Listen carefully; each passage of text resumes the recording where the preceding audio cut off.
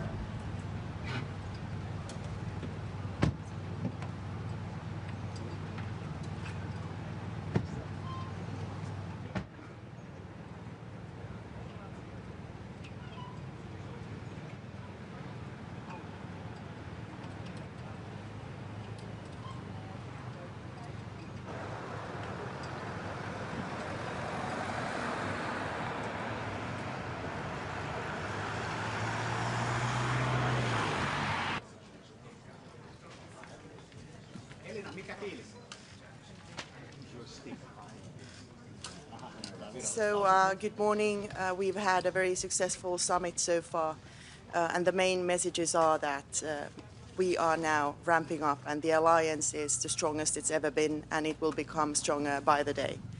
At the same time, our support for Ukraine is steadfast, and we want a ceasefire now. It's only Putin who hasn't been willing to cease fire, and now is the time to push him for that. And our strategy is threefold. First of all, obviously ramping up our own defense and deterrence for the security of the free world. Second, putting pressure on Russia. And here we need to work as individual countries, as the European Union, United States. We are hoping for the sanctions package, which is in the Senate, to go forward, hopefully next week.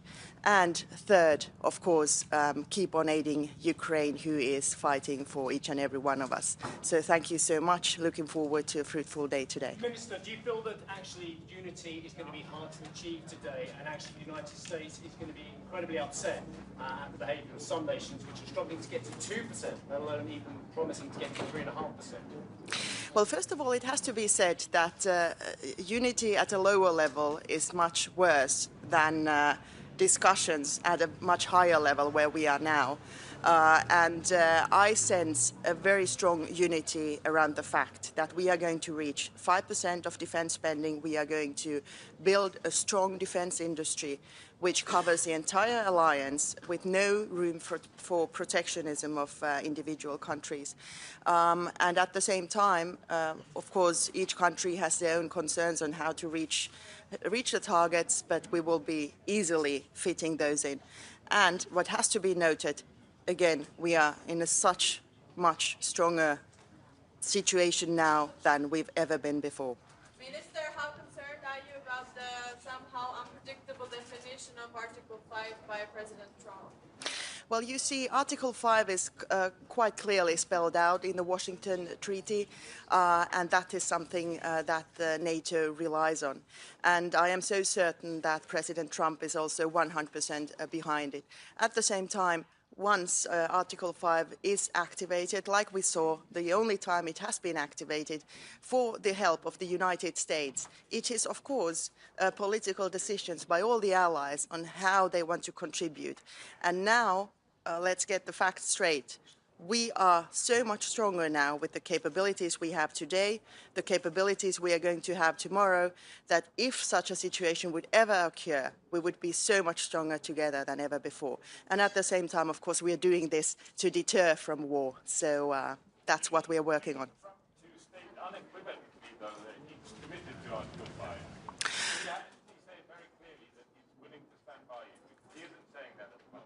Everything we are hearing from the US administration is pointing to the fact that the US is a strong ally in NATO and extremely committed. And we had a very fruitful dinner last night with my colleague Marco Rubio, and we heard exactly the right words. Minister Valtonen, you mentioned Ukraine. Are you worried that we are forgetting Ukraine? Well, nobody's forgetting Ukraine. We actually had a very good dinner last night with our colleague Andrei Subia from Ukraine, and now I'm going to sit down with him together with my Nordic colleagues. And there's steadfast commitment to further strengthening Ukraine in its defense for its freedom, liberty, and the democratic values which it stands for. Do you believe that Donald Trump will defend every single ally, regardless of what they're spending on defence? Or do you think he's going to attach his ability to defend countries on whether they're meeting the new NATO spending target? Everything we hear from the United States is that they are extremely committed, and there is no doubt whatsoever. At the same time, Europe is ramping up now massively, so the alliance is so much stronger than it's ever been. Thank you so very much.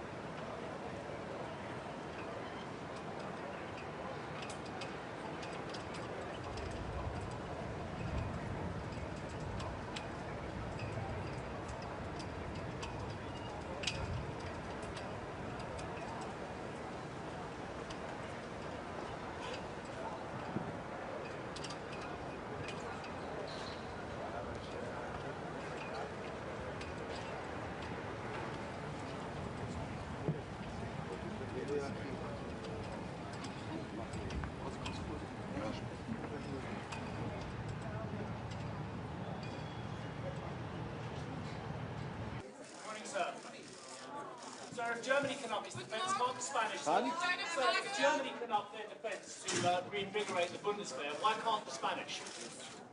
I don't know, but I think they will. But do you think the Spanish, sir, will get anywhere near 3.5%? I'm convinced. My colleague Margarita. Convinced there'll be unity today, sir. Yes, I am, absolutely.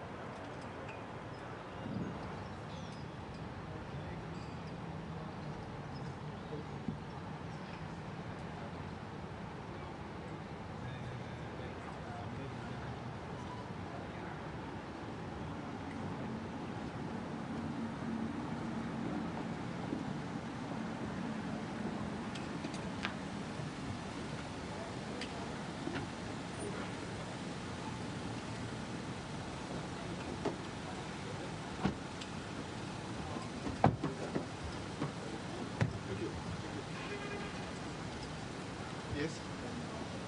Okay.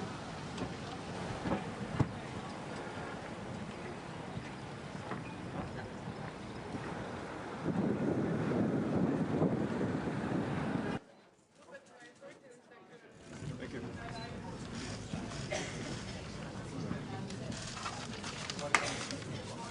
Good morning to everybody. It's a historic day.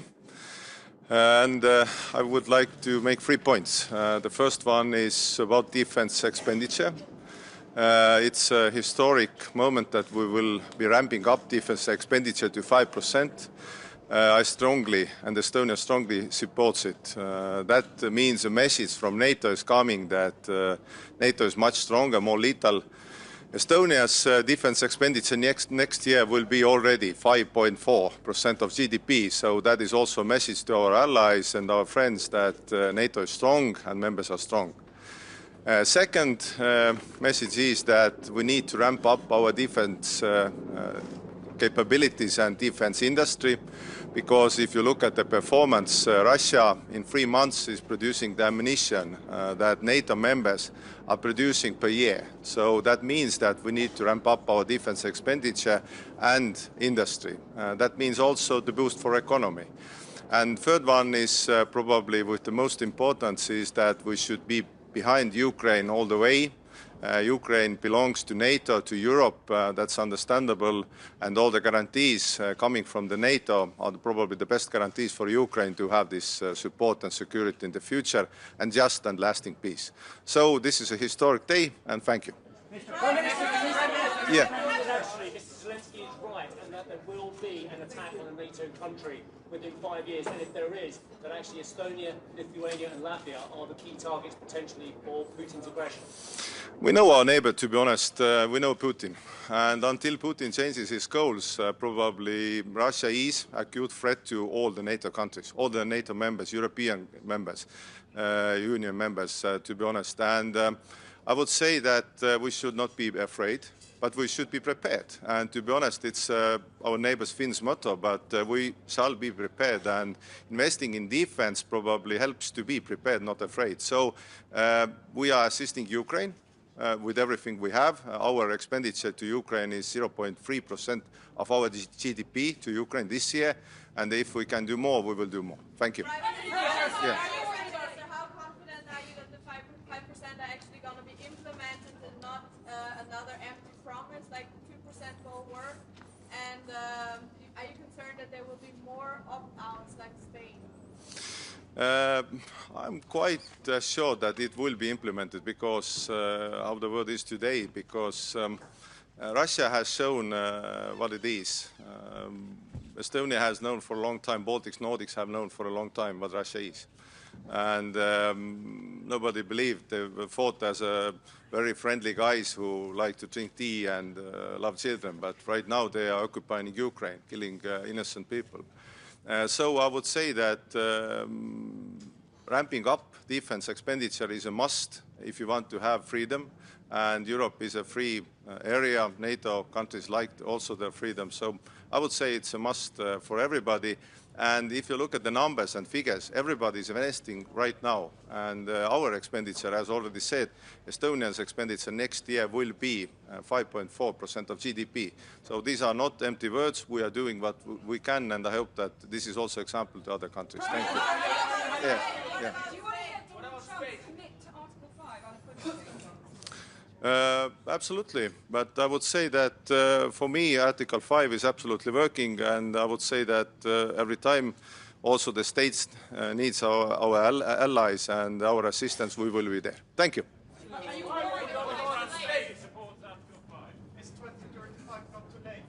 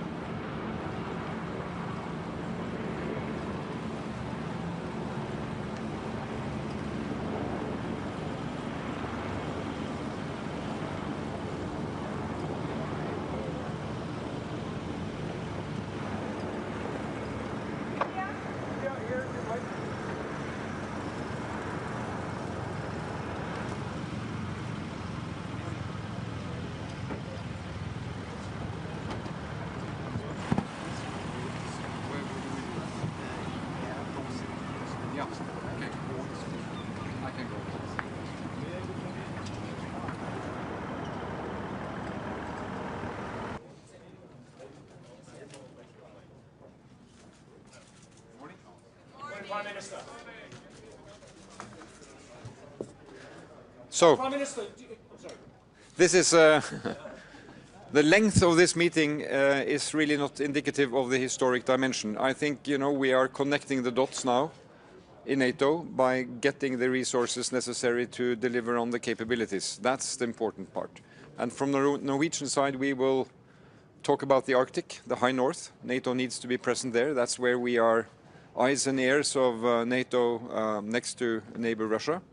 And we need to be talking about our common effort to support Ukraine. That is not really agenda point here, but we need to do it when we are together around the table. Prime Minister, huge commitment from the northern NATO members, huge commitment from Norway, Finland, Sweden, the Baltics, the Poles as well.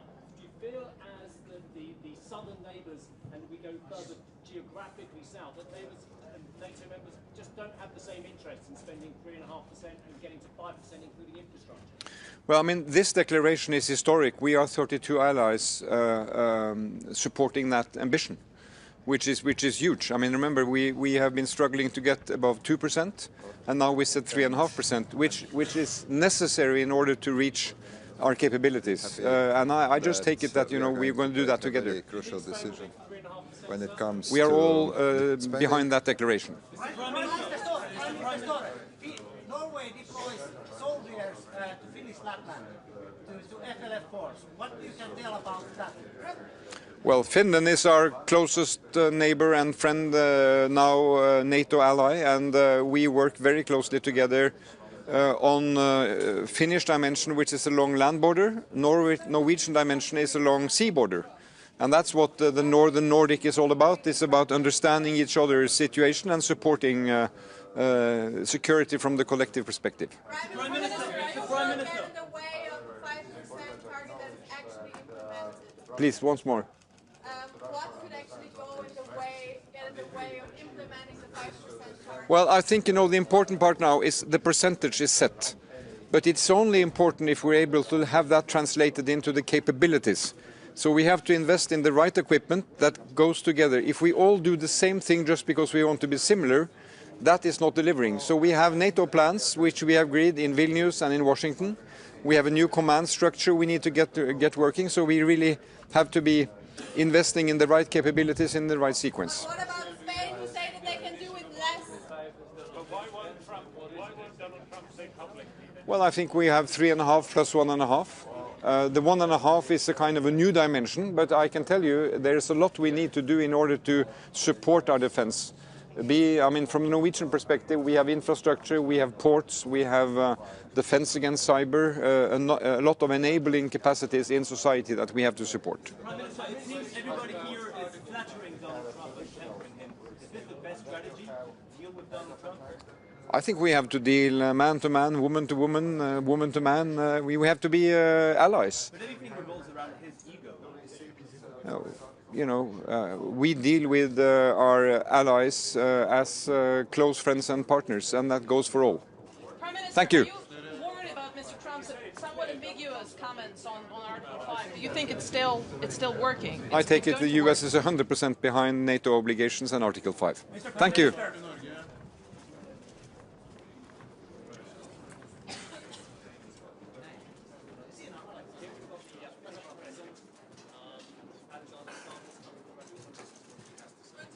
Good morning, everyone. Let me just begin by saying that I'm very happy to be here at my second NATO summit. I feel that Finland's been a NATO member only for a couple of years, but we are quite seasoned. We're a security provider, not a security consumer. I think this summit will be historic for 3 reasons.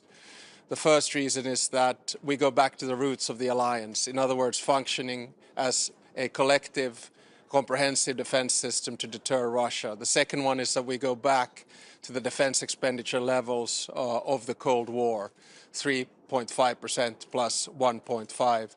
And the third reason is that I think we're witnessing the birth of a new NATO, which means a more balanced NATO and a NATO which has more European responsibility. So in that sense, I'm really looking forward to the conversations that we have. Mr. President, joined NATO after decades, centuries of neutrality in order to face down the Russian threat because you believe there was an Article 5 assurance. Do you have concerns that Article 5 remains the same as when you joined and what you thought it meant? I do not have any concerns about that. And for us, defense is based on two very simple pillars. One is a strong, independent defense that we've been working on over decades because of the Russian threat. And the second one is NATO's Article 5, of which we are, of course, a strong part because after the war in Ukraine, NATO has doubled its border with Russia through Finland. So we have responsibility and we have full trust in Article 5. Wait, one at a time. We'll go like this and that. Yeah.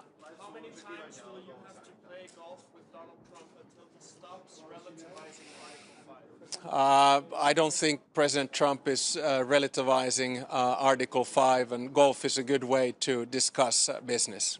Does President Trump see Putin as the biggest threat to the NATO alliance? If we look at today's declaration of 5 points, it is quite clear that the number one threat to Europe and the alliance is Russia. We are not building up our defense expenditure because we are worried about any other European states. Finnish media. Speaking of the age of restlessness during the last 3 years that we're living through, do you believe that in your during your presidency, your lifetime, Europe is actually going to be able to relax and enjoy peace again? No, I think we're witnessing a change in the world order. It's very similar to the moment that we witnessed after World War I, World War II, and the Cold War. And of course, after World War I, we got it wrong. After World War II, the balance was more or less right. And after the Cold War, I think we got intellectually lazy. Now we need to sort things out, understand that the time of Western dominance is over. We're moving towards a world which is more transactional, which is more multipolar, and which is more disorderly. And this means, at least for a country like Finland, that we need to have close allies and we need to work on building up our security and defense. I'll take. Tämä on NATOlle hyvin keskeinen kokous, monella tapaa historiallinen 3 syystä. Ensimmäinen syy on se, että NATO palaa juurilleen, eli toimittaa vasteen Venäjälle. Toinen syy on se, että palaamme kylmän sodan aikaisiin puolustusmenoihin. Ja 3. syy on se, että syntyy uusi NATO, joka on eurooppalaisempi ja tasapainoisempi. Do you want me to translate?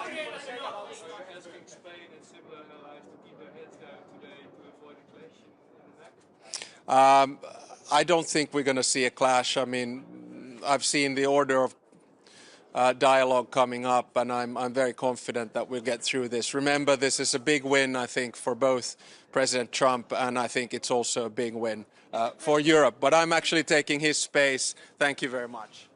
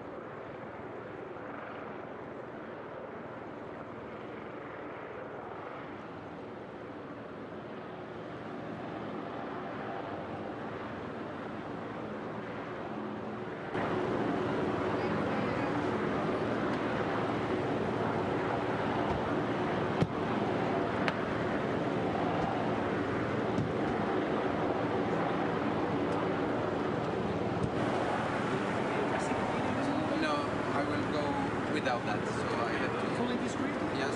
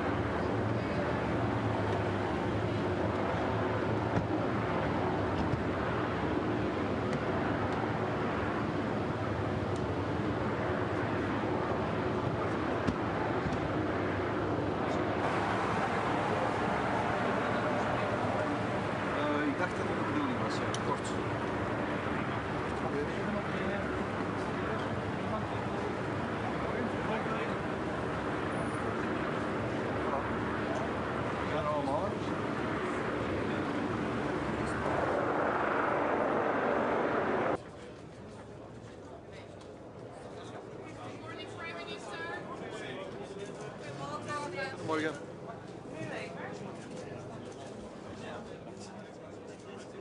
What are you expecting from today's declaration on the 5%? Will there be more opt-outs also from Belgium, from the Spanish model? I would like to underline that there are no opt-outs whatsoever. Everybody accepts the same text. It's a matter of interpretation. You have to do the 5% and the capabilities, and the interpretation of Spain is that they can realize the capabilities without doing 3.5% of the GDP. Well, this remains to be seen. If this is their interpretation, it is everybody's interpretation. What is Belgium going to 5%? What is Belgium going to do to reach their capabilities? Are European leaders fiddling the figures? We're not fiddling the figures. I think 3.5% in 10 years' time is a realistic objective. It won't be easy to get there, but it is what NATO has decided as necessary to be ready for the threat that comes from Russia on the one side, and the other side there's also the burden shift, the reality that the United States is focusing on the Indo-Pacific theater, and that we as Europeans should take care of ourselves. How far if we go to accommodate Donald Trump, who makes no secret of his disdain of Europeans? How far should we go to accommodate? I don't think it is wise to comment on that, but it is a reality that we face. So as Europeans, we should realize that our long break from history is over, and that we have to take our own responsibility for the security of our own continent in a very difficult time. Sorry? Well, there's the capability targets that we have to achieve, and if you can do it for less than 3.5% on the strict defense spending, that would be great. If we can do it, we will try to do it as well, but NATO is not foolish. If they say it's going to be 3.5 to get it done, it's probably true, but we have the evaluation in 2029 that is also decided. We'll see how the world looks like in 5 years' time. Not all at the same time. There can be no discussion on Article 5, I believe. It is crucial that Article 5 is not subject to interpretation. Ja, wij hebben niet gedaan wat we moesten doen. We zijn lang een beetje een freeloader geweest binnen de NAVO. Er zijn nog andere landen die de 2% niet hebben gerealiseerd. Daarom was het voor mij belangrijk naar hier te komen met de 2% gerealiseerd. En ook een strategische visie om dat ook daadwerkelijk vorm te geven. En wij hebben ook al een plan om boven de 2% uit te stijgen in de komende jaren. Wij hebben op dit moment nog geen planning voor de 3,5%, maar we hebben wel afgesproken na deze NAVO-top om daar terug over samen te zitten. We hebben 10 jaar tijd, we hebben een vrij budgetair traject en we hebben uiteraard de mogelijkheid om, als we onze capaciteiten kunnen realiseren voor minder, van het ook voor minder te doen. Meneer De Wever.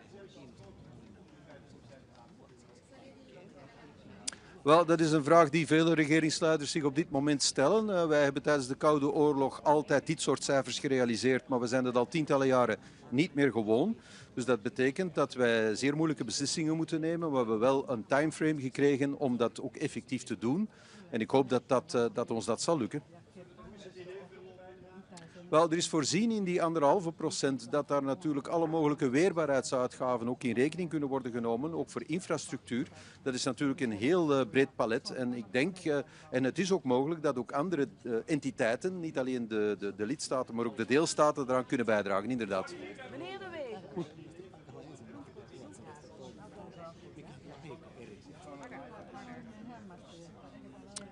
Het diner was nu niet van een aard dat wij allemaal heel serieuze besprekingen met elkaar hebben gehad. Dat was eerder een opwarmertje voor wat er vandaag moet gebeuren. Dus dat is gezellig verlopen. Meneer De Wever.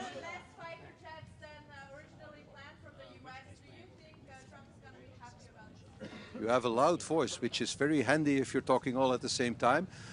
The fighter jets haven't been decided yet. We know that in the capabilities that Belgium is obligated to achieve, there is aerial defense, and we will achieve that capability. We just haven't decided yet on how we're going to do it, but certainly on the if we're going to do it, there's a decision.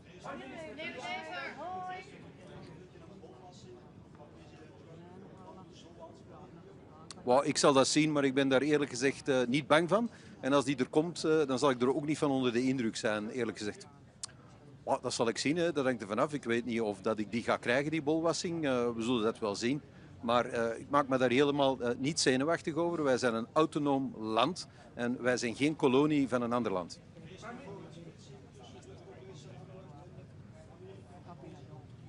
Ik denk dat eenheid uitstralen voor deze top heel belangrijk is. En dus ik denk dat we allemaal op onze woorden moeten letten.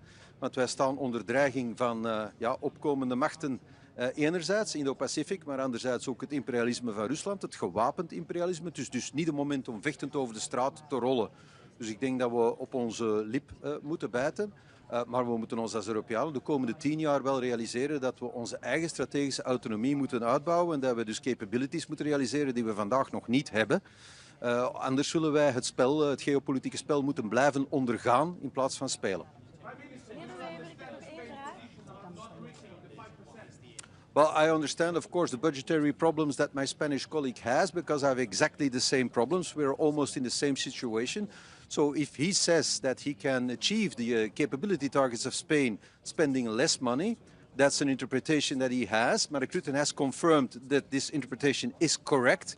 And if he can do so, that would be great. And of course, if he can do so, others can do so as well. And we will certainly also try to achieve our capability targets. And if possible, spend less than 3.5% of our GDP. Okay? We accept the same text for the 32 NATO members. It's important to stress upon that. There is no opt-out. There are no special treatments for any member state. It is the same text. And if the interpretation of Spain is correct, anybody can interpret the text in the same way. Okay?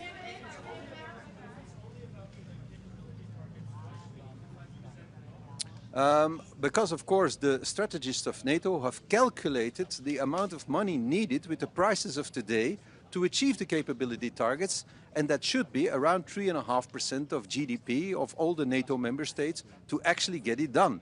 And I guess these people are not foolish, they know what they talk about, so probably they're right.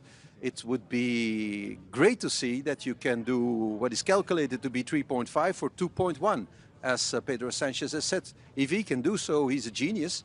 And of course, geniality inspires people. Okay?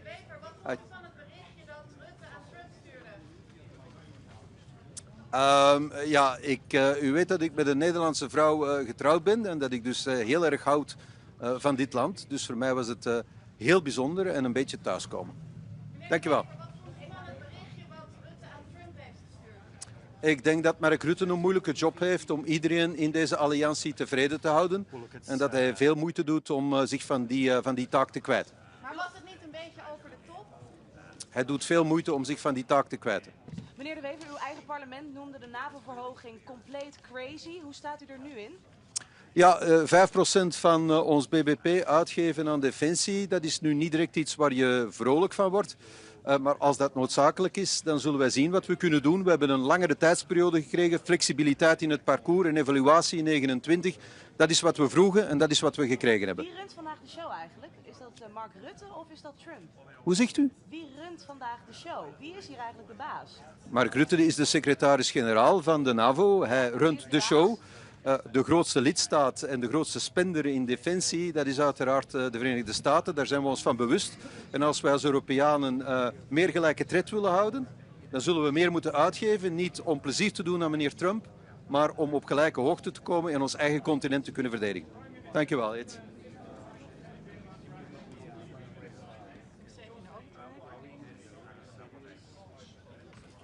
I'm not saying that I'm not going to spend 3.5%. We accept the capability targets. We have already augmented our defense spending. We're planning to do more. We have a period of 10 years, and we will see what happens. We have an evaluation in 2029. We will see how the world looks like. But we want to be a NATO member that is loyal to its obligations. I'll take that. I think I already answered that question in Dutch. Okay, so we'll wrap it up. Thank you.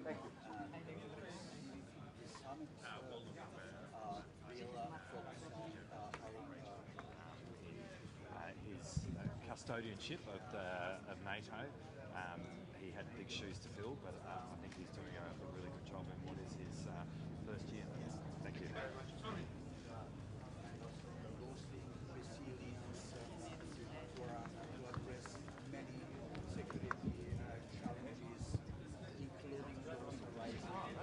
Dzień dobry, witam Państwa bardzo serdecznie. Szanowni Państwo, no, mój 11. i ostatni szczyt NATO. Bardzo się cieszę, że spotykamy się i cieszę się, że wszystko zapowiada jedność krajów sojuszu także i tym razem. Przede wszystkim w tej najważniejszej i ostatnio bardzo często rozważanej kwestii podwyższenia wydatków na obronność. Także mam nadzieję, że podejmiemy tutaj razem decyzję w tej sprawie, jak również i w innych kwestiach, które są dla nas bardzo ważne, jeżeli chodzi o budowanie przede wszystkim bezpieczeństwa wschodniej flanki NATO. Z naszego polskiego punktu widzenia to jest fundamentalnie ważna sprawa. Mówię tutaj o wypełnieniu planów obronnych, którego przyspieszenie jest konieczne. Mówię także o organizacji brygadowych grup bojowych, które także są decyzją jednego ze szczytów NATO, które były wcześniej. Natomiast dzisiaj rzeczywiście najważniejsza jest sprawa wydatków na obronność. To po pierwsze, tak jak mówię, mam nadzieję, że będziemy mieli jedność. Wszystko zapowiada, że tak. Natomiast druga kwestia dla nas bardzo ważna w Polsce to przedłużenie rurociągów prowadzących paliwo, strategicznych rurociągów NATO prowadzących paliwo, które dzisiaj kończą się w Europie Zachodniej, przedłużenie ich na wschodnią flankę NATO, bo to jest w tej chwili bardzo istotne do tego, żeby rzeczywiście zapewnić obronę. Oczywiście będziemy dyskutowali też o innych kwestiach, będziemy dyskutowali też o rozwoju przemysłów obronnych, co jak Państwo wiecie doskonale jest w tej chwili niezbędne. To pokazała zresztą też i rosyjska agresja na Ukrainę, skala, w jakiej potrzebne jest uzbrojenie, a przede wszystkim amunicja. Więc to będą te wszystkie tematy, które dzisiaj będziemy omawiali. No oczywiście na pewno będzie poruszona na pewno będzie poruszona też kwestia dalszej pomocy dla Ukrainy, no i problem konfliktu bliskowschodniego też pewnie będzie poruszany na tym szczycie, chociaż wcześniej, jak wiadomo, nie był przewidywany w harmonogramie prac, no ale to jest sprawa względnie nowa i pewnie będzie poruszona.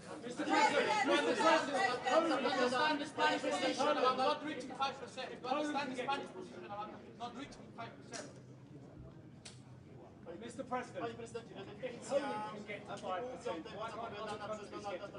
What is your message to those countries, and do you think it endangers the alliance, sir? Could you repeat the question? Yes, sir. Poland, of course, is making great strides to get to 5% and beyond as a percentage of GDP in its military spending. If Poland can do it, why can't other countries? What is your message to those other countries? Do you fear that it endangers the alliance and the US involvement if they don't get to 5%? Precisely, I was the first leader who put this topic on the table. That was in March in the White House when I had a meeting with President Joe Biden.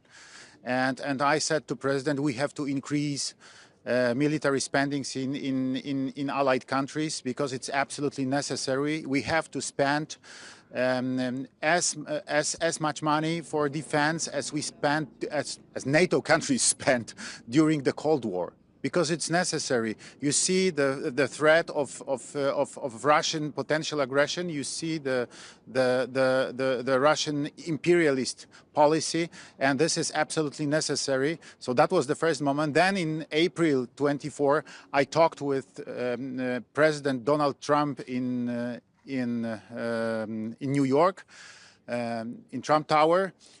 The president was a candidate for the election. And I always repeated to him I'd also repeated to him that we should increase the military spendings. And I sent a letter to the Mark Rutte as a new Secretary General of NATO in March this year. Yes, that this topic should be one of the elements of the schedule of this NATO summit. So you see the discussion.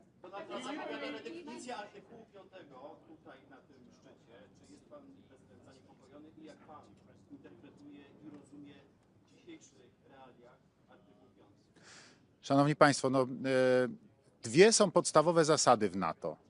Jedność, bo ona jest konieczna do tego, żeby podjąć jakąkolwiek decyzję. Jeżeli podejmiemy decyzję o 5%, to nie ma dyskusji pod tytułem, czy ktoś wydaje, czy ktoś nie wydaje. Wszyscy mają obowiązek wydawać. Artykuł 5 jest jasny i wyraźny i oznacza kolektywną obronę. I nie ma tutaj żadnej dyskusji wokół tego artykułu.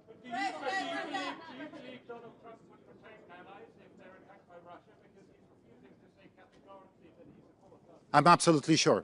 I'm absolutely sure.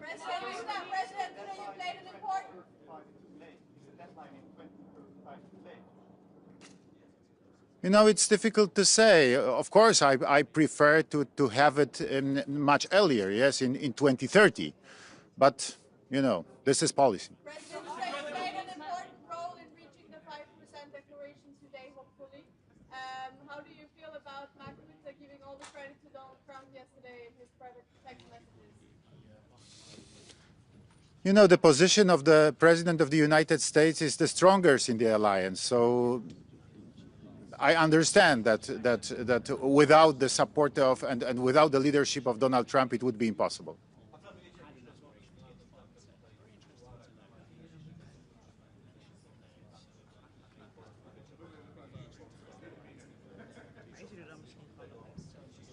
Szanowni Państwo, no są, że tak powiem, bardzo różne sytuacje. Były takie szczyty NATO, że mieliśmy z panem prezydentem Trumpem nawet kilkanaście, kilkadziesiąt minut do tego, żeby spokojnie usiąść i porozmawiać.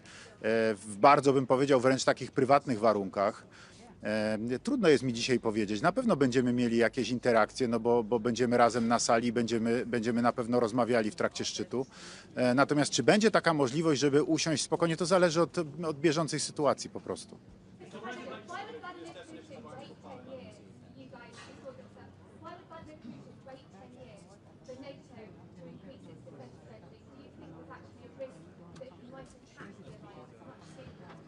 You know, I think that Russia is exhausted because of their aggression against Ukraine after this more than 3 years of aggression. Yes, and I don't expect that Russia is ready to attack other country now, but in the future, this is real risk.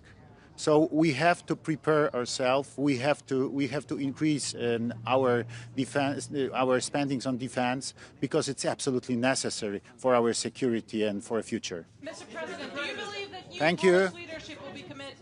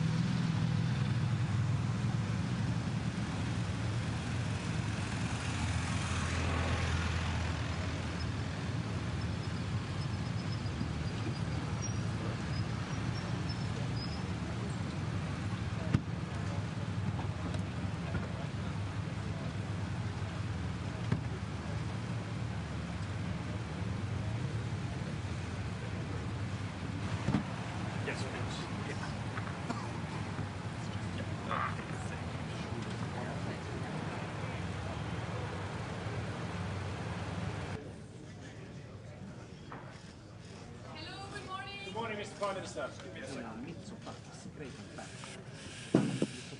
Good morning. Let me start by, first of all, as a country at the outer edge of the Eastern Mediterranean, welcome the ceasefire that was brokered by President Trump between Israel and Iran. But at the same time, let me express my firm belief that permanent solutions can only be found through active diplomacy. At the same time, it's important not to forget the other aspects of this regional crisis. It is absolutely necessary that we implement a ceasefire in Gaza, that humanitarian aid flows into Gaza. This is a big component of a permanent solution to the problem of instability in the region. Now, coming to the summit, I think it is very encouraging that we have all agreed to a significant increase in our defense spending. I have been a strong proponent of the need for Europe to step up our military spending and take more ownership over our own collective defense. Greece is a country which is currently spending more than 3% on defense, and we have consistently exceeded the 2% threshold, even during the very difficult times of the economic crisis. So I welcome the decisions taken by the summit. I hope that all member states will do their part, because at the end of the day, this is an alliance which is based on trust and on fair burden sharing. Prime Minister, if Greece can get to commit to 5% spending of military of GDP, why can't the Spanish? We have very similar history, very similar recent history for Greece and Spain. Surely you can put pressure on Mr. Sanchez to agree to a deal. Well, first of all, let me say that, as I told you before, we are currently above 3%. So we have a plan to spend more than 25 billion over the next 12 years. So we will reach the 3.5 plus 1.5% threshold by 2035. But the point of an alliance is to make sure that there is a fair burden sharing, and that there is no sense that certain countries are sort of free riding on the defense commitment of other countries. So I think it is important to understand that these targets, I think, should be binding, and they should be binding for all 32 members of the alliance. Thank you.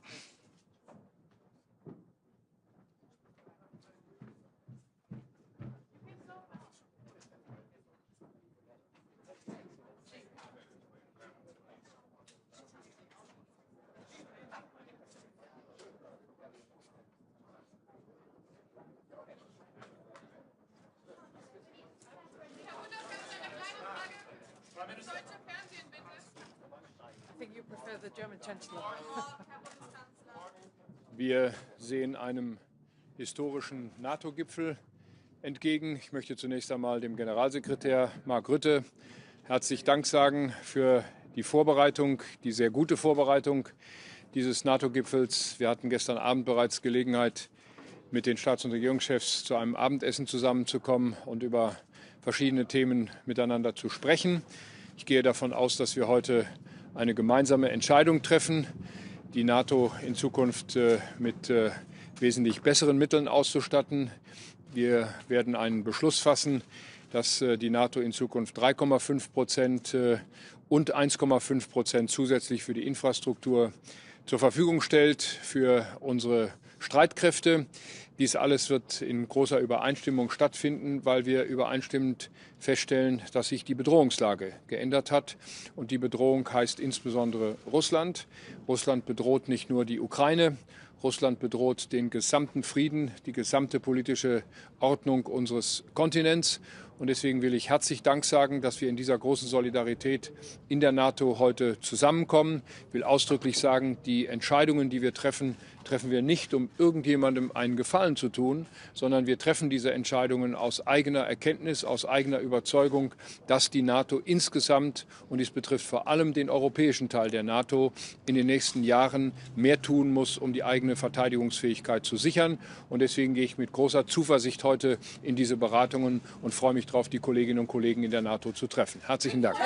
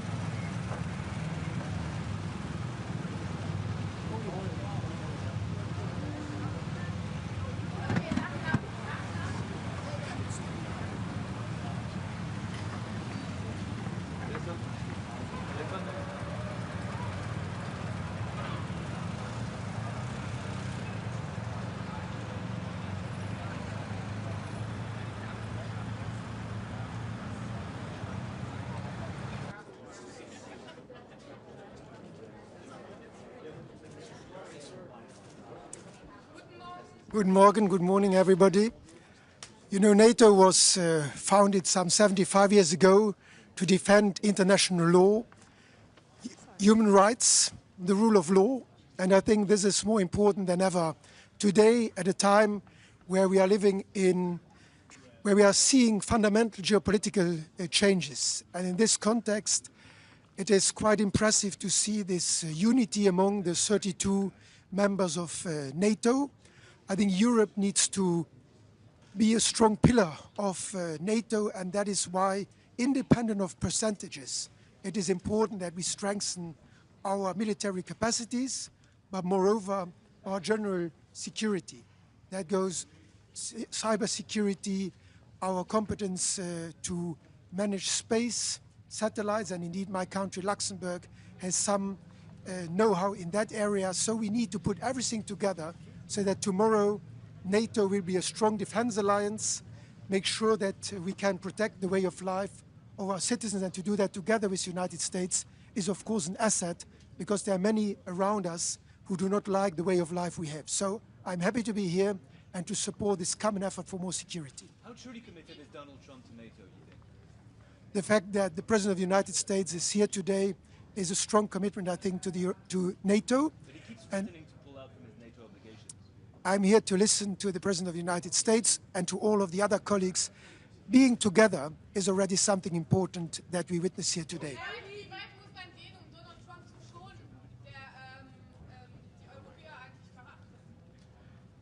Wir sollten nicht nur nach Amerika schauen, wenn wir über unsere eigene Sicherheit nachdenken.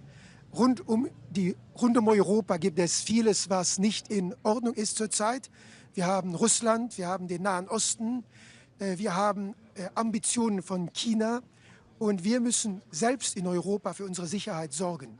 Natürlich ist, was in Amerika geschieht, wichtig für die Allianz, aber selbst ohne diese unterschiedlichen Positionen haben wir die Sorge, dass wir die Lebensweise, die Lebensart der Europäer, Rechtsstaat, Freiheit, Frieden, die müssen wir absichern, und darum geht es bei diesem NATO-Gipfel. Belgien und Spanien scheinen eine eigene Auslegung vom 5%-Ziel zu haben. Wie viel Flexibilität braucht man? Der Weg zu diesen Ausgaben, den muss jeder Staat selbst beschließen. Und ich glaube, das, was NATO-Generalsekretär Rutte Spanien geschrieben hat, gilt natürlich für alle. Das heißt, jeder muss souverän, eigenständig seinen Weg zu diesen militärischen Kapazitäten und allgemein zur Sicherheit festlegen. Wir haben 10 Jahre, um das zu tun. Und ich glaube, da muss jeder seinen Weg finden, auch angesichts seiner geografischen Lage und seiner Geschichte. Vielen Dank.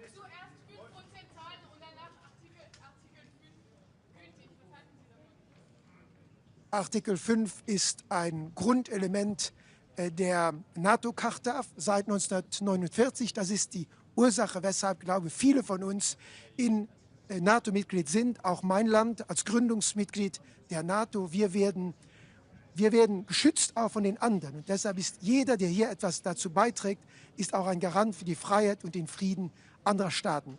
Und deshalb gilt Artikel 5, auch Artikel 3. Wir müssen alle etwas dazu beitragen, um Sicherheit, Frieden und Freiheit zu garantieren. Vielen Dank. Prime Minister, Luxembourg's been getting a free pass as well, hasn't it? It hasn't even got to 2% of spending yet, like the Spanish as well. Why hasn't Luxembourg got to 2% spending? And what are the hopes to get to 3.5%, sir? My government has decided to, like some others, to spend 2% by the end of this year. So we are in line with many others. And our goal is to continue to increase our collective effort in the years to come. Thank you. Are you worried about Donald Trump's kind of predictable interpretation of Article 5? So, I would like to say that after the yesterday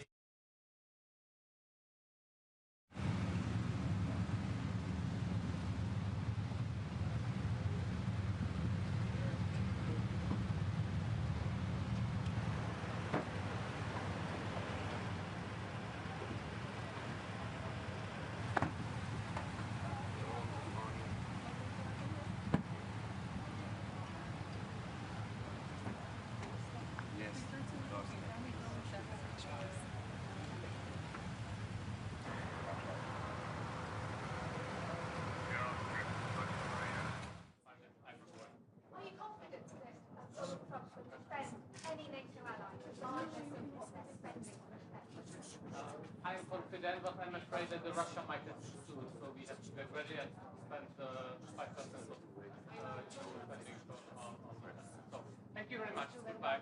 Bye. Have a nice day.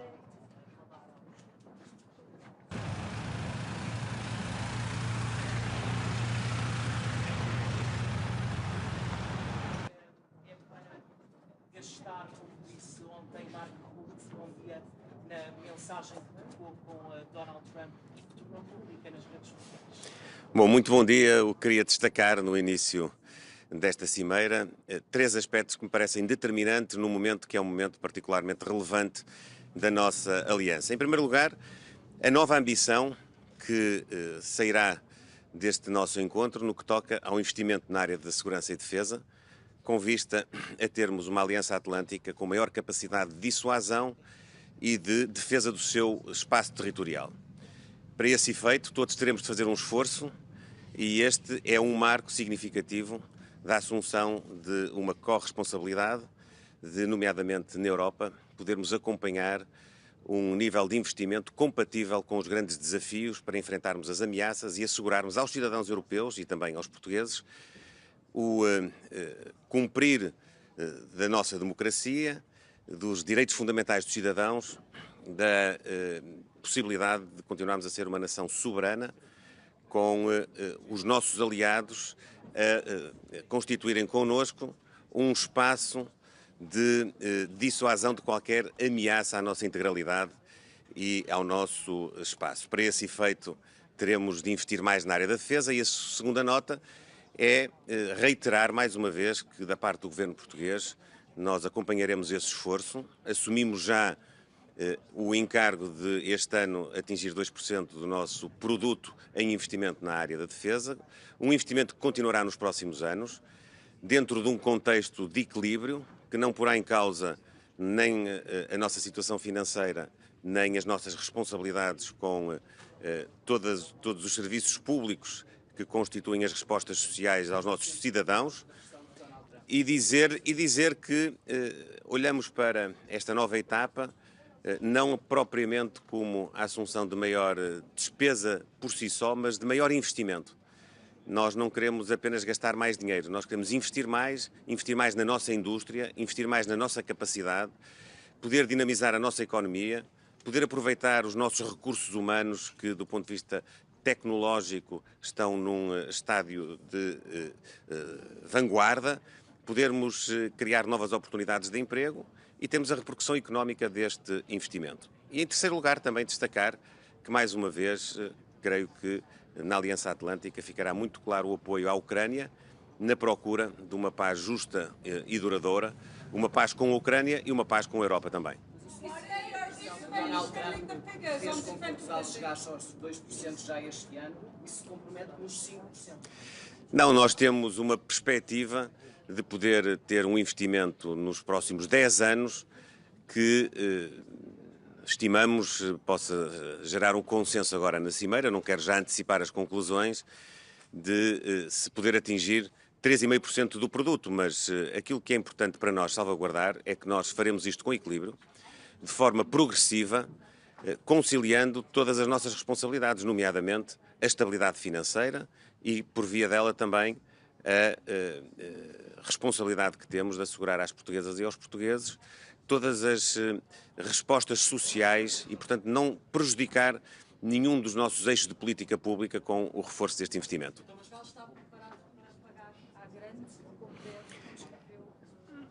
Portugal está preparado para ser parte de uma cimeira que marca uma nova fase, que garante a unidade da Aliança Atlântica, que garante a solidariedade entre a Europa, os Estados Unidos, o Canadá, que garante que nós, em conjunto, poderemos continuar a assegurar aos nossos cidadãos que os seus direitos, liberdades e garantias estão salvaguardados, que podemos ter as nossas democracias a funcionar e que podemos ter uma capacidade coletiva de enfrentarmos as ameaças que pairam sobre nós a vários níveis, não só do ponto de vista territorial, mas também do ponto de vista tecnológico. Nós hoje temos ameaças que são mais difíceis, muitas vezes, de percepcionar, mas que todos os dias temos diante de nós, nomeadamente no ciberespaço, nomeadamente naquilo que são, hoje, contextos de perturbação do normal funcionamento dos regimes democráticos e que existem, efetivamente, e para enfrentar essas ameaças nós precisamos desta solidariedade. Muito obrigado e bom trabalho. Obrigado.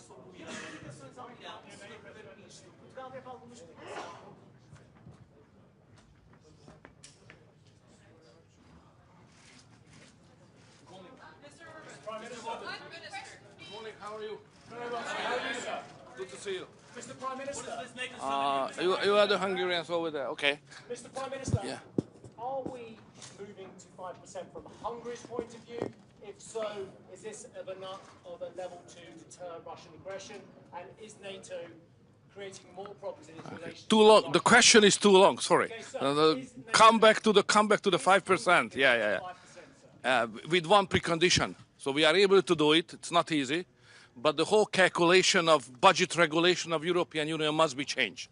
So if we keep the regulation as it is, nobody in the European Union is able to fulfill 5%, whatever they say. So we have to recalculate everything in a different method. In that case, we can do. Aren't you fiddling the figures? Sorry? Aren't you fiddling the figures? Creative accounting. You like it? Mr. Orban, isn't it concerning that our global security depends on one man's ego, Donald Trump's? I don't think so. The international order is more based on common sense. And the President of the United States is a man of the common sense. As you have seen just recently, to manage the conflict between Iran and Israel. So he's the man of common sense. Which means that the new wars getting shorter and the old wars are running out of the fuel, which is the consequence of his activity. Sorry. He's putting the biggest threat to Europe. He's putting the biggest threat to Europe. Biggest threat to Europe? Losing the competitiveness. That's the real threat, not the real threat is not security-wise, it's economic and losing our competitiveness on the global trade. That's our problem. Do you expect that Russia will be mentioned? Donald Trump's leadership towards NATO. Sorry? What do you think of Donald Trump's leadership? Welcome back. Do you think he deserves as much credit as Mark Rutte gave him in his private text messages yesterday? Styles are different in many countries. Mr. Prime Minister, do you expect Russia to be mentioned? Sorry. Do you expect that Russia will be mentioned as a threat or an adversary in a final statement after the summit? It's always mentioned like that. Do you support it? I think Russia is not strong enough to represent a real threat to us. We are far stronger.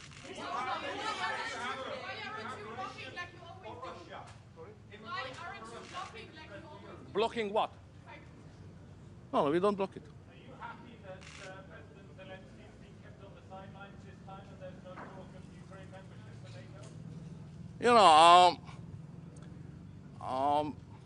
NATO has no business in Ukraine. Ukraine is not member of NATO, neither Russia. And my job is to keep it as it is. Thank you very much.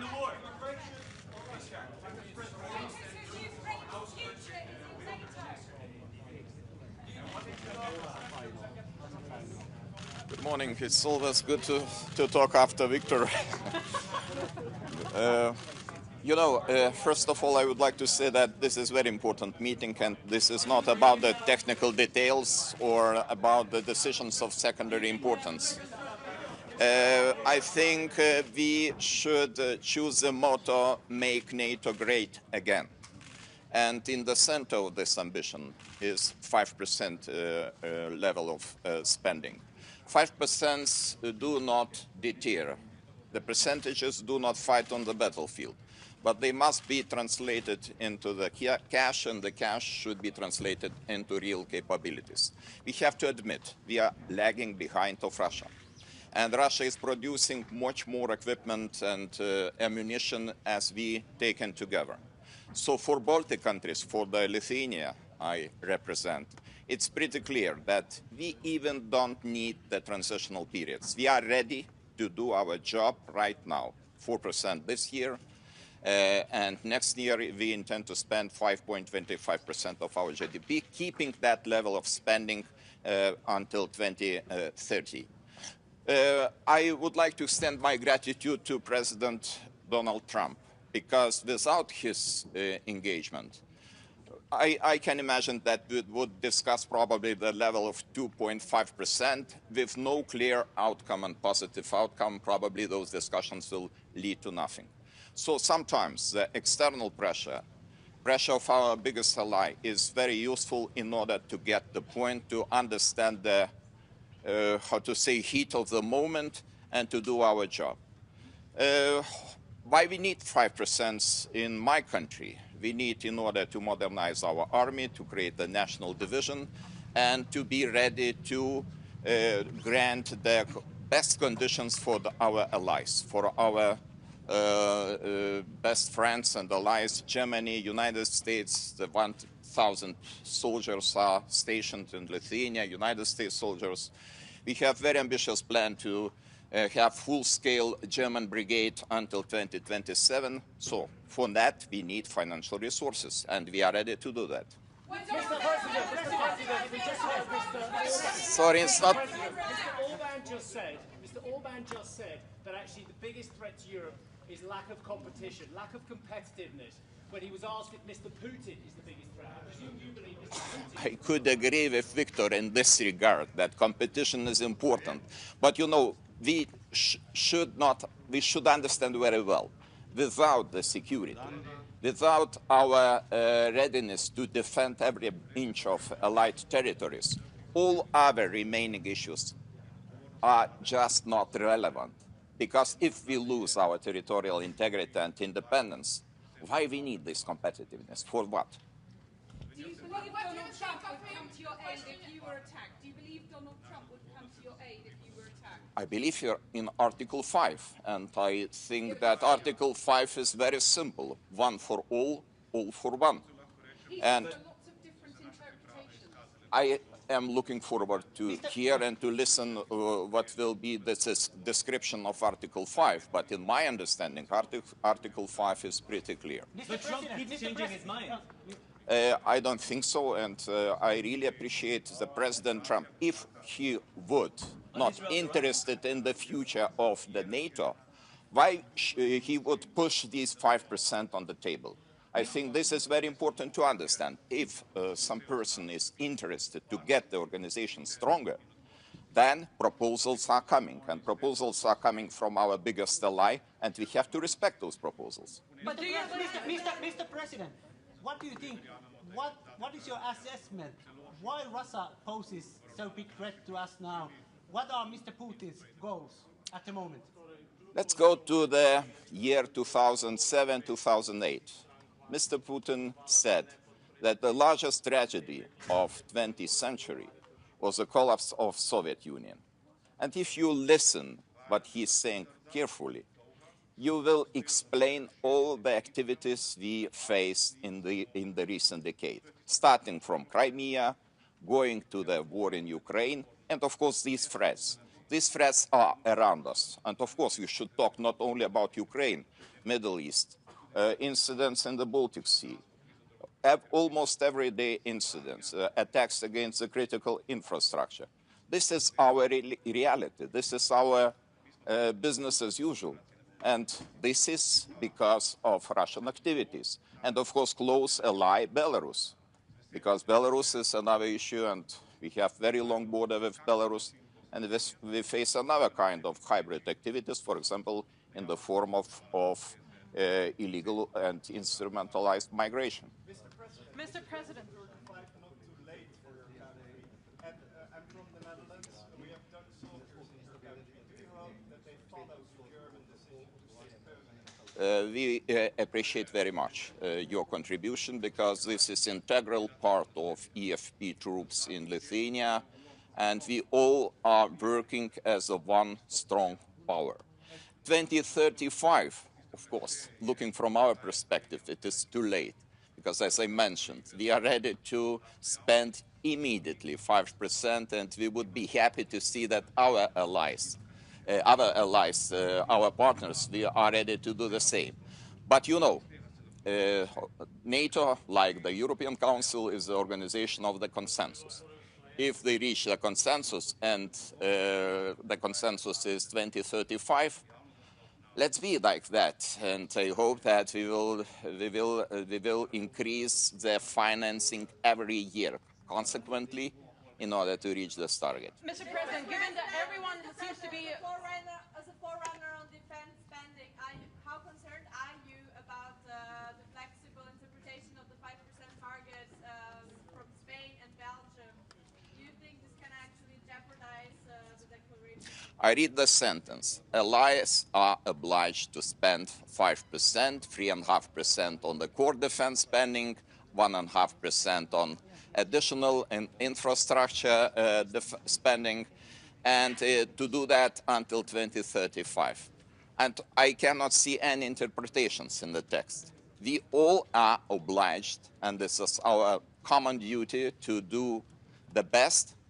We should just make organization capable to withstand the pressure, not necessarily only the pressure of Russian Federation, but also the pressure of some other hostile nations. So they have better seats than I do. Mr. President, what are you telling the Prime Minister about your goals for NATO and Article 5 today? We're with them all the way. I mean, if you take a look at the numbers, we're with them. And they have very big things to announce today. I don't know if you've taken the vote or you're going to take the vote, but I've been asking them to go up to 5% for a number of years, and they're going up to 5%. That's a big, from 2%. And a lot of people didn't even pay the 2%. So I think it's going to be very big news. NATO is going to become very strong with us, and I appreciate doing it. And perhaps you want to talk about it. Absolutely. Let me first, before I go to the spending, I just want to recognize your decisive action in Iraq. Thank you. You are a man of strength, but you're also a man of peace. And the fact that you are now also successful in getting this ceasefire done between Israel and Iran, I really want to commend you for that. Thank you. And I think this is important for the whole world. Then on spending, it's absolutely true. I want to state here, without President Trump, this would not have happened. In 3 stages. When you became president in 2016, 2017, you forced Europeans and Canadians to pay more. At this moment, the result of that phase is 1 trillion extra aggregate defense spending by the Canadians and the Europeans. Then came phase 2, when you became president in January last year. Phase 2 is that all the countries not yet on 2% have now committed to the 2%. This is the old goal from Wales in 2014. 7 were not on 2%. Some were saying somewhere in the 2030s. Now this year, all of them, including Canada, including Italy, including Belgium, they have all now committed to the 2%. And now comes the big splash. Today, we will decide to go to 5%. We have to keep ourselves safe from our adversaries, but also because it is fair to equalize with the United States. With this 5%, the Europeans and the Canadians will equalize their defense spending with the United States. So this is not about American taxpayers paying more. This is about Europeans, Canadians paying more. And again, this would not have happened. I'm really saying this here. And some people might criticize me, but then when I speak with them, they all say, yes, you're right. This would not have happened if you would not have been elected in 2016 and re-elected last year and back into office in January. So I want to thank you. Well, thank you very much. It's a great victory for everybody, I think. And we will be equalized very shortly, and that's the way it has to be. It's going to be a lot of money, too, a lot of defense. Trillions extra. Yeah, and we have a great relationship, and we've had a great relationship from the beginning. Highly respected man, and yeah, we appreciate you being here too, everybody. We really do. We have a tremendous group of people on my left and a tremendous group of people on my right. They might be even better than my people. I know. Let's have a fight. Let's figure it out. Anyway, but we appreciate it, and we've had a tremendous relationship, Mark and I, and we've really worked on this subject for a long time. When Biden was here, it just died like everything else died. And now it's, you're going to take, I guess, a vote today, right? Absolutely. Today we will decide unanimously to do this. That's my absolute conviction. So we can't talk about it until the vote's taken, because sometimes, you know, strange things happen. But I think you're going to. I'm not too worried. I think you're going to do very well. Everyone's very happy about it. Go ahead. Yes. Mr. President, how is the Iran-Israel ceasefire going, in your opinion? I think very good. I think very good. Israel came back yesterday. I was so proud of them because they came back. You know, they went out because they felt there was a violation, and technically they were right, but it just wouldn't have worked out very well. And they brought the planes back. They had gone on to another journey because there was a little bit of a violation, and I said, you got to get them back. And they came back, and it was a great thing, and it's going very well. Mr. President, what are your sort of response to the foreign minister saying he still wants to enrich nuclear? Hello, Katie. She's so great, this one. Any question she asks, I'll answer. Well, maybe I better not say that. What was your question? What is your response to the Iranian foreign minister continuing to say Iran will enrich uranium and pursue nuclear weapons? Well, I don't know if they've said that, but I'll tell you, the last thing they want to do is enrich anything right now. They want to recover. And we won't let that happen, number one. Militarily, we won't.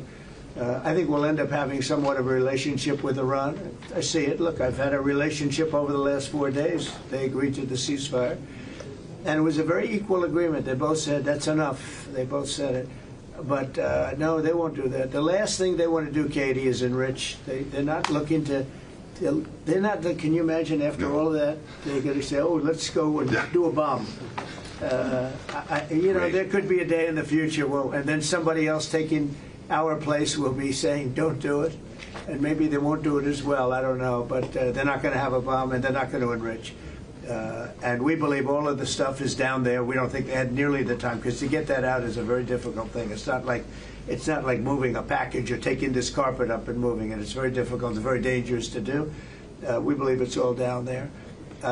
We had a tremendous victory, a tremendous hit, and because of that, I don't think they would have been down there, because they knew we were coming.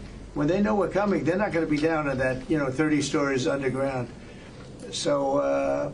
No, I think it was just a tremendous victory for everybody, including Iran. Look, you know, they've got a country, and they've got oil, and they're very smart people, and they can come back.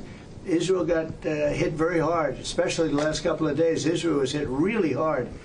Those ballistic missiles, boy, they took out a lot of buildings, and they've been great. Bibi Netanyahu should be very proud of himself, and they've really been great.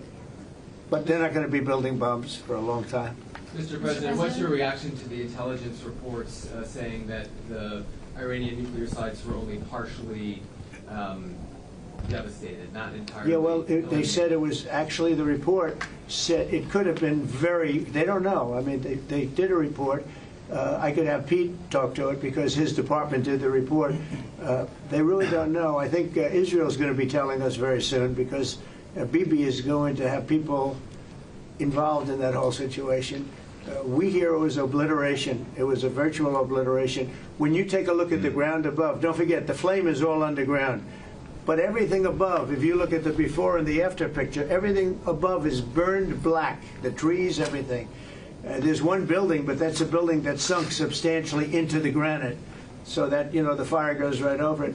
I believe it was total obliteration. I believe they didn't have a chance to get anything out because we acted fast. If it would have taken 2 weeks, maybe, but it's very hard to remove that kind of material. Very hard and very dangerous for them to remove it. Plus, they knew we were coming. And if they know we're coming, they're not going to be down there. There aren't too many people that are going to be down there. Pete, do you have something to say about that? Well, Mr. President, when you talk to the people who built the bombs, understand what those bombs can do, and deliver those bombs, they landed precisely where they were supposed to, so it was a flawless mission. Flawless. Right down where we knew they needed to enter, and given the 30,000 pounds of explosives and capability of those munitions, it was devastation underneath Fordo. And the amount of munitions, 6 per location, any assessment that tells you it was something otherwise is speculating with other motives. And we know that because when you actually look at the report, by the way, it was a top secret report, it was preliminary. It was low confidence. All right, so this isn't. You make assessments based on what you know. And it said it could be very devastating, very serious. Moderate to severe, and we believe far more likely severe and obliterated. So this is a political motive here. Was there a leak investigation? Of course, we're doing a leak investigation with the FBI right now because this information is for internal purposes, battle damage assessments, and CNN and others are trying to spin it to make the president look bad when this was an overwhelming success. We had a tremendous success, and this is the New York Times. I call it the failing New York Times. It's going to hell. And CNN, which, as you know, very few people are watching. And you would think they'd do the opposite. You would think they'd want to say, this was an unbelievable success. And the thing that hurts me is it's really demeaning to the pilots and the people that put that whole thing together, the generals. That was a perfect operation. And when you look at the holes, and this was done from 52,000 feet, there was no moon, there was no light, and those 3 holes are right together. And also, and nobody talks about this, we shot 30 Tomahawks from submarines, in particular one submarine, but that was 400 miles away. Mm-hmm. And every one of those Tomahawks hit within a foot of where they were supposed to hit, took out a lot of buildings that Israel wasn't able to get. We took them out with Tomahawks. We don't even talk about that. This was a devastating attack, and it knocked them for a loop. And you know, if it didn't, they wouldn't have settled. If they had won, if we didn't take it out, they wouldn't have settled. Somebody mentioned that to me last night. If that thing wasn't devastated, they would have never settled. Marco, do you have something to say? No, first of all this stuff about the intelligence, this is what a leaker is telling you the intelligence says. That's the game these people play. They read it, and then they go out and characterize it the way they want it characterized, and they're leakers. This is the game they play. So that's number one. Number two, here's a fact. The conversion facility, which you can't do a nuclear weapon without a conversion facility. We can't even find where it is, where it used to be on the map. You can't even find where it used to be because the whole thing is just blackened out. It's gone. It's wiped out. It's wiped out. Then we dropped 12 of the strongest bombs on the planet right down the hole in 2 places. Everything underneath that mountain is in bad shape. And I refer you to the statement of the IAEA, Mr. Grossi. Yes. You know what he said? He said there was Iran, the way it looked the day before the attack, and what their nuclear program looks like now. 2 very different things. They are way behind where they were just 7 days ago. Now, anything in the world can be rebuilt, but now we know where it is. And if they try to rebuild it, we'll have options there as well. But all this leaker stuff, these leakers are professional stabbers. That's what they are. They go out and they read this stuff, and then they tell you what it says against the law, but they characterize it for you in a way that's absolutely false. There's no way Iran comes to the table if somehow nothing had happened. This was complete and total obliteration. They're in bad shape. They are way behind today compared to where they were just 7 days ago because of what the president did. Marco, can I just alert you to one other aspect? So the great thing is you took out the nuclear capability of Iran. This was crucial. You did it in a way which is extremely impressive. But the signal sends to the rest of the world that this president, when it comes to it, yes, he is a man of peace, but if necessary, he is willing to use strength, the enormous strength of the American military. So I think that signal to the rest of the world, this is far beyond Iran, is extremely important. So let me also point us to that aspect of what happened. They went down, Iran went down to the site afterwards. They said it's so devastated, and they settled when they saw what we did to it. And frankly, if we didn't do that, they would have had a lot of ammunition to keep going. They wouldn't have settled. Somebody brought that up, and 2 Iranians went down to see it, and they called back, and they said, this place is gone. So it's just fake news by CNN, which has got no ratings. It's a failed network. Anybody here from CNN, by the way?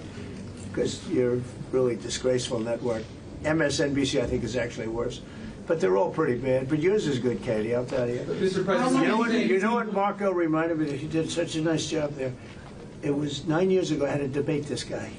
It was not easy. I think he even got better. But when you were into your little thing, I said, this is when I had to debate this guy. You think it's easy to debate him? It's not easy.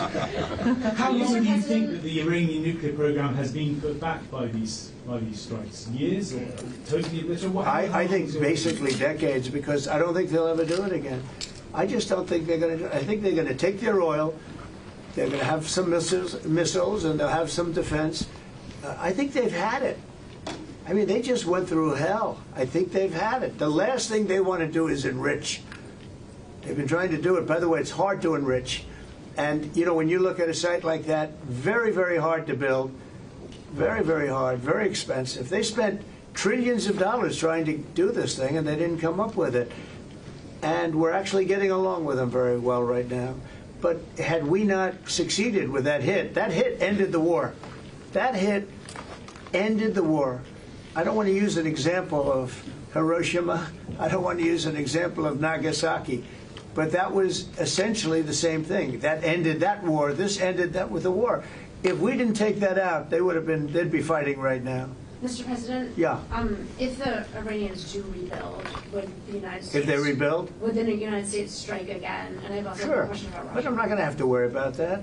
It's gone for years. Very tough to rebuild because the whole thing has collapsed. In other words, inside, it's all collapsed. Nobody can get in to see it because it's collapsed. You can't go in to see a room that has, 10 million tons of rock in it. And the tunnels are totally collapsed. But if they rebuild? Well, they've already looked at the tunnels. This was an unbelievable hit by genius pilots and genius people in the military, and they're not being given credit for it because we have scum that's in this group, and not all of you are. You have some great reporters, but you have scum. CNN is scum.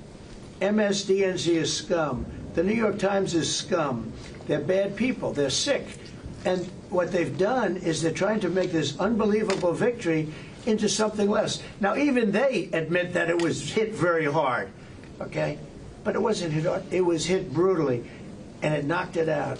The original word that I use, I guess it got us in trouble because it's a strong word. It was obliteration. And you'll see that. And it's going to come out.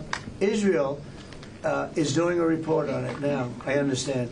And I was told that they said it was total obliteration. They have guys that go in there after the hit, and they say it was total obliteration. And, I don't want it for me. I want it for the pilots. I want it for the military. They did such a good job. If you were in the Situation Room with me, with the generals and all of the people that did such a good job, and then they get demeaned by these idiots at CNN who can't get ratings, the place is dying, nobody wants to even waste their time going on their shows. So they form with the New York Times, who's dying also. Without Trump, you wouldn't have a New York Times. And then just changing gears to your meeting with Zelensky later today, can you give us any preview of what the two of you might be discussing? No, well, we'll discuss the obvious. We'll discuss his difficulty. He's got a little difficulty. Zelensky, he's a nice guy. I mean, I'm going to meet him today. I don't know. I assume we're going to be discussing Ukraine. Yes. And it seems like the most likely subject. Is there any restart talks there or anything that you might do? Well, we're going to see. I mean, I've spoken to Putin a lot, and he actually was very nice. He volunteered help on, as you know, on Iran. I said, no, I don't need help on Iran. I need help on Russia. Okay? I said, do me a favor. Help us on Russia, not on Iran. But he was very nice. We're going to talk about that. We're going to talk. I think progress is being made. I think great progress is being made on Gaza. I think because of this attack that we made, I think we're going to have some very good news. I was talking to Steve Witkoff, who, by the way, is terrific, and who knows more about this subject than anybody, the subject of what we were just talking about. He was on last night with Jesse and with Laura and with Sean. And boy, Susie, he has a great take on it. He just explains it so easily. He's really very knowledgeable. But he did tell me that Gaza is very close. Mr. President, one follow-up on Iran. Both you and Secretary Rubio and Hexet mentioned the leaders. But can you clarify, is the intelligence correct or is the intelligence wrong? Well, the intelligence was very inconclusive. Okay. The intelligence says we don't know. It could have been very severe. That's what the intelligence says. So I guess that's correct. But I think we can take the we don't know. It was very severe. It was obliteration. And you'd think that a media outlet would say, isn't that a great thing? I mean, more importantly for the pilots, for the military, you take their guts out. You take their absolute guts out. They had a tremendous attack. It was a complete obliteration. The other team, the other group, Iran, said, let's stop this. And you know what? Israel said it too. Very smart. They fought like hell, and then they said, let's stop. And they're going to build themselves. And I really see it as sticking. I mean, we may do papers on it, Marco. Maybe we're going to do papers. I don't even know if you need them. They're not going to be fighting each other. They've had it.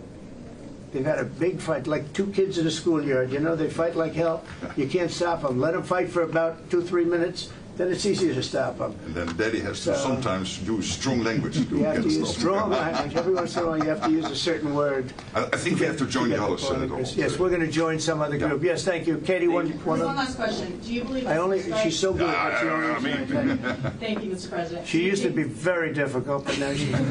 Go ahead. Do you believe that this strike on the Iranian nuclear program will lead to the release of the hostages in Gaza? I think that it helped a little bit. It showed a lot of power. Yeah, I think it helped. But we're going to get separately, even before this, we were very close to making a deal on Gaza. I think this helped, yes. Okay? Thank you, Kevin. Thank you, Thank you, everybody. Thank you, Thank you. guys. Thank you, Press.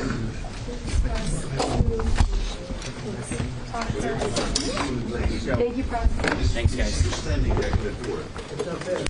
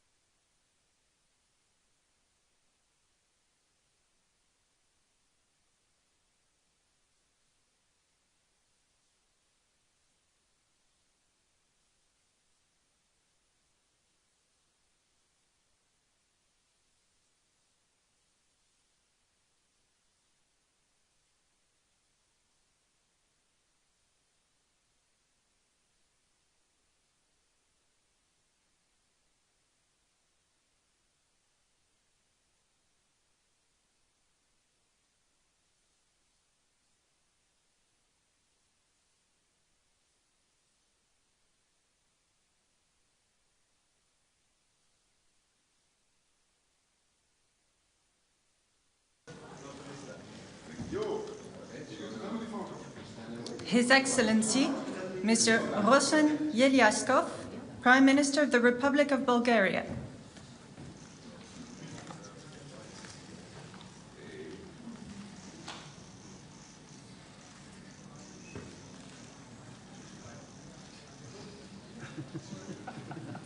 Her Excellency, Ms. Gordana Silyanovska-Davkova, President of the Republic of North Macedonia.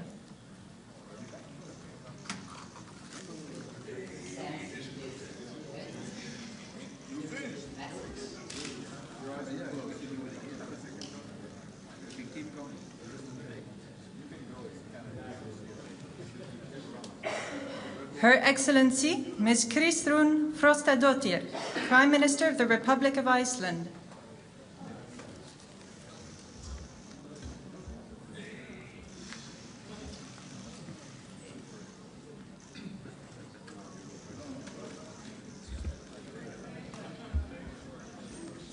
The Right Honourable Mark Carney, Prime Minister of Canada.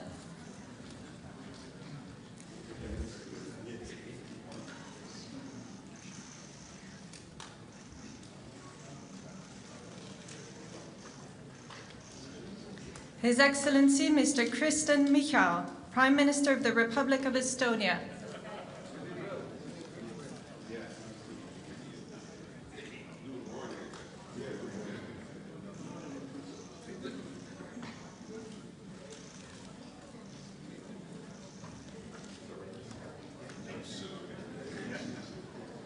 His Excellency Mr. Peter Pellegrini, President of the Slovak Republic.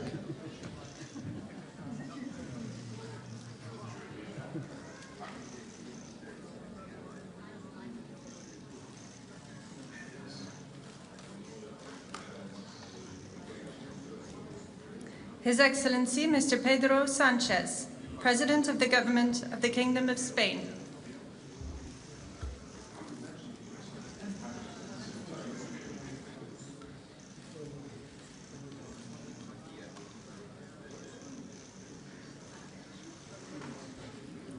His Excellency Dr. Robert Golob, Prime Minister of the Republic of Slovenia.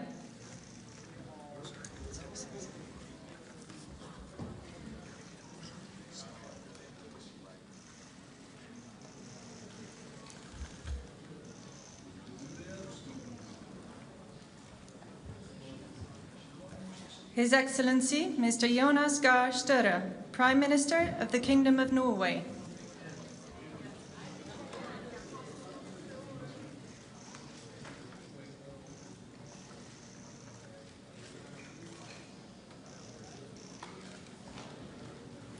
His Excellency Mr. Edi Rama, Prime Minister of the Republic of Albania.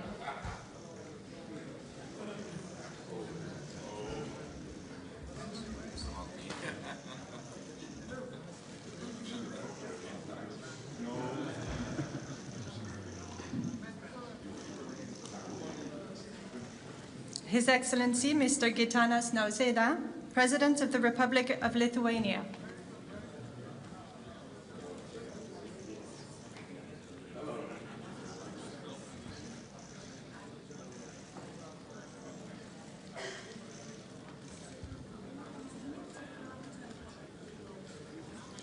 His Excellency Mr. Andrzej Duda, President of the Republic of Poland.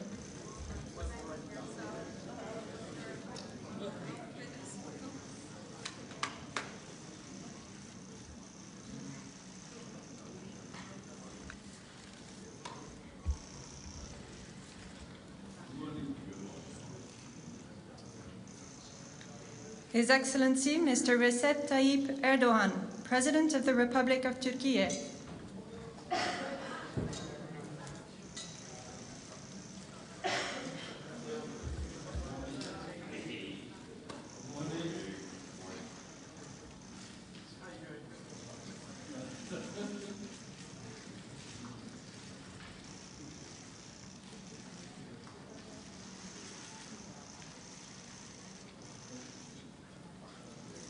His Excellency Mr. Edgars Rinkēvičs, President of the Republic of Latvia.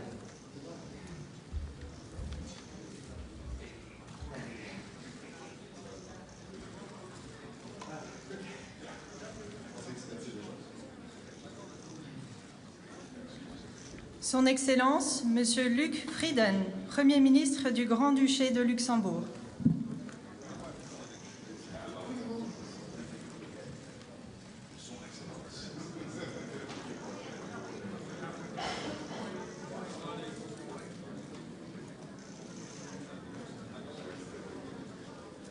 His Excellency, Mr. Luis Montenegro, Prime Minister of the Portuguese Republic.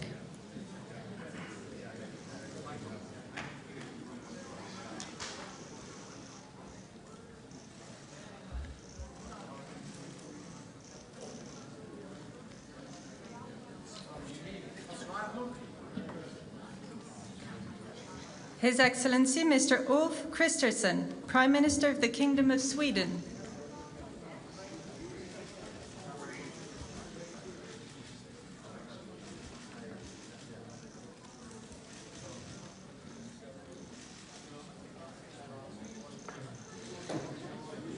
His Excellency, Mr. Jakub Milatovic, President of Montenegro.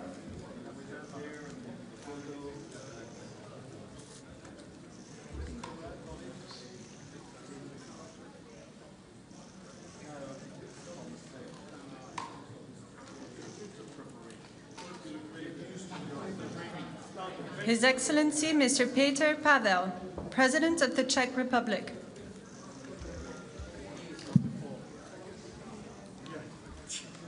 Thank you for that advice. Just as I'm going up. You want to swap cars? We'll trip your 2 days for time we're having, so that makes things good. His Excellency, Mr. Nicu Jordan, President of Romania.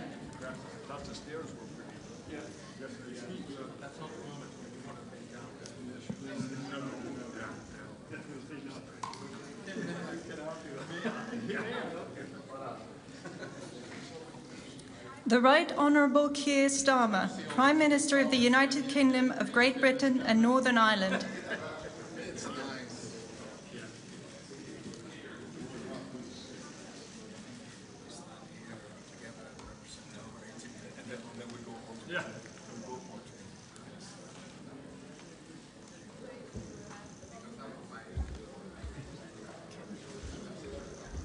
His Excellency, Mr. Kyriakos Mitsotakis, Prime Minister of the Hellenic Republic.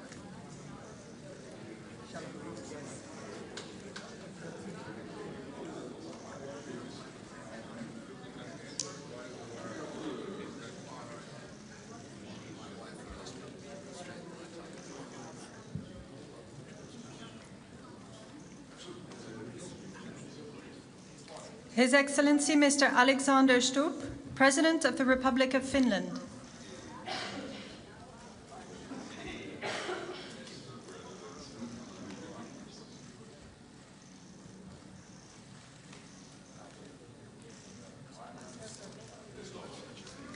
His Excellency, Mr. Friedrich Merz, Chancellor of the Federal Republic of Germany.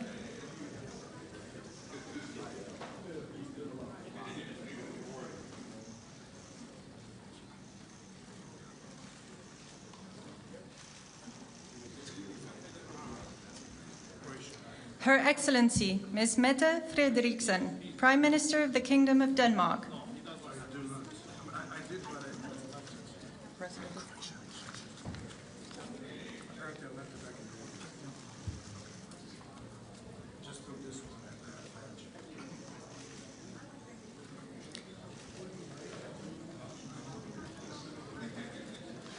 His Excellency, Mr. Zoran Milanovic, President of Croatia.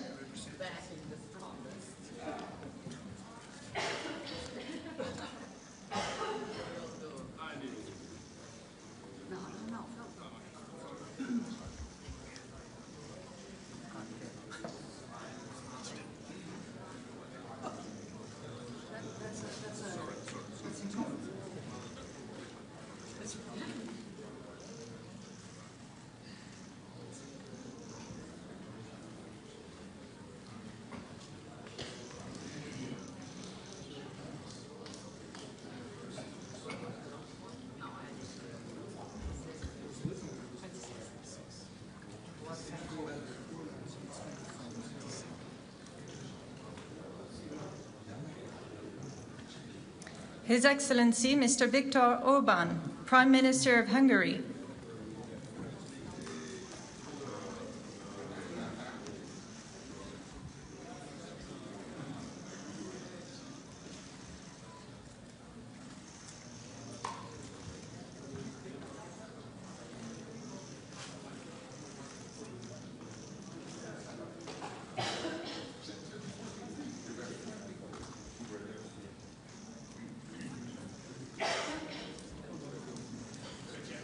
Her Excellency Ms. Giorgia Meloni, President of the Council of Ministers of the Italian Republic.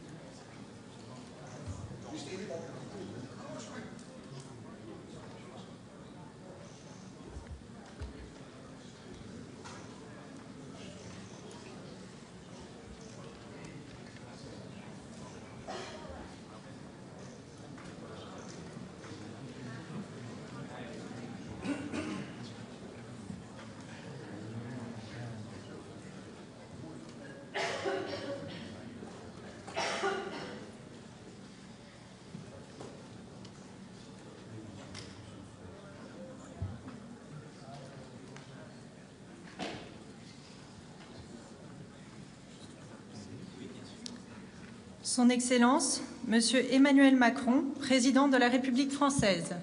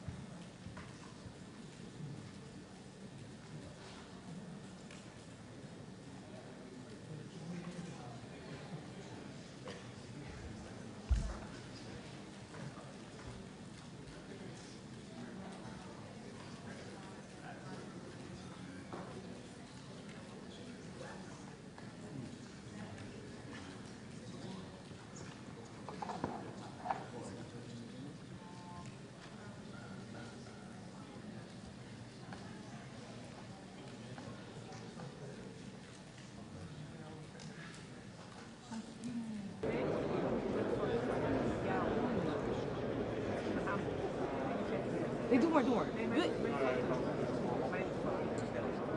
Hier heb je mijn fototoestel. Ik ga er naar achter dat ik een beetje in het licht sta. Dat is fijn. Oh. Mevrouw, sorry, maar heeft u een badge? Even kijken, heeft u weer en ik voel je sticker. Nee, maar gewoon er tussendoor, dat maakt niet uit. Ik ga een stukje door. Ik kan niet heel lang... Ja.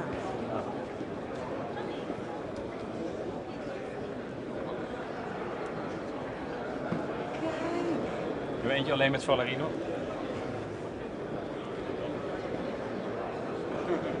Doe maar dicht. Nee. Oh, dat kan anders. Ja. iPhone kan alles.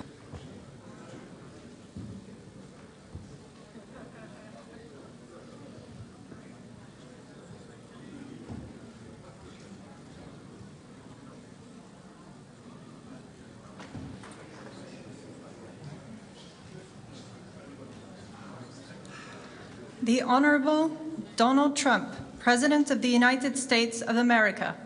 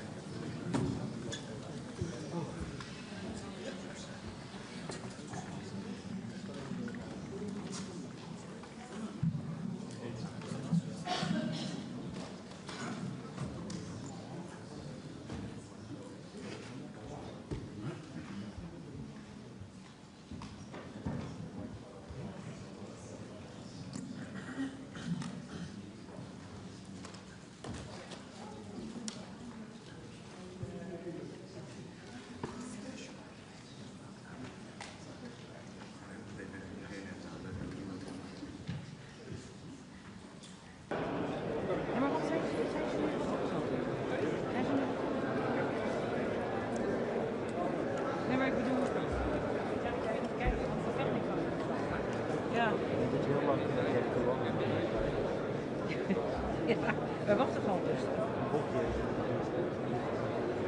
Even kijken. Wij komen er nu aan.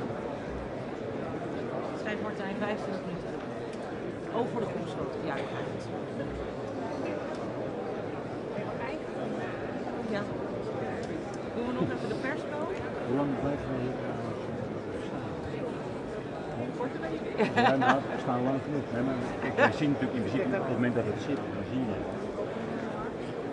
Oh, dat ja, dan moeten we. Ja, dan. We hebben nog een paar weken. Ja, want daar zit ik ook van. Iedereen zit. En dan kan ik een overzichtje maken en even er doorheen. Dat heeft toch? Ja, fijn hè?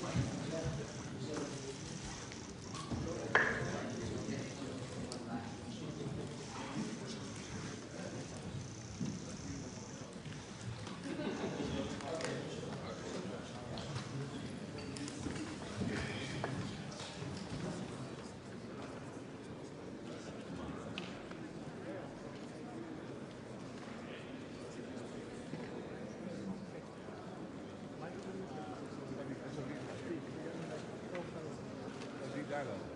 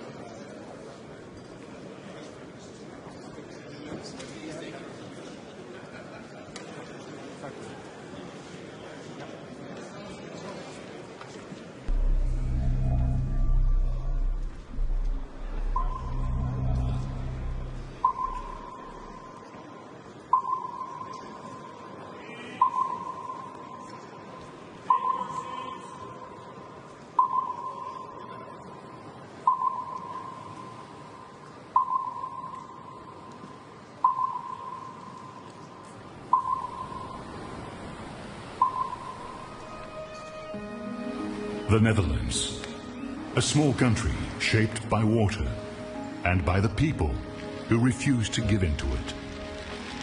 For centuries, the Dutch have battled water as generations stood united against this force, because safety isn't a given. It's something you build together. In 1949, we stood at the cradle of NATO, bound by the belief that peace is protected. Bound by the belief that peace is protected through unity and strength. Since then, NATO has shielded us, sparing 3 Dutch generations the horrors of war. As the Dutch unite against the sea, NATO allies unite to share the burden of defense and security. With deeper commitments and collaboration, we stand even stronger. Backed by partners around the world, 32 nations stand as one. We stand firm against our foes, on land, at sea, in the skies, in space, and cyberspace. Peace is our purpose, deterrence our shield, readiness our promise.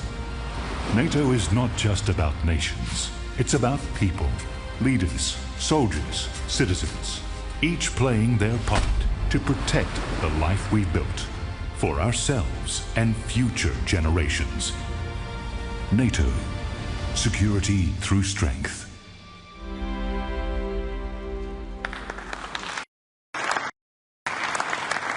So, good morning. Good morning to you all, and welcome to this leaders session of the North Atlantic Council.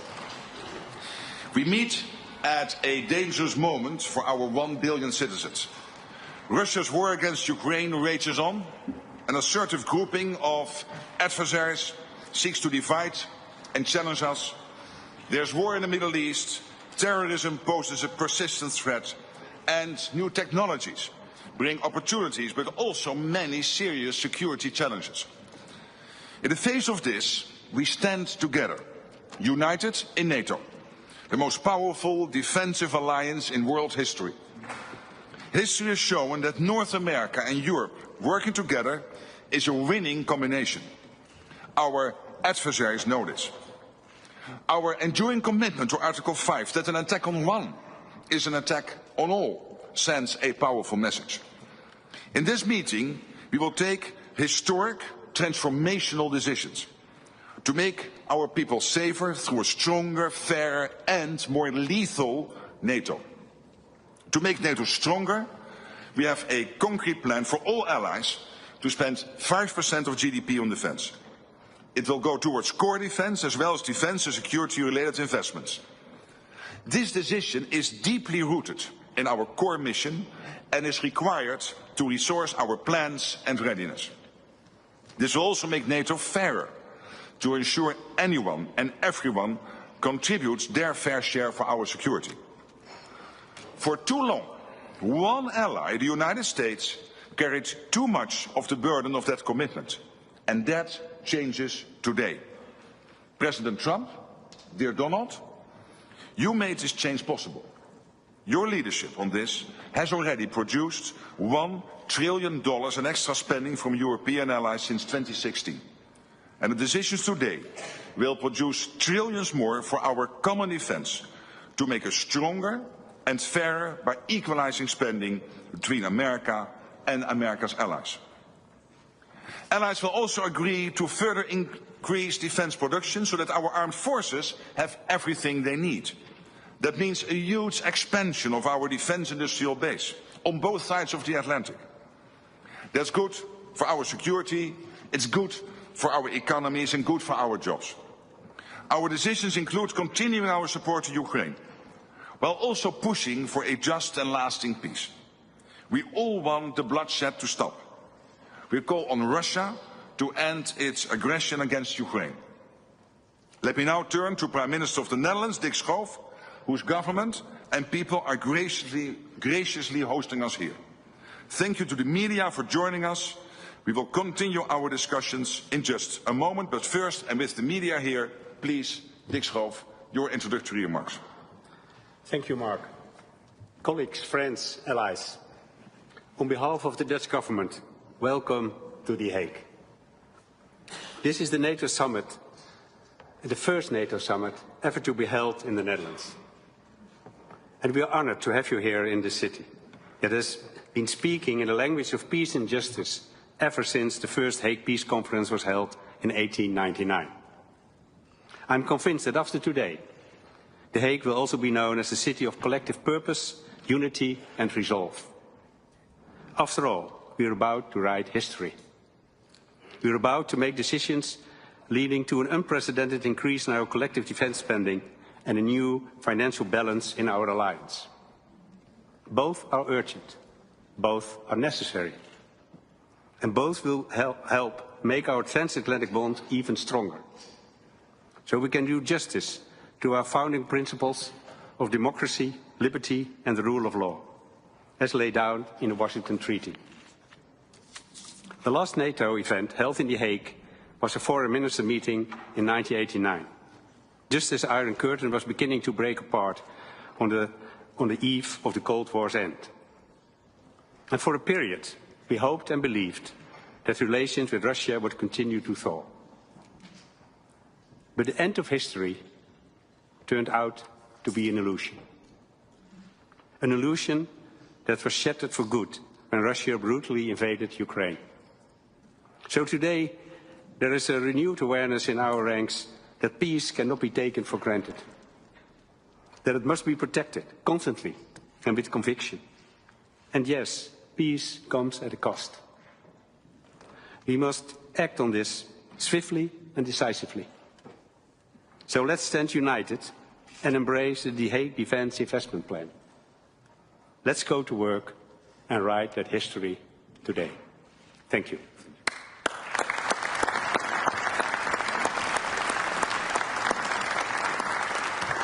So thank you for the media for joining us, but in the spirit of democracy, I have to ask you to leave the room now. Thank you.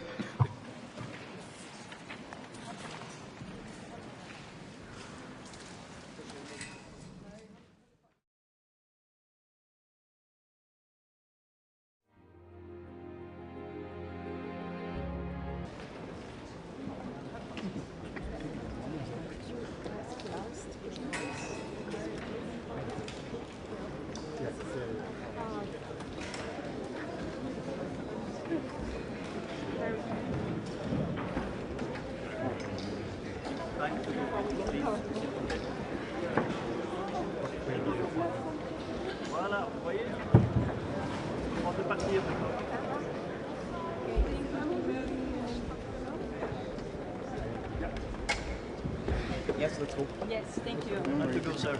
Yes. Sorry? Then do it. Can you Yes, I understand. Which way we leave it? That way. This way? She's there, photographer. Zoals daar moeten we uit. Ja, sorry to ask you. Everybody can leave that way.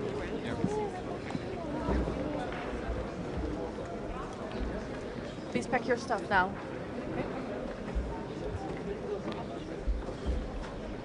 Ja.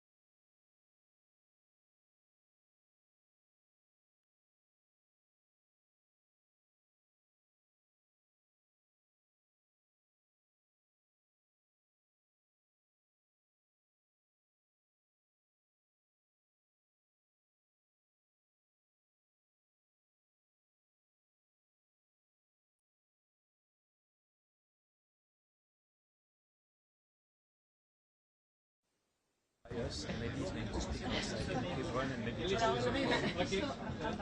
Est-ce que c'est historique? Yeah. Sorry, thank you, bye-bye.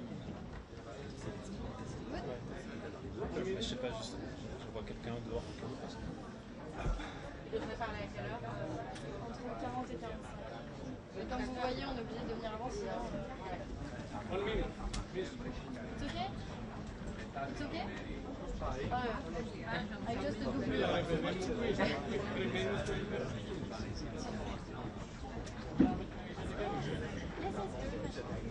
I just need for 10 minutes. And I need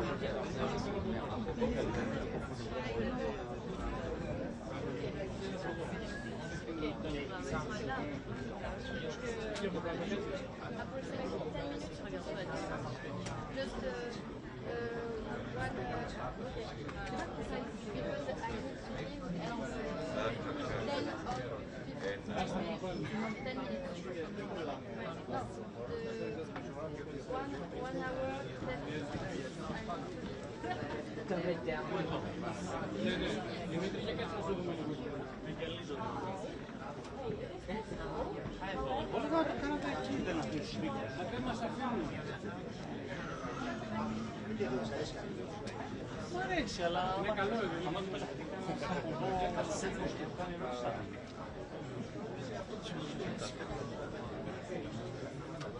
Τόσο καλό. Είναι πιο ψηλό. Ναι, εντάξει. Για πες μου κάτι.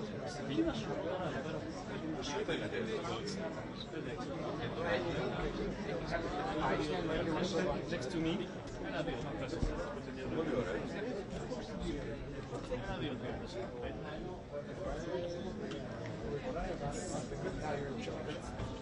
Ένα-δύο. Εντάξει.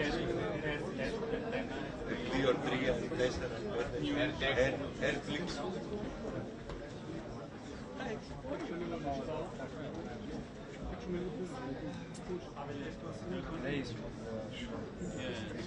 There's that on the wall.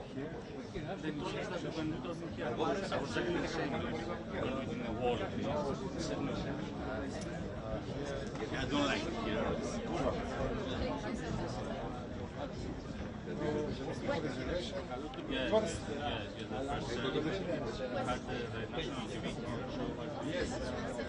Et France Télé, on a mis un pool télévision française là. Et ça, c'est parce qu'ils ont leur... If you want to take a position. Et France Télé.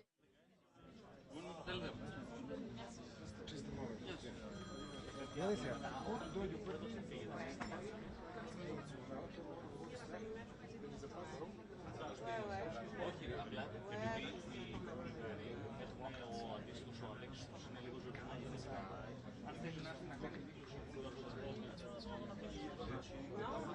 μετά την ηλικία να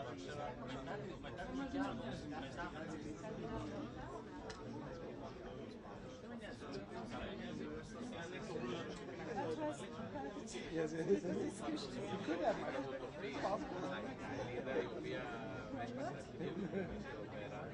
είπε ότι έχει μία και τέταρτα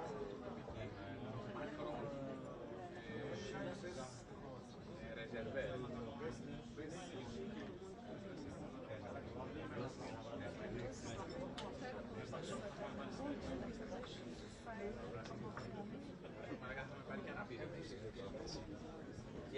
Και αγροτική επιδοτήσεις να ασφαλίσει. Για τις ερωτήσεις θα αφήσεις εδώ κάμερες. Γιατί το άλλο να πάμε. Περνάει από γενιά σε γενιά.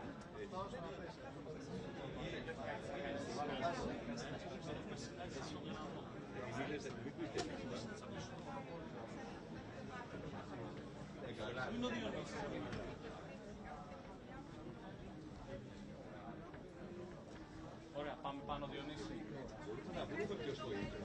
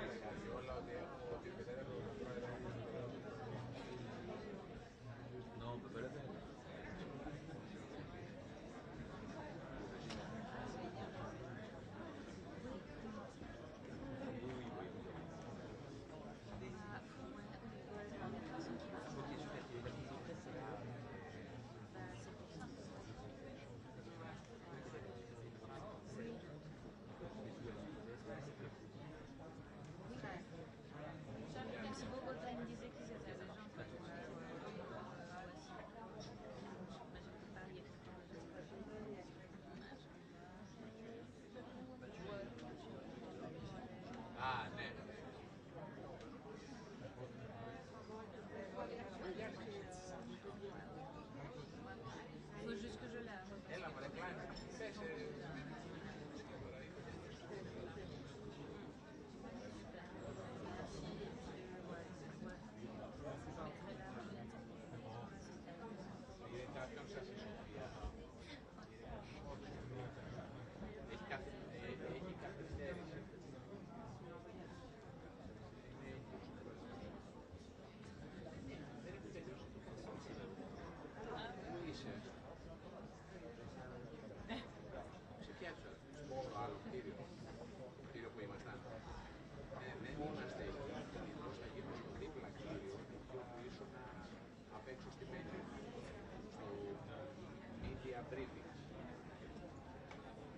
Και όταν μπεις μέσα σε αυτό το κτίριο, όπως μπαίνεις αριστερά και δεξιά μέσα.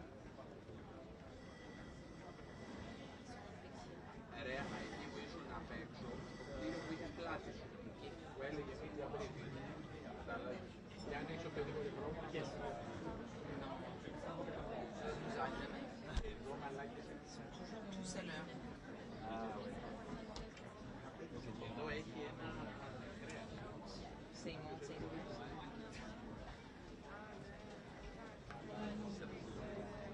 Ça va, là, je trouve qu'ils sont plus flexibles. Donc là, on dit, là, je peux pas faire plus flexible. Parce que parfois, ils c'est vrai que je suis là. C'est pour... sinon, je peux le faire en studio. Sinon, c'est pas la peine que je sois là si je peux pas...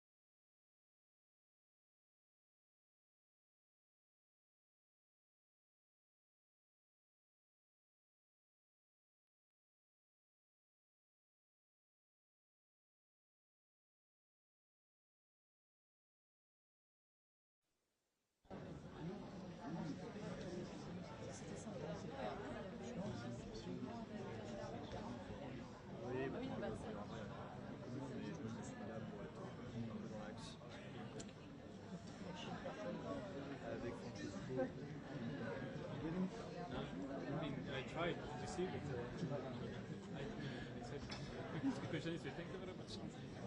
No, but it means it's not a meeting. We think two meetings.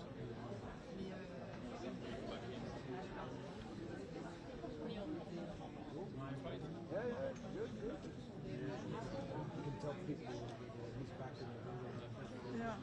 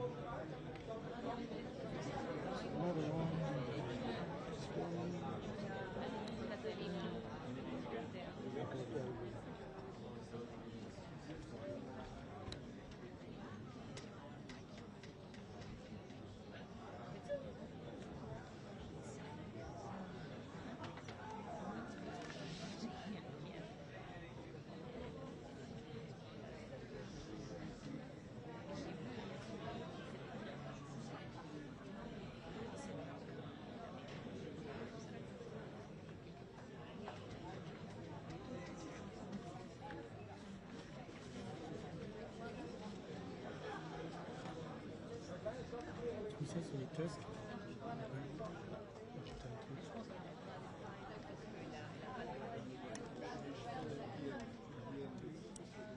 C'est le micro 1, 2, 3. Ça module bien, hein, impeccable. Tu peux couper, patron. Entend cordial.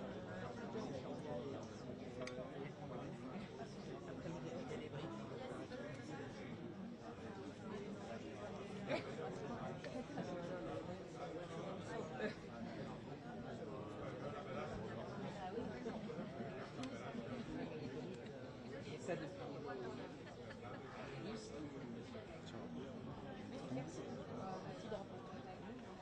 hein? Ah ouais, mais attends, je te dis que c'est pas fini. Peut-être une demi-heure de fin. C'est déjà que ça marche. On se dit que le gars il va pas venir avant trop. Non, c'est sûr. Ouais,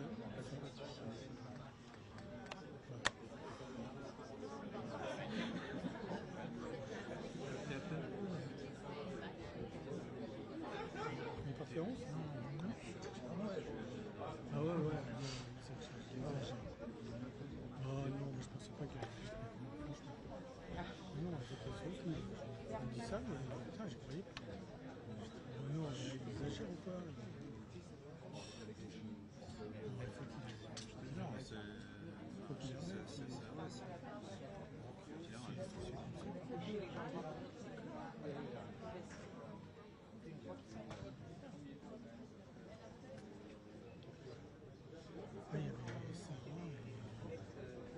Sarah et Balance clairement.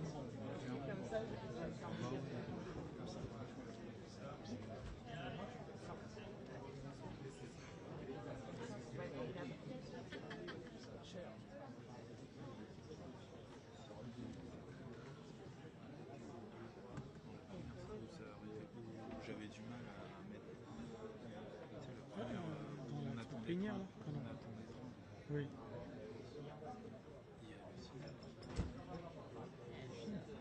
Oui, le TDH.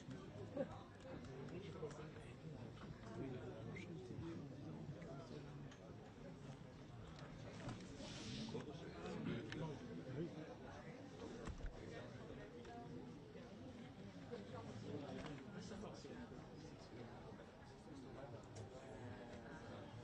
Ça va? Ah oui, c'est les ça.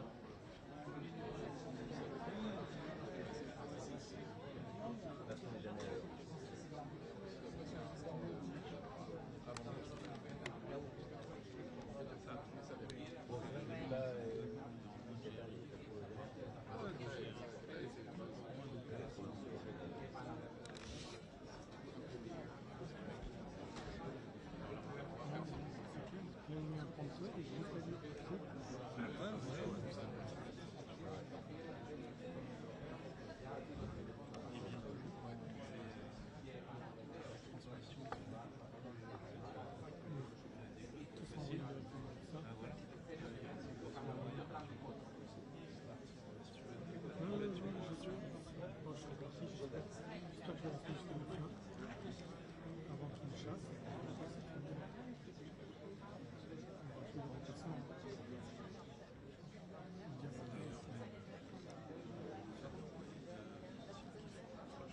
Même ça, c'est...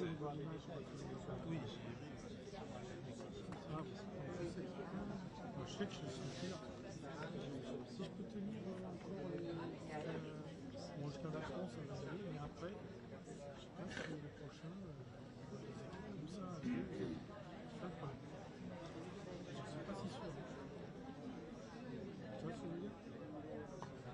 J'ai encore 5 ans. Puis t'as vu comment ils sont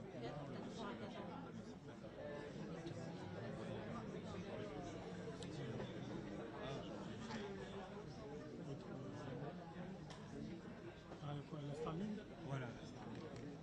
Ouais, l'opération en bouton. Là, la Starlink, c'est pas que ce soit compliqué, mais il y a des manips à faire. Moi, je l'ai fait, hein. J'ai fait la formation avant de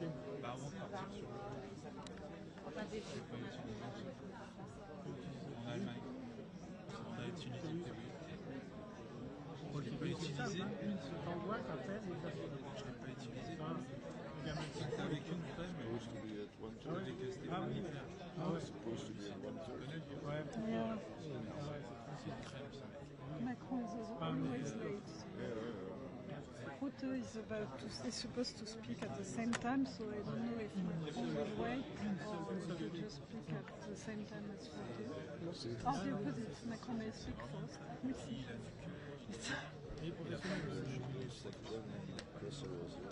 Okay, that's why, yeah. I don't know. On my screen, does it say how much battery power I have? Si, Top right? je bossais avec. Ouais, ben voilà, je bossais avec Médard. What does that mean? Il m'a surpris en fait. Je ne sais pas qui. Okay, so it's still doing the external battery. Perfect. Yeah, so it means it's draining the external battery first, so the internal battery is full. That's good. Means I have to go for more hours. You don't have to go home yet. I know, no.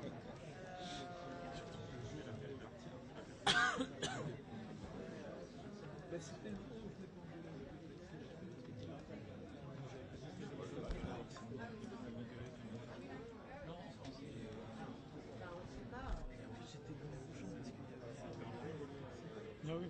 Mais depuis chez moi, je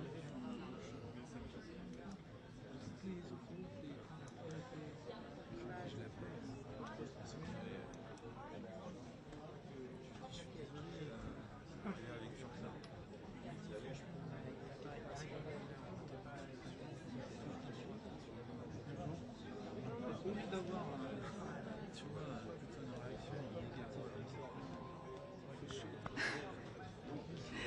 Only 20 more years. Then you can retire. More than 20, probably. Not that old. I'll make it. My goal is just to keep running 2 marathons every year, and when I get to the finish, it'll be easy. Maybe at some point I'll do, I don't know, sports, something like that. You should aim for a half marathon. It's a good goal to have. It is, it's nice. First time I did it was 4 years ago. Wonderful. Yeah, just got tired during the pandemic of everything, just started jogging. And then I worked my way up to 10K. And I said, how long is a half marathon? 20K? Let's give it a try. And I did it. You did it? Yeah, and then I've done many half marathons now, and I've completed 5 marathons in the last 3 years. Last 2 years. Wow. It's just a social thing now. So I recommend doing it. It expands your brain for what is possible and the difficulties you can endure. So it's good for that. Recommend it.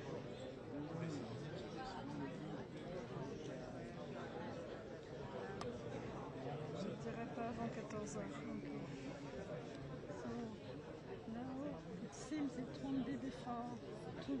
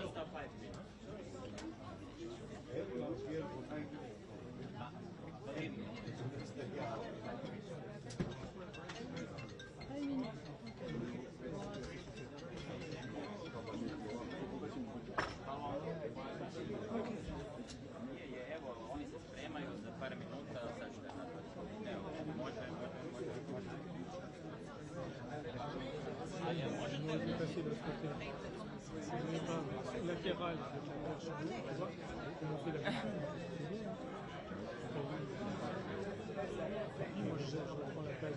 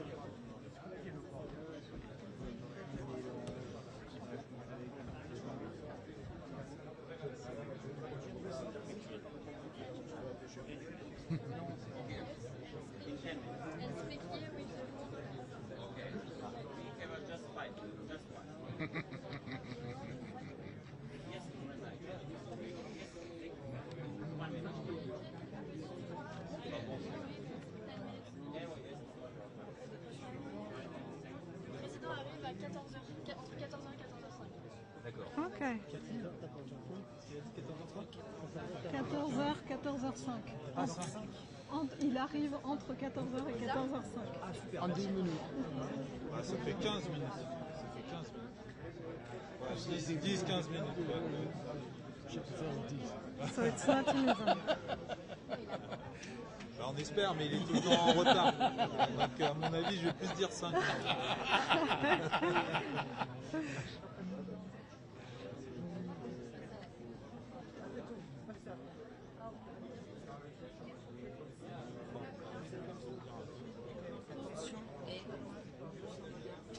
Vous êtes pris votre route, on va partir avec vous. Ouais, je m'appuie effectivement.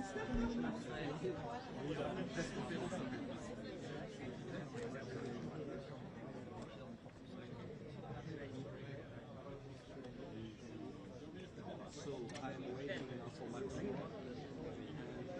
After all press conference at the same time, and they close the door. So busy. It's Croatia. They close the door.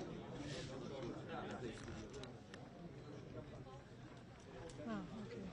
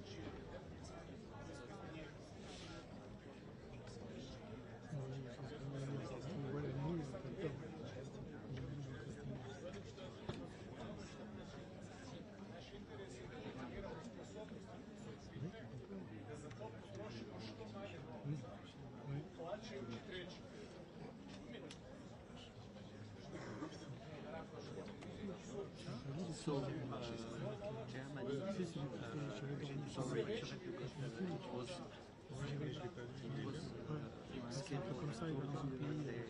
Ce qui est climaté et tout. et souvent les mecs ils ont la même gueule que dans la nuit et tout, il a close the door. Il a peur. They don't want lots of people. That's what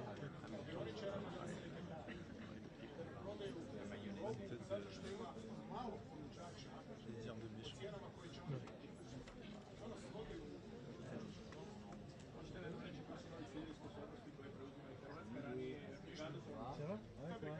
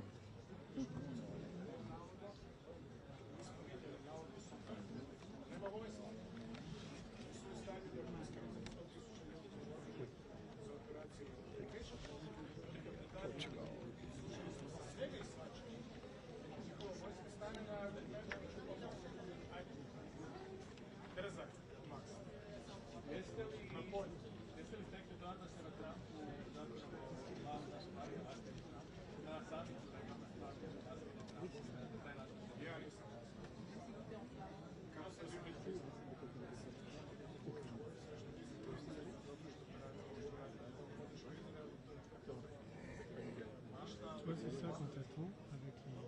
C'est ça qui me fait rire. Il achète pas de mail, le batterie. Ah ouais, c'est ça. C'est arrivé au moment où quand je suis arrivé ici, ça va bien. Ah ouais, vite. Ouais, c'est ça quand elle est... Non, bah c'est clair.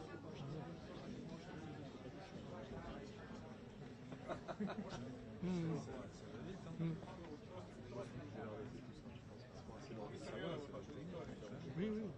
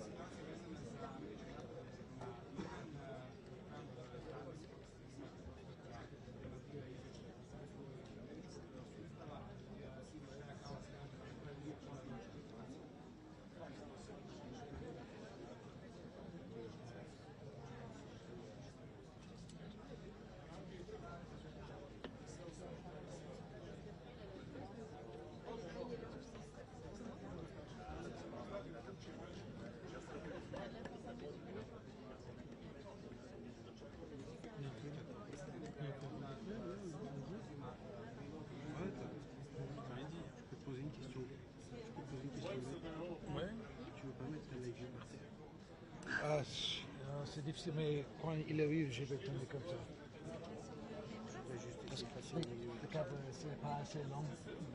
Ah oui, d'accord. Ah oui, oui, t'as raison. Pardon, ok, j'ai compris. Understood. Oui, parce que quand Jules disait le câble plus long, il a été attrapé par tout le monde. Understood. Leave me a spot as well. We'll all be good. Yeah. There's space for everybody. At the end, everything is fine. I just start off like this, and then we're good. Sauf si on a les gens là. They're wanting him to finish that Budapest point. Like, what happens when Macron talks? We don't want him to speed up. Non, non, ça fait pas la peine. Non, mais j'ai même pas sur un câble. Je suis en câble. Ah oui, d'accord. Mais je relèverai tout à l'heure. Parce qu'après, on refera le réglage là-haut, on aura le temps. Juste au moins. Là, tu n'as pas allumé ta mixette, c'est ça? Là, il est pas représentant de celui qui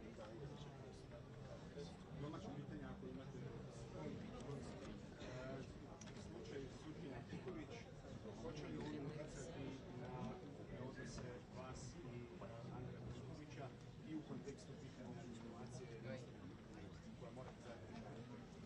Položaj vrh predsjednika suda je častan, on je simbolički jako važan, nije neka vlast. Nisam dobio jedan.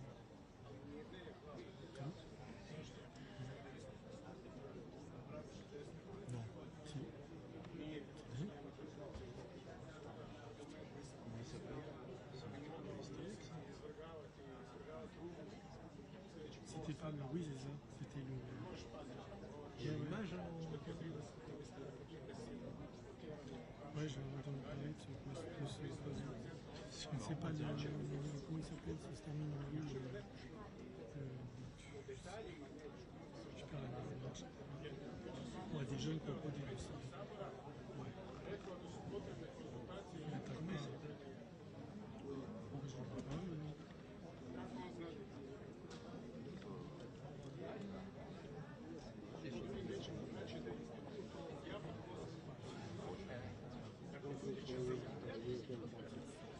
Non,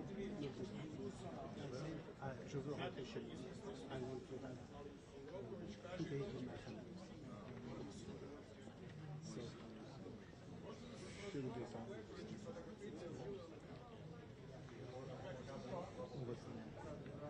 Oui, monsieur, je vais aller faire une pizza demain soir.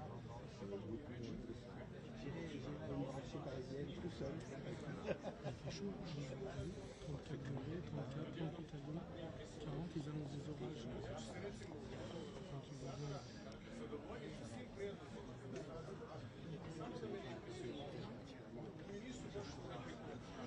Je sais pas quand il fait trop chaud, toi. Moi non plus.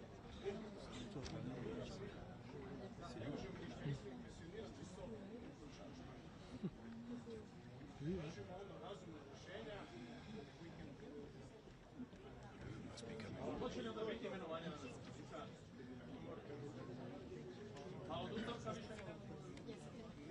Il arrive.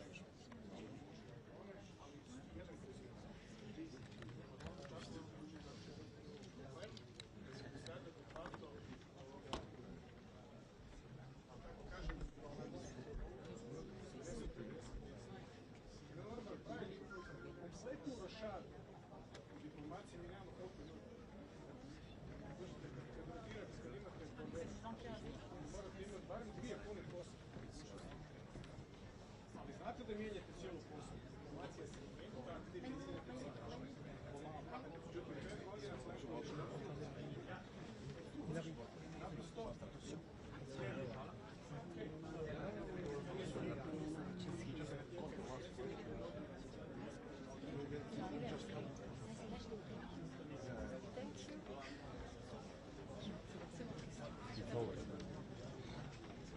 Thank you.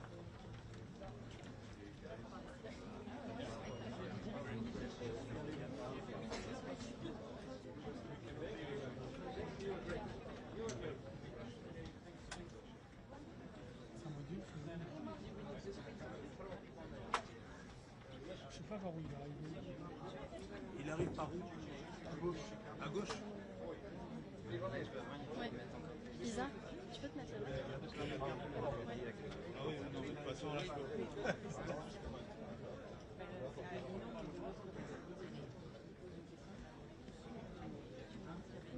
Oui, non, on peut rester.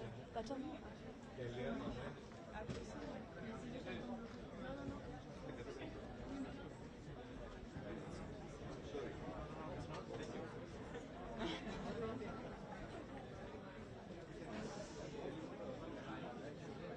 Ouais. T'es quel son?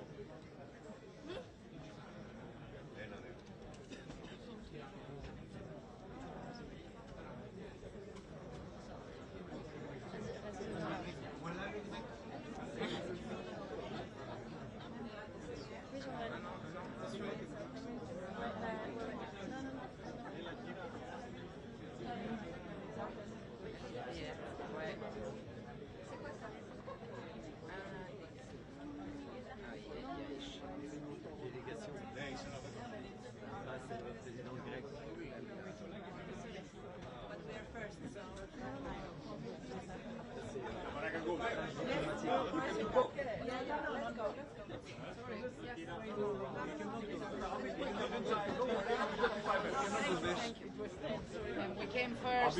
I'll be 5 minutes. I'll be very quick. So I will come within 5 minutes.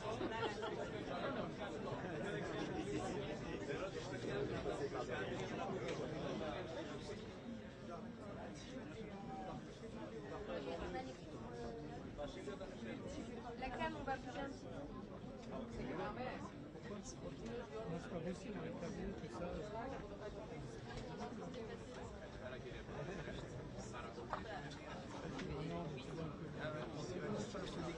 Attention, il faut, s'il vous plaît, les rédacteurs, vous pouvez faire un pas en arrière, on va devoir replacer la cam de poule. Mais ça c'est bon ici. On n'a pas un problème, c'est bon pour nous. Oui, oui, reste ici. Reste ici. Non, mais ça, dans tous les cas, ça va bouger. Est-ce que tu veux rester là d'accord? Reste ici. On a plein d'espace, c'est pas grave pour nous. Reste ici, c'est plus simple. Ils veulent pas. Reste ici, c'est plus simple ici. Bah oui, mais on a un micro, c'est pas grave, c'est pas c'est gentil, mais c'est pas nécessaire. C'est pas gentil, c'est juste qu'on peut pas parler juste à côté. Donc il faut qu'on se déplace là. Mais non, mais pour nous, c'est... Bah non, parce qu'il va arriver, il faut pas qu'il parle en même temps. Mais... Là, il faut... Bah oui, de toute façon, bah, il suffit de remettre un peu.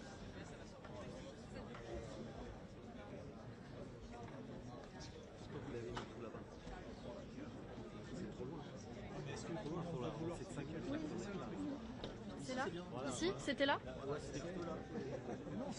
C'est là ou pas? Oui, c'est vrai. Ouais, c'est là. Non. C'était là? Maïlik, tu peux le remettre avec moi, s'il te plaît? La caméra.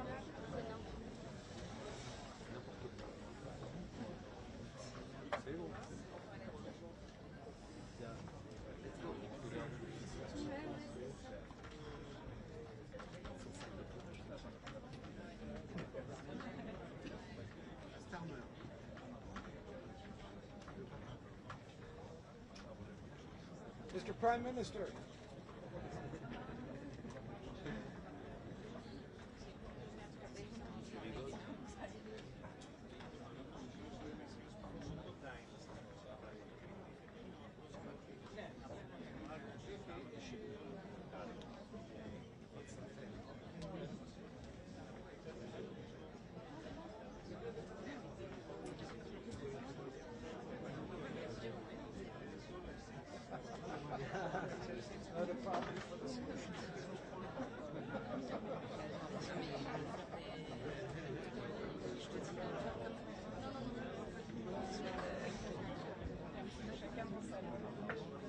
Encore.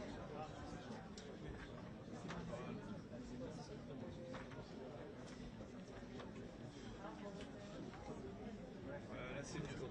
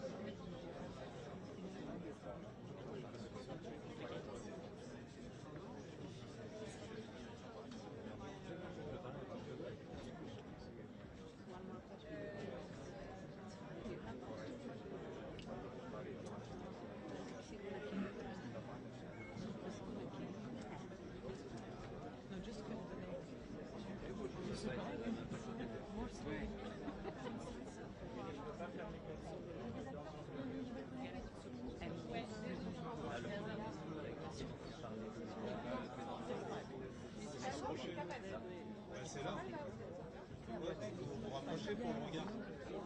Vous êtes un peu. Vous êtes décalé.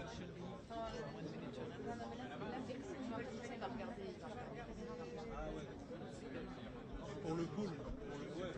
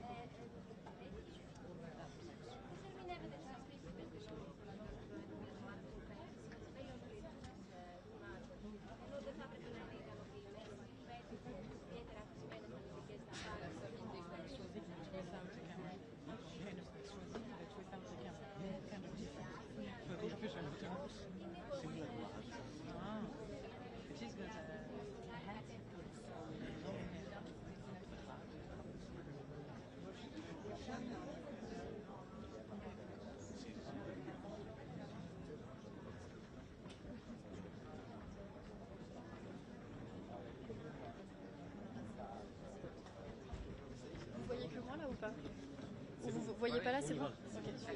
C'est parti.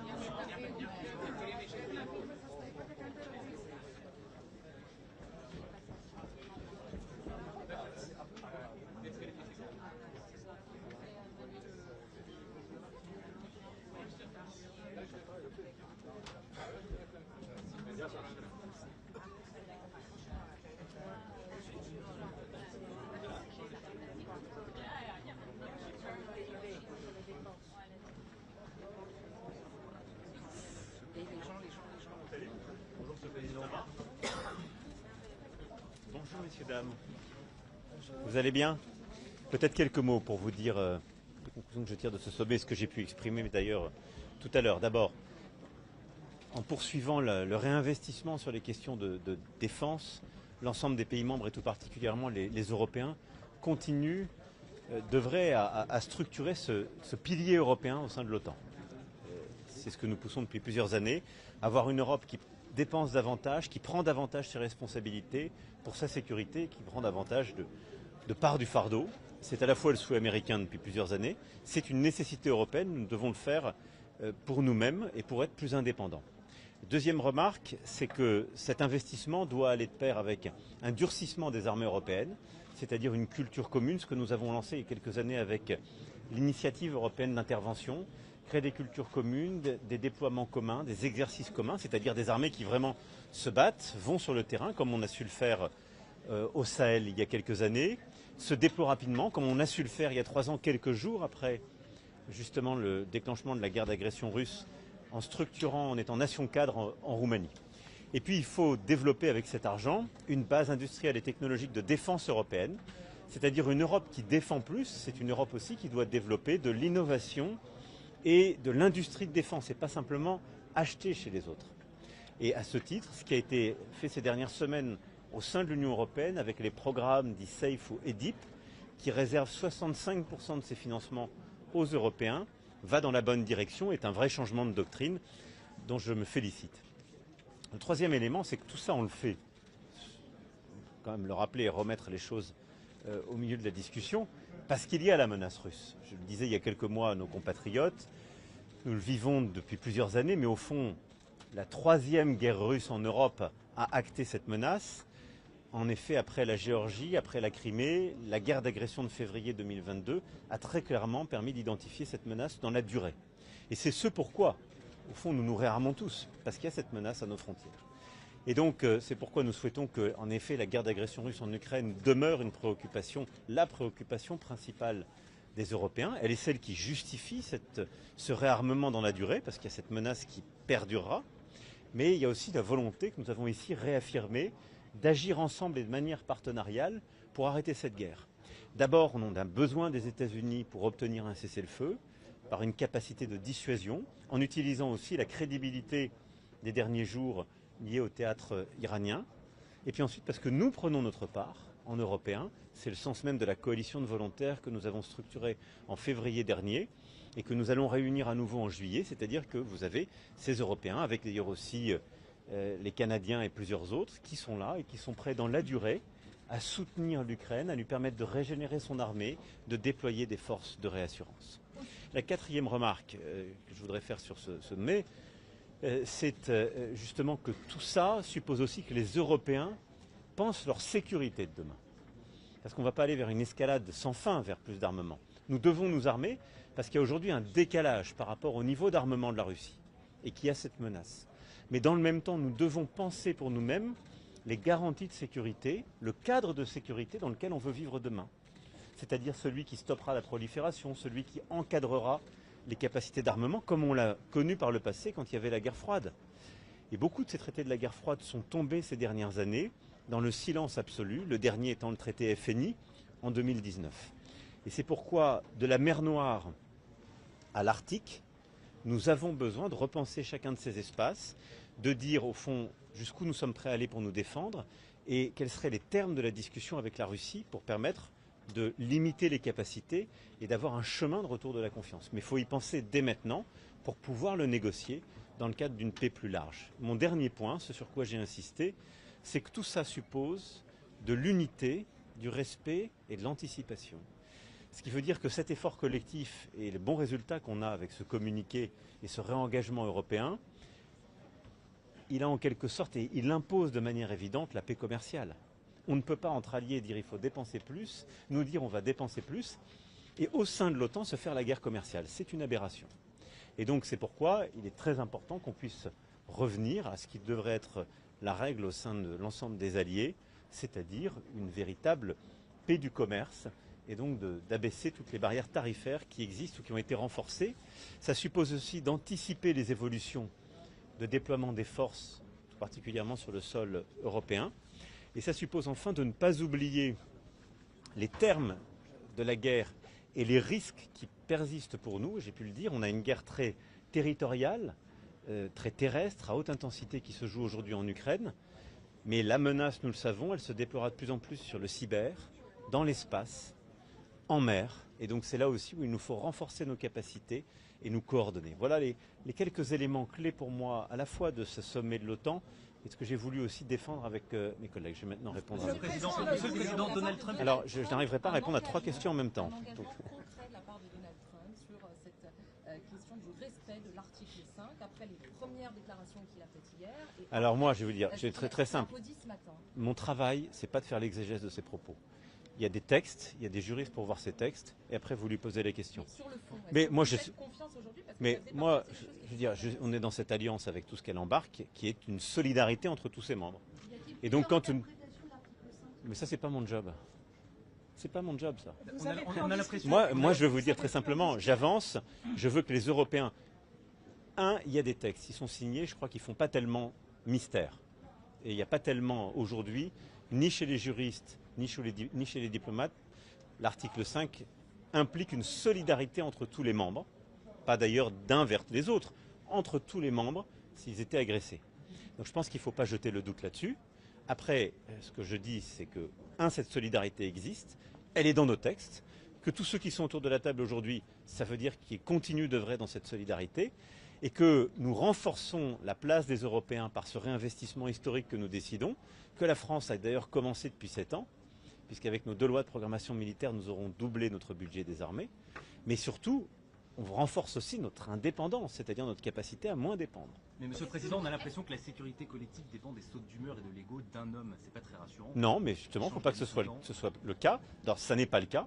Je tiens à vous le dire, pour la France qui a une armée complète, solidement dotée, qui a la dissuasion, ça n'est pas le cas. On ne dépend pas des autres pour notre sécurité. Et donc moi, je pense que notre Europe, elle doit encore se renforcer pour moins dépendre des autres, même si c'est une très bonne chose d'avoir une alliance plus large qui nous permet d'avoir plus de force et de profondeur. Monsieur le Président, sur la guerre commerciale. Alors, excusez-moi, votre collègue puis vous. Sur la guerre commerciale, vous l'avez évoqué avec lui directement, le président Trump à plusieurs reprises. Donc je pense qu'il faut maintenant qu'on arrive à conclure. Vous l'avez évoqué ici lors du sommet. Je l'ai évoqué lors du sommet, je l'ai évoqué publiquement devant les autres, oui. Le président Erdogan d'ailleurs a fait de même, ou la première ministre Mélanie. Mais c'est de l'accord. Posez-lui la question. Posez-lui la question. Est-ce que vous avez parlé de la situation au Proche-Orient, Monsieur le Président, avec Donald Trump sur le cessez-le-feu entre l'Iran et Israël? Je n'ai pas eu l'occasion là d'en parler avec lui. Quelle est votre analyse des dégâts infligés Elle est encore en cours. Il y a des rapports qui disent qu'elles ne sont pas très lourdes. Le président Trump dit que c'est un anti-projet décennie. Où vous situez-vous? Premièrement, nous sommes en train de finaliser ces analyses en propre, pour ce dont nous disposons. Il y aura ensuite une confrontation avec l'analyse des autres pays intéressés, évidemment américains, les autres Européens, les Israéliens. Et puis j'aurai l'occasion tout à l'heure de voir le directeur général de l'Agence internationale pour l'énergie atomique, M. Grossi, et j'échangerai aussi avec lui sur ce sujet. Monsieur le Président, quelle est votre stratégie pour traiter Donald Trump? Lui être très flatteur, lui opposer de la résistance? On a vu beaucoup de chefs d'État faire preuve d'obséquiosité ici au sommet de l'OTAN, voire carrément du J'essaie toujours d'avoir la même... J'ai toujours fait pareil depuis 2017, c'est-à-dire en étant extrêmement direct, tout à fait respectueux, mais moi j'ai toujours dit les choses, donc je les ai dit aujourd'hui. Et je le dis à chaque fois, voilà. Sur les sanctions contre la Russie, est-ce que les Américains sont prêts à suivre les Européens pour un durcissement? Je ne suis pas président des États-Unis d'Amérique, donc je vous invite à lui poser la question. Mais pour ce qui est des Européens, nous, je suis assez simple. Ce que je dis, je le fais. Et donc nous défendons le paquet de sanctions, le 18e paquet qui a été proposé par la Commission. Il a été fait en coordination avec les sénateurs américains. Et tout ce qui nous a été dit jusqu'alors était que ces sénateurs avanceraient, allaient dans les prochains jours déposer justement ce paquet de sanctions et qu'ils devaient avancer. C'est les prochains jours qui nous diront ce que les États-Unis feront. Monsieur le Président, il faut augmenter le PIB, la part du PIB consacrée à la défense. C'est un des engagements qui a été pris également par les différents dirigeants à l'horizon 2035, 5%. Concrètement, pour les personnes qui nous regardent, qui se posent des questions, comment on fait en France pour augmenter cette part du PIB consacrée à la défense dans un contexte budgétaire extrêmement tendu, avec aussi un risque qui arrive à l'automne, on le voit très bien avec ce qui s'est passé hier à l'Assemblée nationale, de renversement de ce gouvernement Biden. Mais vous avez raison de le dire, simplement on le fait déjà nous. On n'a pas attendu. Et on n'a pas attendu non plus la guerre d'agression russe en Ukraine de février 2022, puisque depuis 2018, nous augmentons. Et à travers les 2 lois de programmation militaire, on a fait des investissements qui n'ont pas été remis en cause par quelque aléa politique que ce soit. Seul le vote de censure et le décalage du budget nous a mis en retard en début d'année. Il a d'ailleurs beaucoup coûté à l'économie, c'est pour ça que j'invite chacun à réfléchir. Mais les lois de programmation militaire depuis que je suis président sont respectées scrupuleusement. Et donc d'ores et déjà, chaque année, nous augmentons de plusieurs milliards d'euros notre effort. Ce qui fait qu'au terme de ces 2 lois de programmation militaire, on sera passé de 32 milliards d'euros à peu près de budget des armées quand j'ai été élu à plus de 60 milliards. Ce que nous sommes en train... Oui, mais enfin, si mes prédécesseurs avaient porté le même taux d'effort, on serait largement au-dessus. Et je rappelle qu'il n'y a pas si longtemps, on était en train de les diminuer. Donc je me félicite que nous ayons... Bien sûr, c'est la vie démocratique. Vraisemblablement. Vraisemblablement. Mais donc il faudra poursuivre cet effort. C'est un impératif. Nous sommes en train, là, très précisément, avec le Premier ministre, le ministre des Armées, le ministre de l'Économie, des Finances et le ministre du Budget, de justement regarder combien il nous faut faire pour intensifier ou accélérer certains des plans d'action qui étaient dans cette 2e loi de programmation militaire. Voilà, donc on continue. En dépit d'autres choses dans le budget qui sera... Vous avez raison, mais toujours, et on l'a toujours fait comme ça, il faut le financer en faisant des choix. C'est ça, gouverner. Et donc nous devons continuer de choisir. Mais je pense qu'on fait bien parce qu'on choisit notre indépendance. Et ce qu'on fait en matière de défense, en matière industrielle, en matière de recherche et de technologie, c'est ce qui nous permet d'avoir plus d'indépendance pour le pays, aujourd'hui et demain. Et d'ailleurs l'indépendance que nous avons encore, qui avait pu être fragilisée par des choix plus récents, elle procède aussi de choix historiques qui avaient été faits dans les années 60 ou 70, qui avaient permis de doter la France de programmes ou d'équipements qui nous permettent aujourd'hui de ne pas dépendre justement des sautes d'humeur ou des aléas de l'autre côté de l'océan. C'est notre force. Est-ce que vous avez eu des précisions sur le calendrier de redéploiement des troupes américaines en Europe? Non, mais je pense que c'est très bien de l'avoir. Est-ce que c'est pas peur que ces 5% bénéficient aux Américains? Écoutez, moi je plaide pour qu'on ait aujourd'hui 3 cessez-le-feu en même temps. Et on est de plus en plus ambitieux, mais celui qui tient et qui a été obtenu entre Israël et l'Iran, celui à Gaza, qui est indispensable et qui est pour moi une priorité absolue, et le cessez-le-feu que nous souhaitons avoir en Ukraine pour ouvrir les négociations de paix durable. Vous êtes d'accord que les 5% bénéficient aux équipements américains et que toute l'Europe se met à acheter des patriotes? Mais c'est ce que j'ai dit tout à l'heure. Le deuxième point pour moi, la clé, c'est que les Européens s'équipent et produisent. C'est ce que fait la France, c'est ce que font plusieurs autres Européens. Et c'est d'ailleurs ce que nous avons défendu dans nos négociations européennes avec succès, puisque les derniers programmes ont une composante européenne, avec les programmes d'ISAF, SAFE et EDIP. Et donc c'est une très bonne chose. Il faut que les Européens aient justement ce réflexe désormais. Pourquoi? Parce que nous allons dédier une part croissante de notre richesse nationale dans les efforts de défense. Il faut que ça permette de créer de l'emploi, il faut que ça permette d'avoir un retour en termes d'industrie dans nos pays. La France a ce modèle historiquement, d'autres l'ont moins. Et d'ailleurs, nous souhaitons avoir des programmes beaucoup plus larges, beaucoup plus partenariaux et qui aient aussi des retombées industrielles pour ces pays. Et je pense que c'est comme ça qu'on aura une avancée qui est gagnant-gagnant. Ça réduit aussi notre dépendance, parce que parfois, quand on achète des programmes ou des équipements qui sont américains, quand on a des désaccords géopolitiques, on est dépendant de leur autorisation ou pas. Avoir des programmes européens, ça nous permet d'être libre de ces règles et donc beaucoup plus libre à la fois sur notre stratégie export, qui est essentielle pour la compétitivité de nos industries d'armement, et pour notre liberté d'usage, c'est-à-dire l'indépendance de notre diplomatie et de nos choix militaires. Sur l'Iran, quelles sont les prochaines étapes juste de l'initiative européenne de négociation? Écoutez, là, sur l'Iran, on a un cessez-le-feu. On voit bien combien il est volatile et fragile. Mon souhait, c'est qu'il tienne. Ce cessez-le-feu va s'accompagner d'une évaluation justement des dommages qui ont été faits, ce que je disais tout à l'heure, qui seront clarifiés dans les prochaines heures et prochains jours. Et de toute façon, nous devons reprendre un travail diplomatique et technique sur la question du nucléaire. Et donc l'AIEA aura un rôle à y jouer. Évidemment, les États-Unis d'Amérique ont pris le contact, et les Iraniens et les Européens y ont leur place. Parce que nous aurons de toute façon, d'ici à quelques semaines, un choix sur ce sujet à faire, c'est de savoir si le JCPOA est encore un cadre ou pas, puisqu'il existe encore, et nous avons des délais qui continuent à courir, mais des choix qui seront à faire à l'été. Merci beaucoup. C'est pour quand, Monsieur le Président, pour réunir les partis français? Bon courage avec Trump.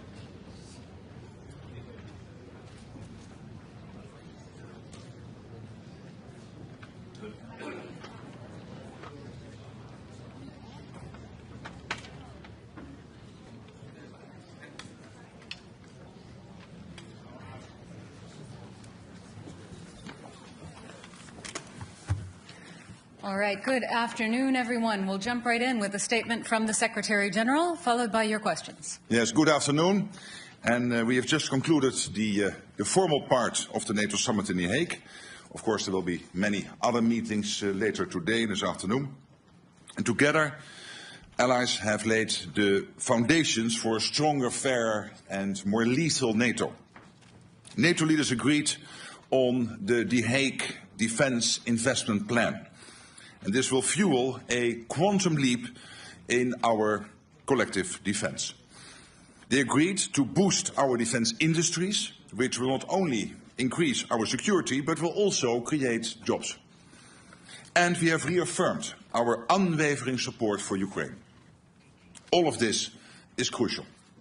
It means that no matter the challenges we face, whether from Russia or terrorism, cyber attacks, sabotage or strategic competition, this alliance is and will remain ready, willing and able to defend every inch of Allied territory and ensure that our 1 billion people can continue to live in freedom and security.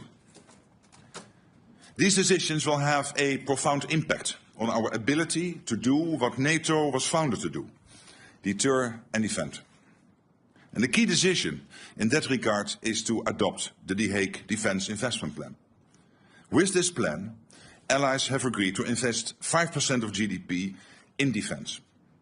This is a significant commitment in response to significant threats to our security. It includes at least 3.5% of GDP invested in core defence requirements, a benchmark that until today was set at 2%. A target that I'm pleased to say all allies will now meet this year or have already met. The 3.5% is to fund our militaries and the equipment they need, from our air defences to ammunition, drones, tanks, troops and more. In addition to the 3.5% for core defence, the plan includes 1.5% of GDP that will go towards investment that support our defence and security. All to ensure we can effectively deter aggression and defend ourselves and each other should anyone make the mistake of attacking. Allies recognize the severity of the threats we face, and in response they have come together to agree an ambitious but essential new defence spending commitment. Our decisions today show, from the Mediterranean to the Arctic, from the west coast of North America to our eastern flank, all allies are united in understanding that we need to step up to stay safe, and they are acting on it. President Trump has been clear. America is committed to NATO. He affirmed that again today in no uncertain terms. At the same time, he made clear that America expects European allies and Canada to contribute more. And that is exactly what we see them doing. European allies and Canada will do more of the heavy lifting, equalizing their spending and taking greater responsibility for our shared security. Of course, work does not stop here. This is day one. We now shift from agreeing on what we need to rolling up our sleeves and making this new plan a reality. And part of this requires that we rapidly expand our defence industrial capacity on both sides of the Atlantic. We need quality and quantity. We need to innovate and we need to act fast. So we will continue our work to bring down barriers. We will leverage our partnerships with the European Union, with Ukraine and in the Indo-Pacific to foster defence industrial cooperation. And there are major economic benefits, with the potential for literally millions of extra jobs across the alliance. The decisions made today will make NATO much stronger.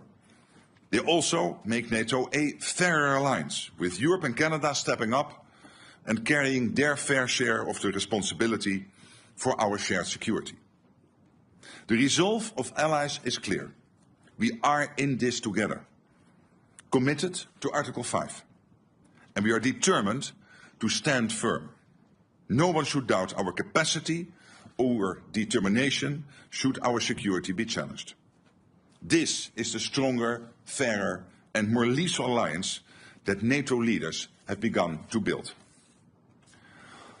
Of course, this is also an alliance that stands firmly by our neighbour and partner, Ukraine. My dear friend Volodymyr Zelensky is here in The Hague with us at the NATO summit along with his team. Our resounding message to him and the Ukrainian people is that Ukraine has our continued support, including with over 35 billion euros pledged so far this year, with more to follow. All of this, our aim is to keep Ukraine in the fight today so that it can enjoy a lasting peace in the future. We stand by Ukraine in its pursuit of peace and will continue to support Ukraine on its irreversible path to NATO membership. It has been a momentous meeting today. Leaders have agreed on a trajectory that will ensure we are able to safeguard our freedom and security well into the future. And with that, I'm happy to take your questions. All right, I will call on people, and please, if you could state the outlet you're from, if I don't know that already. We'll start with Sky News. Yeah. Right here in the front and the center. We need a mic here. Thank you. Thank you. Deborah Haynes from Sky News. Hi. Hello. The language that you have used when talking to Donald Trump has been notable because of its flattery. Today you called him Daddy, and you sent a text message to him that was gushing with praise. Is this the way that you feel that you have to act when doing business with the US president, through flattery and praise? Isn't it a bit demeaning, and doesn't it make you look weak? No, I don't think so. I think it's a bit of a question of taste, but I think he's a good friend. And when he is doing stuff which is forcing us to, for example, when it comes to making more investments, I mean, would you ever think that this would be the result of this summit if he would not have been re-elected president? Do you really think that 7 or 8 countries who said, yeah, somewhere in the 2030s we might meet the 2%, we've now all decided in the last 4 or 5 months to get to 2%? So doesn't he deserve some praise? And when it comes to Iran, the fact that he took this decisive action, very targeted, to make sure that Iran would not be able to get its hands on a nuclear capability, I think he deserves all the praise. All right. Next question. Let's come to the front here. I think it's BBC. Yes. Yes. Well, wait for the mic, please. Jamal Musawi from BBC Persian TV. You said that attack against Iran was illegal and in accordance with the international law, but today Haya said she is not sure that it was legal and in accordance with international law. Is there any kind of disagreement between you in NATO? No, there's not, but there will be many views always about international law. I think what the US did last weekend is justified. This is preventing Iran, and this is a request NATO has had for a long time, a position NATO has taken for a long time, that Iran should not get its hand on a nuclear deterrence. So I think it was totally justified what the US did. And I think it's also important that the American president is very much now working to get the ceasefire not only today and yesterday, but to have that ongoing over the coming weeks. All right. I see FT in the halfway back.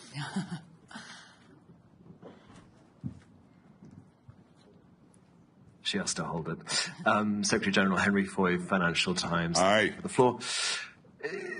Donald Trump has said the US won't agree with the 5%. That's for all of us to do, but not him. Is that fair in an alliance that's built on sharing and unity? And secondly, what will you do if he comes back next year and asks for more than 5? Thank you. Well, but when it comes to the 5%, there are the two elements. One is the 3.5% core defense spending. The US is more or less there.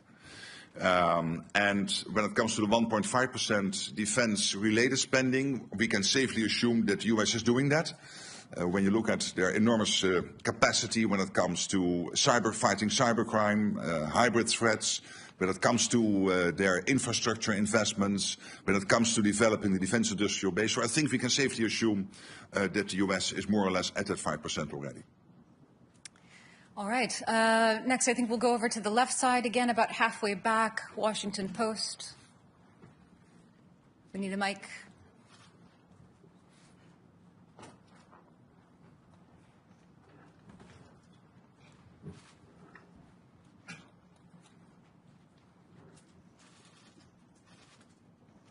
Thank you, Secretary General Ellen Francis, Washington Post. NATO allies will have to go to great pains to convince people that this money should be spent because of a Russian threat. But some of the comments at this summit suggest that it's all about pleasing President Trump. I think Secretary Rubio called it the Trump summit. Do you agree that it's the Trump summit? And how much of this pledge is about keeping the US president happy? Thank you. Well, there are two issues to this and to the 5%. One is that there is this consistent ask from the US. This started already with Eisenhower in the 1950s. For the Europeans and the Canadians to equalize with what the US is spending. And now, finally, we are going to do that. But obviously, the 3.5 core spending and the total 5% is deeply rooted in the outcome of a process in NATO, the NATO defense planning process, which has led to agreeing by the defense ministers 2 weeks ago on our targets. So what each country needs to do when the call would come. If the call would come, we need you to help because there is an Article 5 situation. And we have calculated that to basically reach those targets, we need to spend 3.5% on core defense and, of course, the 1.5% on defense and security-related spending. So there is this US request, please equalize, because it's not fair that we shoulder much more than the others are doing and that we are carrying more weight than the others are doing. And there is the issue of that it is really necessary because of the long-term threat by the Russians to the whole of the Euro-Atlantic area and also the other upcoming adversaries, and of course the situation with China, where we see this impressive military build-up. So it is both true. The US has consistently had this request now for 60, 70 years, and finally we will do it. And I think that's important. It makes the whole of the alliance more stable and fairer. And there is the need because of Russia and others. All right. The woman in the third row over on the left side here. Natalia Robb, the New Voice of Ukraine. Secretary General, you have stated that this year Canadians and Europeans have pledged 35 billion into military support to Ukraine, and this is not even the half of the year. In your opinion, what should be expenditure for Ukraine at the end of the year? And what amount of military aid to Ukraine could help Ukraine to win the war, not just survive? Well, on the first question, it's difficult for me to exactly predict, but you can safely assume as the trajectory in the first almost 6 months now is really north of the trajectory last year, that also by the end of the year it will end up north of the over 50 billion which was pledged in 2024. So I'm positive about that, optimistic, but I'm not going to make a concrete prediction. But we can safely assume that the end result will be positive. And of course, what we are doing here, we have to make sure that Ukraine can stay in the fight, that Ukraine has what it needs to be as strong as possible. But obviously, we are all also working on getting a peace deal done or a long-term ceasefire done. And then we have to make sure that Ukraine has what it needs to prevent Vladimir Putin from ever trying this again in the future. And the first layer of that, making sure that Ukraine can defend itself post a peace deal / a long-term ceasefire, obviously is also the support we are now providing to keep them in the fight, which has to do, of course, with training, it has to do with delivering military equipment, so the command in Wiesbaden, but also the various streams of money going into Ukraine, developing Ukrainians' defense industrial base, which still has about a 35 billion spare capacity. So this all together will help Ukraine to be as strong as possible now, but also to deter the Russians post a peace deal / a ceasefire. All right, let's come to the center section now. I see CNN in the fourth row. Thank you so much.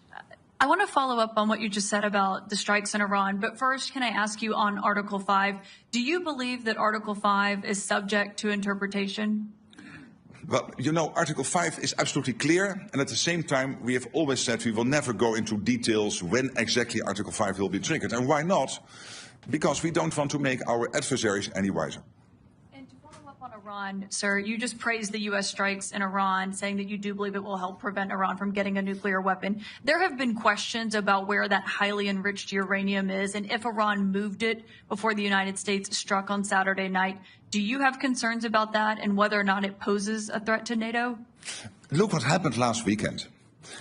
American B-2s, nobody in the world is able to do this. Only the United States. You are 25% of the world economy. You are by far the biggest military power in the world.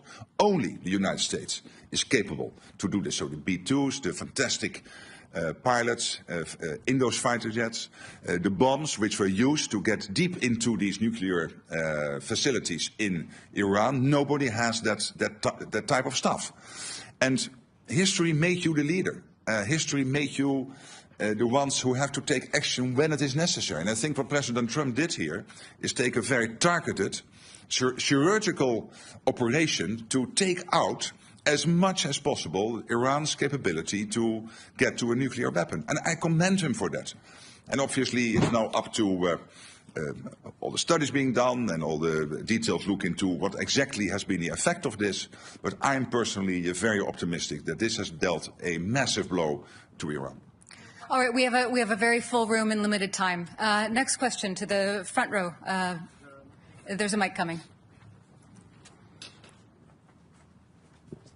Oh, that's good. Yeah. Hello, Eelco Bos van Roostal, Nieuwsuur, Dutch TV. You're dealing with a very unpredictable president or friend who has been all over the map on Article 5 in the past. In his first term, he threatened to pull out of NATO, which he doesn't seem to do anymore. But how are you certain that the Trump you're dealing with right now is the same version of Trump that you'll be dealing with for the rest of his term? I've now known him for almost 10 years. He's a good friend. I trust him. He was totally right that Europe and Canada were not basically providing to NATO what we should provide, and that the US was spending so much more on defense than the Europeans and the Canadians. Now we are correcting that. We are equalizing. I think it is a man of strength, but also a man of peace. You've seen that basically now with Iran. The man of strength being able to command his B-2 bombers to go into Iran to take out that nuclear capability, but also the man of peace who is then immediately following up with making sure that Israel and Iran will commit to a ceasefire. And I think this is exactly what you want the American president to do, provide that type of leadership. And so I find him very predictable. Next question, all the way in the back. I don't think so. DPA. Ansgar Hase, German press agency, DPA. Secretary General... We were speaking. Here. There you are. No. Yeah, in fact. I cannot see you. I can only answer the question if I see who is. Can you stand up? Oh, you're really in the back. Sorry. Yeah. Please. Thank you. Secretary General, I would like to come back to Article 5. Did President Trump promise in the meeting that he would stand by the allies until the end of his term? And if so, did he promise it without any conditions? Can I ask you, and not you, you're a journalist, so you are totally, of course, free to ask all those questions, but through you to some politicians in Europe and Canada to stop worrying. The United States is totally committed to NATO. The United States is totally committed to Article 5. How many times do we want them to say this? And as I said before, we have now had half a year when we constantly ask the US, are you with us, with NATO, with Article 5? So let's look for another country in NATO, one of the other 31, Iceland, the Netherlands, France or Canada, for the next half year to answer that question. All right. Limited time, lots and lots of questions. The woman in the green jacket here in the third row. Kathy Newman, Channel 4 News. Hi. Hello. You described in the communique Russia as a long-term threat. Isn't Putin an immediate threat? Did you water that language down to get agreement? No. Of course, if you're a long-term threat, you're also a short-term threat. So he is a threat now, and he is a threat in the long term. All right, same row, the woman in the white shirt with the glasses.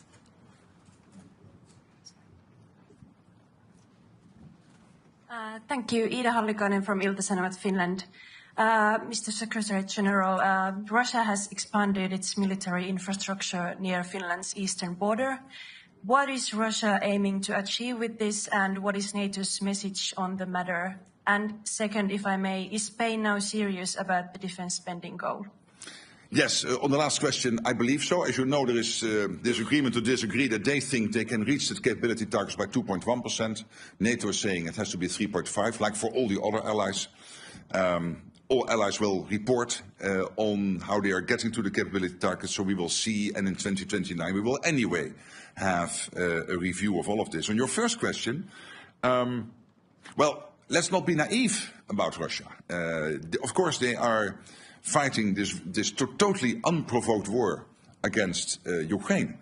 But at the same time, and this is what we have been hearing, open source from many senior military leaders in Europe, including the Chief of Defense in Germany, they are building up their armed forces and reconstituting their armed forces at such a pace that they could be ready in 3, 5 or 7 years to attack NATO. And that is why today was so important, and today is so transformational. Yes, to the question before, because we had to equalize this to the US and end the debate which has now been running for 60, 70 years.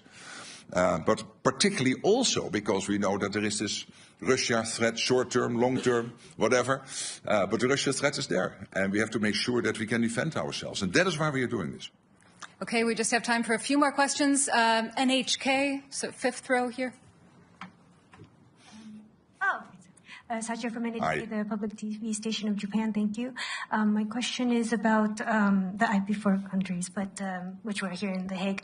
But so I know you've been mentioning that you won't lecture the whole world, but since you were able to make this historical decision today, do you think this would trigger other countries like the IP4 countries to think twice about their threats around them and their defense spendings?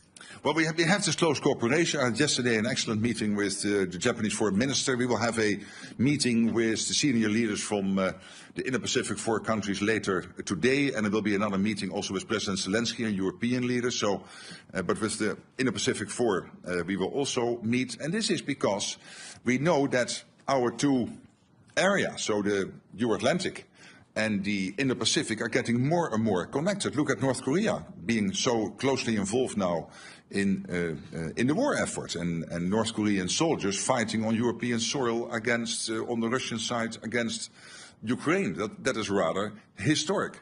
So this cooperation is important, where it's very much focused on innovation, very much focused on procurement, on defense industrial production, making joint assessments of what is happening in the Pacific, what is happening in the Euro-Atlantic, and how the two are more and more interconnected. And I must say, when I'm speaking to the leaders, and I was visiting Japan early April, having a long meeting with the Prime Minister, and I met him again last week in Calgary at the G7, but also the leaders of the Republic of Korea, Australia, New Zealand, they all are very much aware that, of course, part of having a deterrence is that you spend enough on it. And you see in all these countries debates ongoing on doing more where possible, but it is not up to me to advise them. Let me concentrate on the 32 and make sure that we do what we need to do. But I think that debate is taking place also in many countries outside NATO. Okay, I think we've just got time for a couple more questions. The center, fifth row, gentleman in the very center there. Yeah. Yes, my name is Haya from the Finnish newspaper Helsingin Sanomat. Did you exchange views on Vladimir Putin and Mr. Trump seems to be in rather friendly terms with him? It would be interesting to hear what you talked about him. I've not changed my views on Vladimir Putin. I don't trust the guy, and of course I had a lot of dealings with him personally when we had a terrible situation with flight MH17, the Malaysian airline flight MH17, being shot out of the air by Russia in July 2014, and Putin telling me that he was not present in the Donbass and that he had no dealings in Ukraine and this, that and the other, and these were all lies. We know that. Okay, for the sake of geographical diversity, all the way in the back, Telegraaf. Pim Cedee, the Telegraaf. Ms. Rutte, I have two short questions for you right here at the back. How do you think Vladimir Putin will look at this NATO summit in The Hague and the appointments being made between the 8 NATO allies? The other question, completely different one, but how big is the role of the Dutch King, Willem-Alexander, the Queen, and also Amalia in organizing this NATO summit and making it into a success? A big role. Last night was really amazing, and I mean, we are both Dutch, and we can be very fortunate to have this royal family. Of course, they have that overview which many politicians who are there for 1 or 2 terms can never compete with. So we have a king here in the Netherlands who is now in that position for 12 years. And you sense that. I mean, the breadth, the benefits from which he is speaking, including with the American president and other leaders, is really impressive. And I've seen the same before with his mother, Queen Beatrix. So that is one of the huge advantages of having a monarchy. And I would say, well, to your and my country, let's be happy and let's be glad and grateful that his family is willing to do that. On the other question, I mean, look what Putin achieved. He wanted to divide the West, and now Finland and Sweden have joined NATO. He wanted to divide the West, and now we have committed to a 5% spending target. So he cannot be very happy, and he should not be very happy. All the way in the front, on the left. Never give the microphone away. Give it up so that you can see me. Dejan Šejnović, Nezavisne newspaper from Bosnia and Herzegovina. Thank you very much for this opportunity. So for the West Balkans, for the first time, long time, it hasn't been mentioned in the communique. What does it mean for our region? You yourself were several times talking about the importance of the region for the alliance. So what can you tell us why it's not mentioned? Yeah, but again, this is not your traditional communique which you would see in the UN or in NATO in the past, where you would have 60 pages, 90 paragraphs, basically talking about the world from the birth of Jesus up to today and everything in between. I mean, that's done. We try to focus. So we are still very much concerned. KFOR is there in Kosovo. UFOR is there in Bosnia and Herzegovina. I was visiting the region, had extensive talks with the leadership in Bosnia, in Kosovo. I had a dinner in Brussels with the president of Serbia. So we are very much involved as NATO. The EU, of course, is very much involved. We closely coordinate with Kaja Kallas and Ursula von der Leyen on the European side. But what we really want to do here is not to recall all the language, like the irreversible path of Ukraine into NATO. It's still there, nothing changed. But really to focus on three core issues in 5 paragraphs. And one of the paragraphs is about the next meeting. So basically 4 paragraphs. And that is about, as you know, production, spending, and Ukraine. Okay, final question to the young reporters in the front. Yes. We'll get a mic to you. Just a moment. Thank you very much for this opportunity, Secretary General. We are the youth correspondents. Absolutely. And you are here now for 2 days, and you've been marvelous. Yes, thank you. There's a lot happening in this world, and many children worry about it. Do you think we children can also fight for peace? Or should we trust that you could bring peace to the world? Thank you. But I cannot personally bring peace to the world. What we can do collectively is to make sure that we are so well prepared, we are so strong, that nobody will ever attack us. So the best way to preserve your future and that our children can live in a democratic, free, open society where you can be who you want to be, think what you want, have free press, what we basically have in the West, and let's be honest, it's fantastic, is to make sure that we spend enough on our defense, particularly if we know that we have some adversaries who are really trying to get at us. So that's the best way to preserve your future. And that's what we try to do today, to make that commitment. But you standing here is really touching, and we've seen each other now for 2 days. We know each other for some longer time. I really want to thank you both, and in you, all the free press sitting in this room, for your fantastic work, and see you soon in Brussels or elsewhere. Bye-bye. Take care. Thanks. Thank you all very much. That's all we have time for today.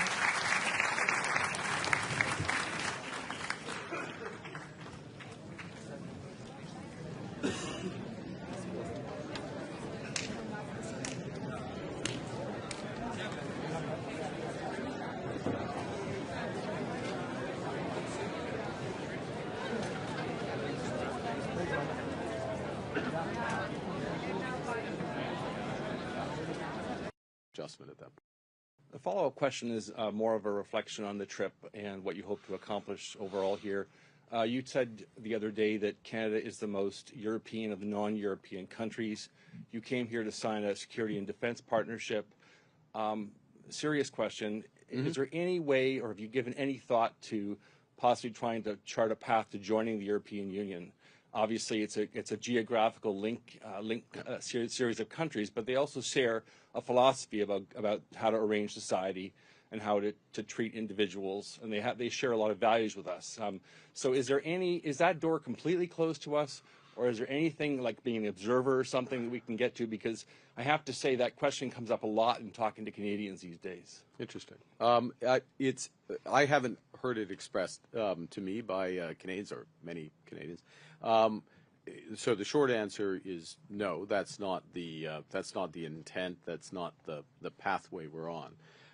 But much of what you said in your question, I would subscribe to, which is that most European and non-European nations. That's not necessarily a comment about the historical makeup of the country, but it's the relative value set, the value on liberty, the value on democracy, the importance of solidarity. We have similar social welfare systems. The importance we put on sustainability, our ability to mutualize, in other words, to work with others and protect, our belief in a rules-based international system, which the footprint of that is shrinking, but it's not immaterial, and we're helping to build that with Europe.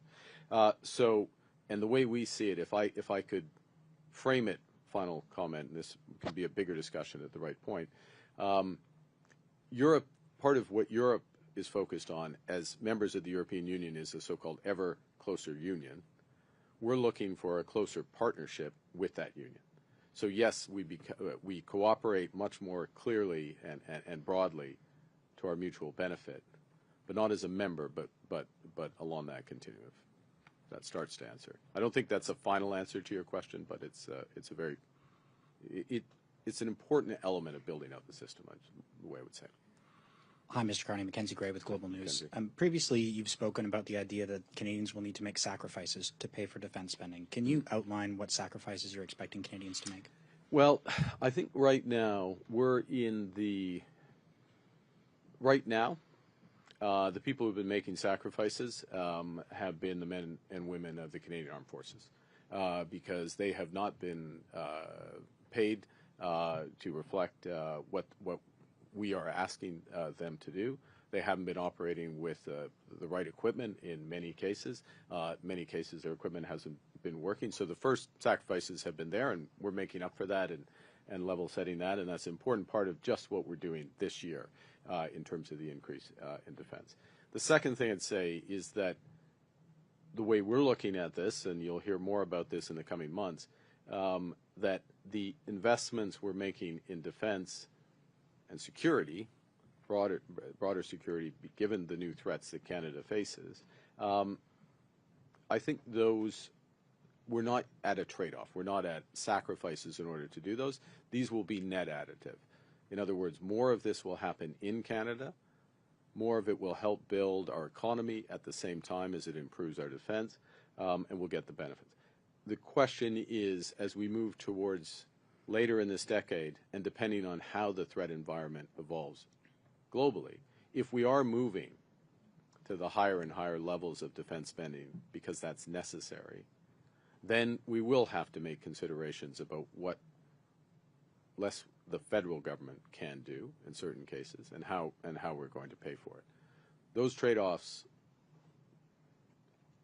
I'm going to give you false precision around this, but those trade-offs happen towards the end of the decade into the next decade, and we will be much, much better informed. And if I can go back to Steve Chase's question, the social license element of that, there's going to be a very clear and open conversation about that based on facts and based on what Canadians want. So in terms of the spending on the 3.5%, it seems as though you're saying that Canadians should not expect that there's going to be a substantial increase in defense spending. Of course, not saying what you've done now, but those things will be coming much later down the line. I think it'll be, look, one of the things we're very conscious of the government, and I know you were there, I think it was described perhaps by you as the most boring, and I know there's competition for that, but the most boring campaign release during the campaign when we spent a day on defense procurement and how we were going to restructure defense procurement. And part of the reason we're doing that for several reasons. First and foremost, value for money for Canadians. Second, you do remember, it was you, wasn't it? I'll take your word. And second, and you're in NATO. This is like really important. I don't remember that. And secondly, to have maximum spillovers, like benefits in Canada of that spending to get jobs and others. But thirdly, this issue about how quickly we move up, because one of the things, it's in anything, it's not just in defense, if you all of a sudden start spending a lot more money in one area, you can end up spending a lot more money on rising prices and choke points.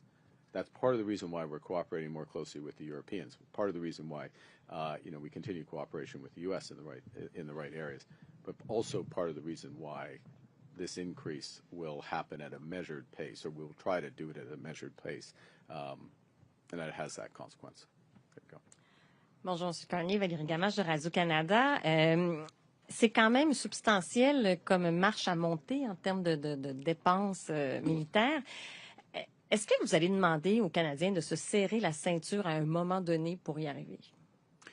Est-ce que vous devrez demander aux Canadiens de se serrer la ceinture, ou pour reprendre le terme de Marc, avez-vous l'impression que vous devrez demander aux Canadiens de faire des sacrifices pour y arriver? OK. Dans ce contexte, pour le moment et pour les prochaines quelques années, jusqu'au...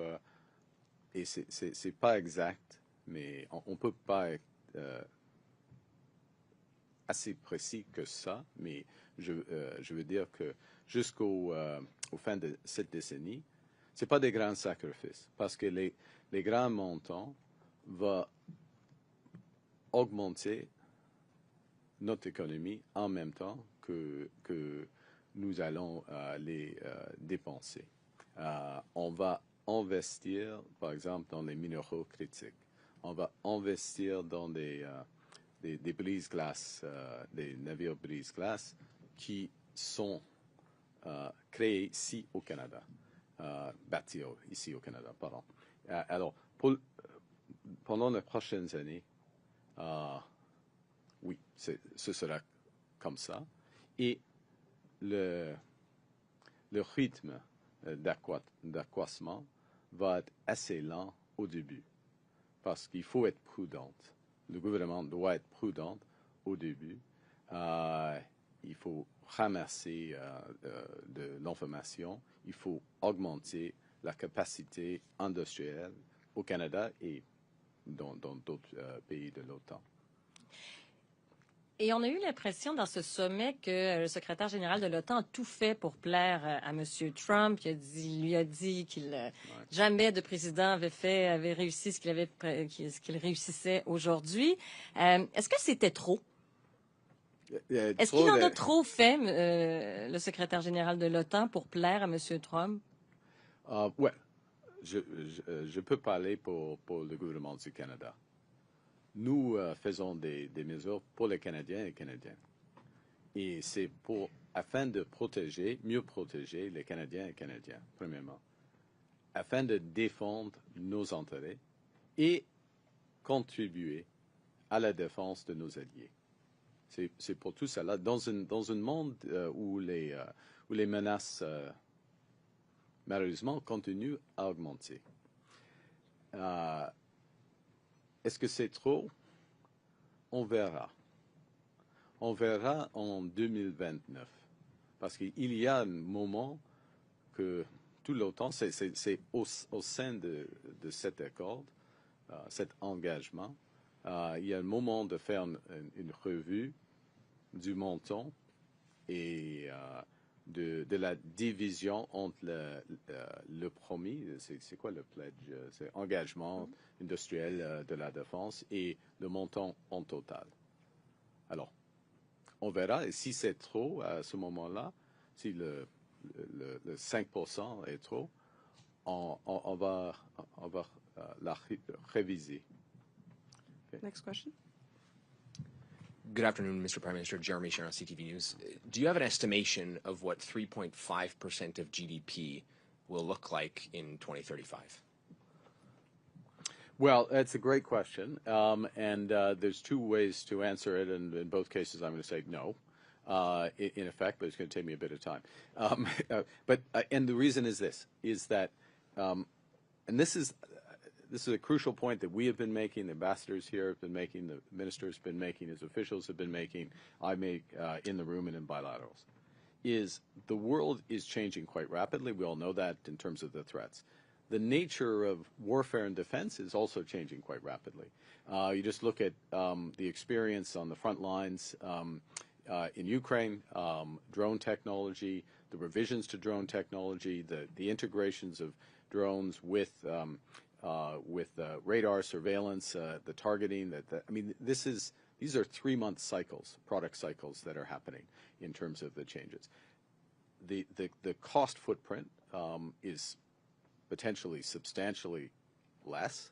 It is substantially less in terms of much of what is being fought. We have not, Canada, the NATO more broadly, have not yet integrated those learnings. And that's first thing. People know they need to do that, but that's part of the questions that's going to evolve over time. Secondly, the other threat environments, cyber, I'll group them under cyber, but the scale of cyber, which will only be augmented by quantum, the risks be augmented by the development of quantum, that's changing very rapidly. So we don't know how much we're going to be spending and how we're going to spend, both in terms of, I'll call it, drones are both air and battlefield tank defenses wrapped into one. So how that's going to evolve, how the cyber warfare is going to evolve, what the relative spend is going to be on that, and what's the most efficient way to do that. That's the first element. The second element is whether the threat environment itself changes, because we should spend for the environment, not for some what could be an arbitrary number. Key point. The fact that we are doing this today, the fact that we're united, the fact that the United States is fully behind this, the fact that we're working together, is going to reduce the threat environment 10 years from now. Certainly, now, we'll never be able to precisely answer that, what it would have been versus what it is there, but the deterrence element of NATO has just gone up substantially, and it's crucial. And we would really feel it if we went in the other direction. My follow-up's on the Middle East. Have you seen intelligence from the U.S. attack on Iran's nuclear sites, and do you know how far set back Iran's nuclear attack was, or set back their nuclear capabilities were by this attack? Yeah, I don't have intelligence that I can share with respect to that. I will say that the U.S. attacks degraded Iran's nuclear capability, nuclear weapons capability. Crucial point here. We're now all talking about what we should be talking about, which is this was nuclear weapons capability that they were developing, and that has been degraded.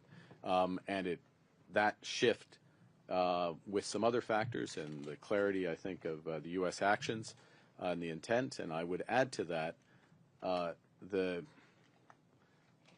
neutrality, not quite diplomatic language necessarily used by the president yesterday, but it was neutral language that the president used yesterday. The combination of those factors have contributed to a ceasefire, which is in very early days, and we just add our voices to the importance of that holding, and that those ceasefires, not just holding and being developed, and that there is a more enduring de-escalation with Iran. But also that there is a ceasefire in Gaza. This does create an opportunity. We made that point. It's not just a necessity, but we made the point about what was called resolution in the G7 statement signed by the United States, the G7 statement at Kananaskis, separate statement on Iran, that resolution should lead to reduction of hostilities in the broader region, including a ceasefire in Gaza. We reiterate that point today. We've got about 3 minutes left and 3 journalists left. So okay, I'll be. It's my fault. I'll be quicker. Okay. Yeah. Next question. The Prime Minister Thomas Hill from Bloomberg News. You've been in Europe several days speaking with leaders about security, and you campaigned to Canadians about rebalancing defence dollars away from the US. So I wanted to ask if you've had talks with specific European partners about fighter jets, submarines, specific big-ticket items that Canada is looking to procure. The short answer is yes. Can you be on both, on fighter jets and submarines. When and can we other, expect to see decisions on those? With the review of the F-35, we expect to complete by the end of the summer. If we need, we'll take all the time necessary, no more, and we'll go from there. And submarines? That's a longer process. It runs to 2027, 2020. At least it may be 2028 before the final decision. But it's a big procurement process, and there's multiple steps. But there's lots of interest in helping us in that. Thank you. My other question, I'll try and be fast. That's that's question 4. About the commitment to hundreds of billions of dollars cumulatively you've made today. The Parliamentary Budget Officer told us that implies high deficits unless you either raise taxes or cut major projects, social spending. So do you agree with him? And if so, how high a net debt to GDP ratio are you willing to run?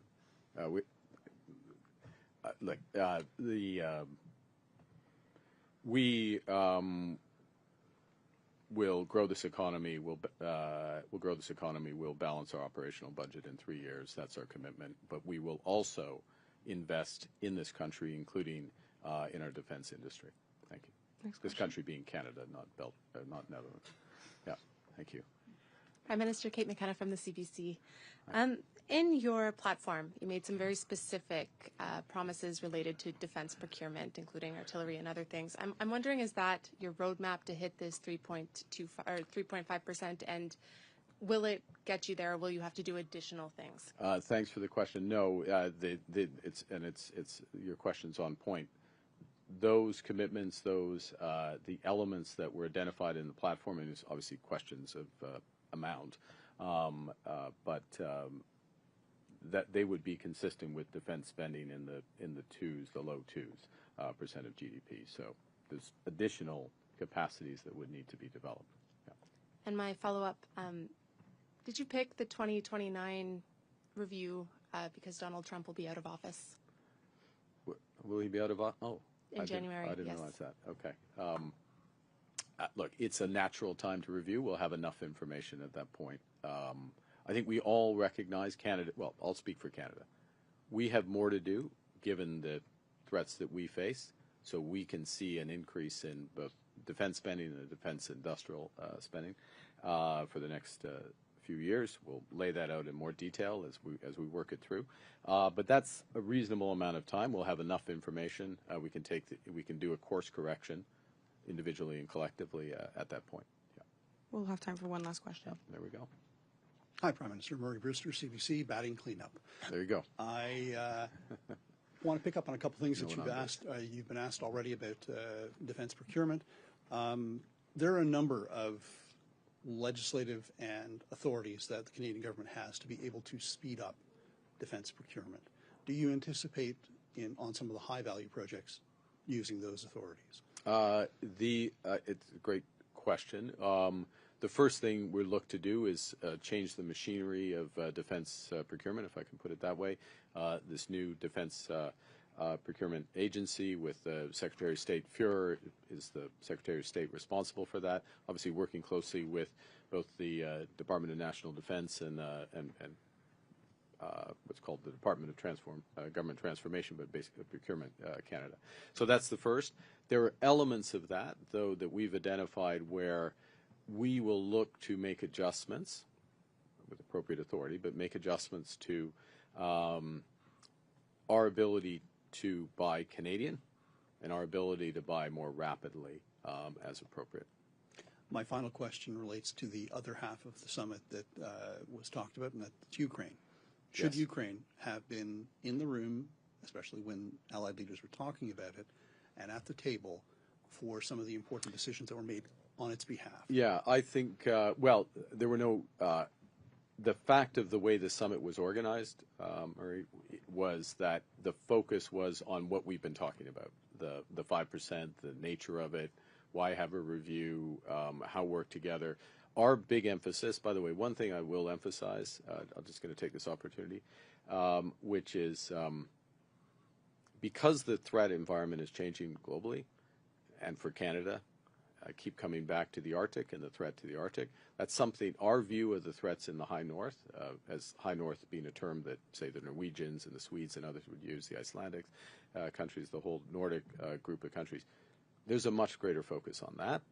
And one of the points we're making in the room is NATO needs to take that into account as it develops its thinking about what are the responsibilities of the members, what are the capabilities we need to develop.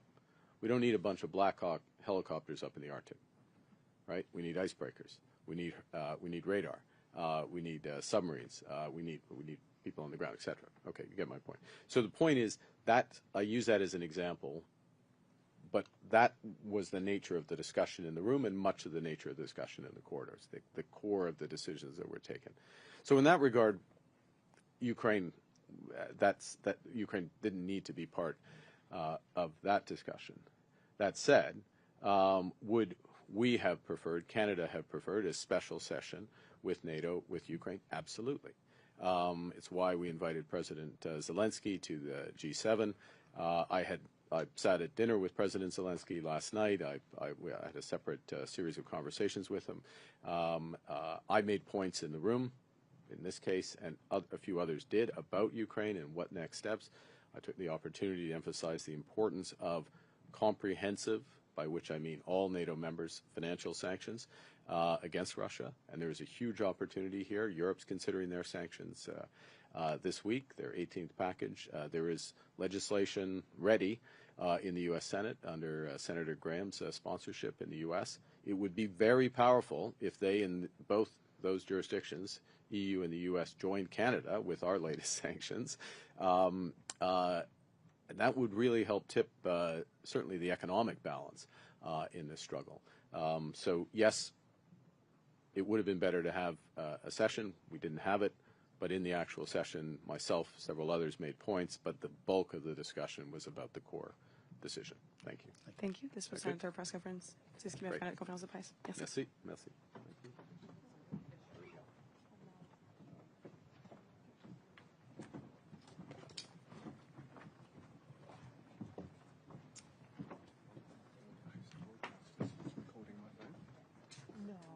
You know,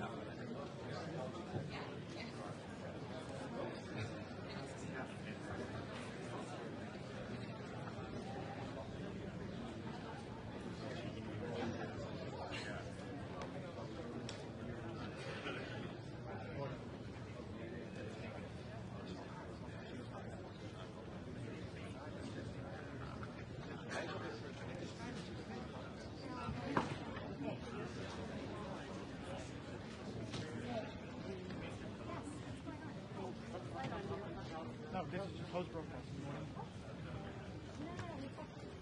Oh, you're the one. Yes, I need to go in the center. Yeah, you can stand. Oh, lovely, thank you. No worries. Get your hand. Here we go. We're going to move you over.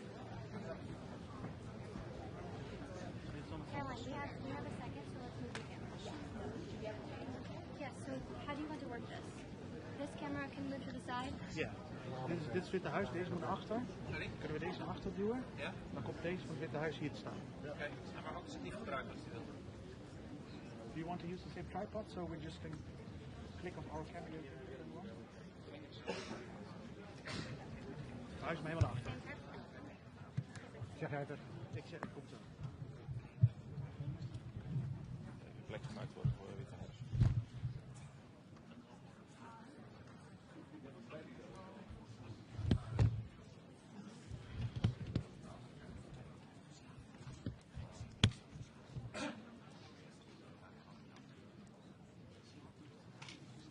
Zijn niet heel vriendelijk, zeg maar.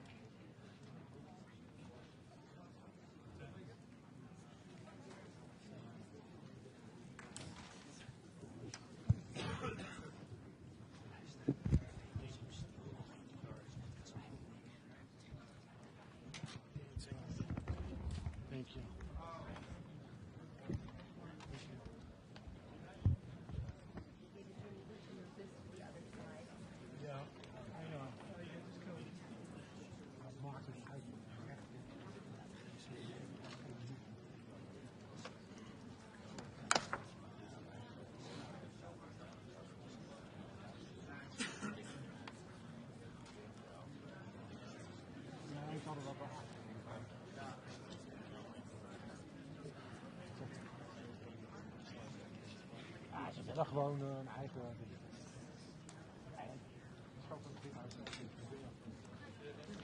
I need power. Is there power? I need power. AC. Is there power back here somewhere? Where? No, okay.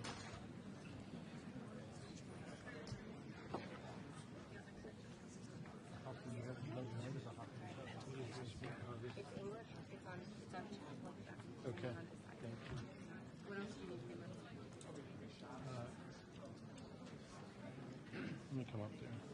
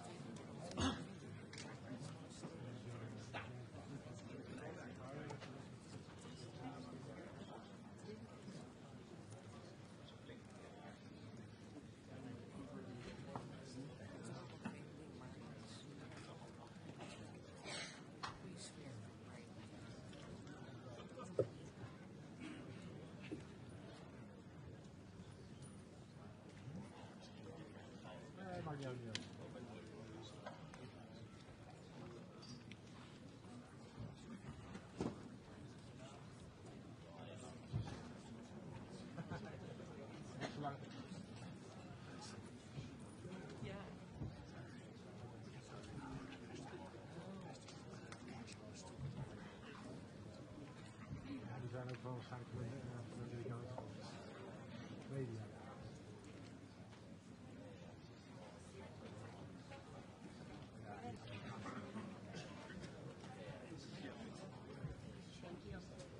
David, Ethernet is right behind you. Ja, dat kan ik verstaan. Thank you.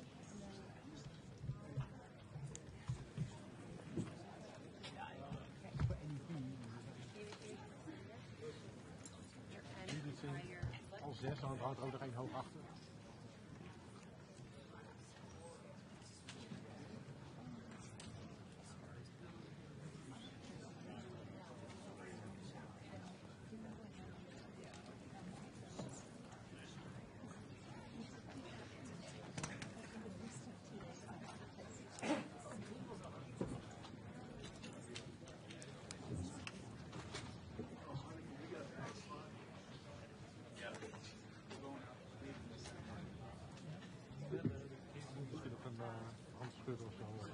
Dan mogen ze gaan staan. One that you said is this also mine?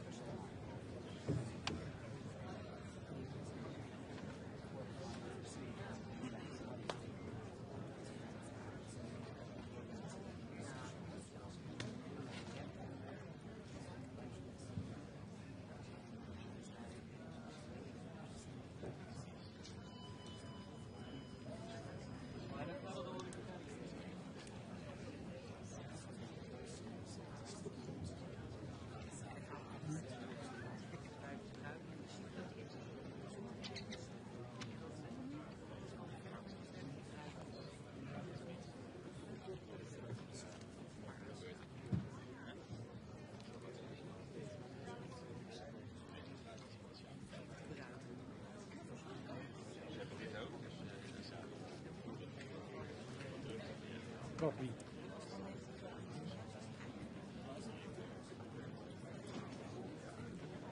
Ja, tuurlijk. Bij de rood. Hij niet.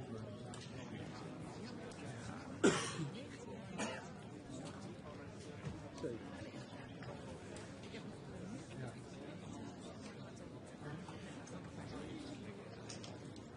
Ik heb het gemist.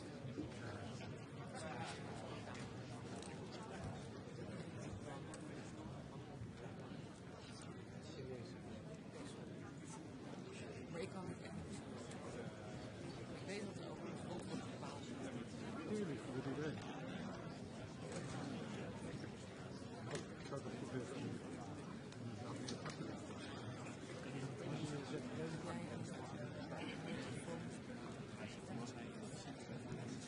Iedereen maakt het ook goed. Ja.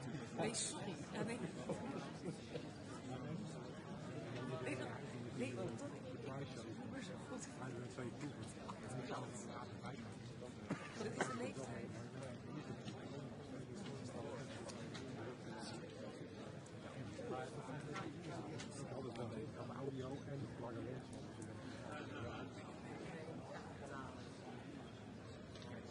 Doet iedereen.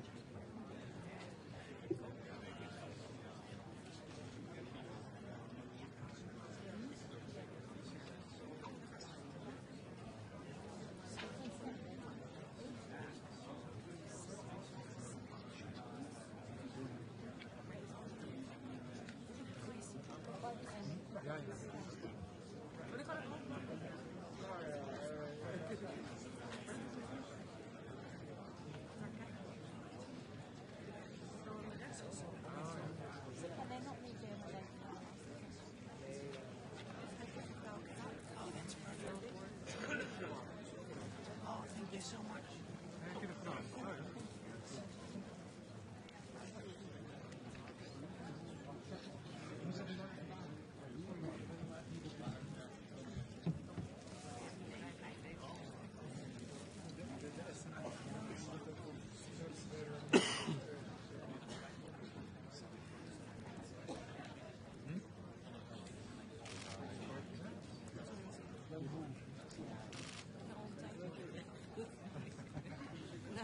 De laatste update is nog steeds líderes.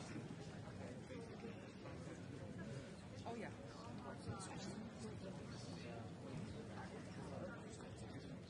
Ja, dat is vol mensen.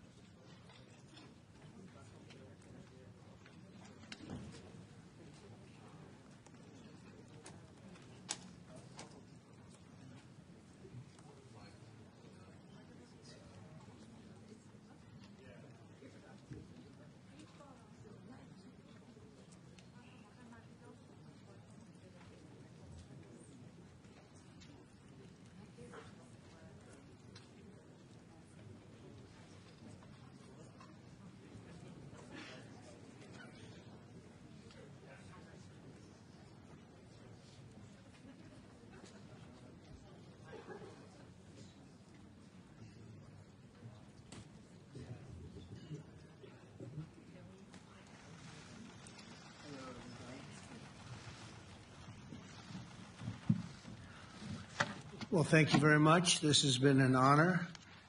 It was a fairly long trip, but worth it. Tremendous things have been accomplished, as you probably noticed. Listened to a lot of wonderful speeches from the heads of a lot of wonderful countries. But I want to thank you for joining us at the conclusion of a highly productive NATO summit in the Netherlands. I want to thank them for the royal treatment they've given us. Couldn't have been nicer. And it's a beautiful country, really a beautiful country. Coming in, I saw the most beautiful trees. In fact, I want to bring some back with me. I want to also thank, I had breakfast this morning with the King and Queen, and they're incredible people. I said, you're central casting, beautiful people, great people, big, beautiful heart. And I enjoyed that. And also NATO Secretary General Mark Rutte, who's been terrific. He's been a friend of mine. Used to be right here running this wonderful country. Now he's the NATO Secretary General. He's doing a fantastic job. And the Prime Minister, we appreciate everything you've done. And as you know, last weekend, the United States successfully carried out a massive precision strike on Iran's nuclear enrichment facilities, and it was very, very successful. It was called obliteration. No other military on earth could have done it, and now this incredible exercise of American strength has paved the way for peace with a historic ceasefire agreement late Monday, and we call it the 12-day war. Spoke to a few people. I guess that just sounded like the right name. It was a 12-day war. And we think it's over. I don't think they're going to be going back at each other. I don't think so. Not only have we dealt decisively with the critical threat of Iran's nuclear program, which was what I wanted. I said, Iran cannot have a nuclear weapon. I've said that for 15 years, long before I decided to do the political thing. But we've also reasserted the credibility of American deterrence, which is like no other. The people at NATO said there's never been anything. You know, I rebuilt the entire military during my first term.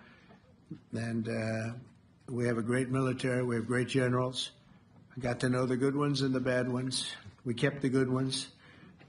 Over the past 2 days, I was honored to participate in the NATO leaders meeting and also had extremely good individual discussions with the King and the Queen, Secretary General Rutte, and the Prime Minister. Great discussions. Very knowledgeable people. Major focus of our conversations at the summit was the need for other NATO members to take up the burden of the defense of Europe, and that included the financial burden. As you know, it was 2%, and we got it up to 5%. And they said, a couple of them came up to me. One in particular said, sir, we've been trying to get it up to 3% for 20 years, and we haven't been able, and you got it up to 5%. So they're going to be, most of them, I guess almost all of them, are going to be contributing now, 5%. A number that people are surprised at, but you need it today. The United States accounts for 2/3 of all NATO defense spending. And since I began pushing for additional commitments in 2017, believe it or not, our allies have increased spending by $700 billion. I said to people, you don't have any money, and a lot of them weren't paying. And so I started the process, and I picked it up as soon as I got back, which is 6 months ago. And following my election last November, almost all have accelerated plans to reach the 2%, 3%, 4%, and then ultimately, very quickly, 5%. And all of this is going to be done very quickly, almost immediately. You probably know this as well as I do. I'm sure they've been talking about it. It's really been a big focus. In a very historic milestone this week, the NATO allies committed to dramatically increase their defense spending to that 5% of GDP, something that no one really thought possible. And they said, you did it, sir, you did it. Well, I don't know if I did it, but I think I did. This will be known as the Hague Defense Commitment, which is pretty good, pretty appropriate. When the allies reach this number, it will add more than $1 trillion a year. Think of that, $1 trillion per year to our common defense. And this is a monument really to victory, but it's a monumental win for the United States, because we were carrying much more than our fair share. It was quite unfair, actually. But this is a big win for Europe and for actually Western civilization.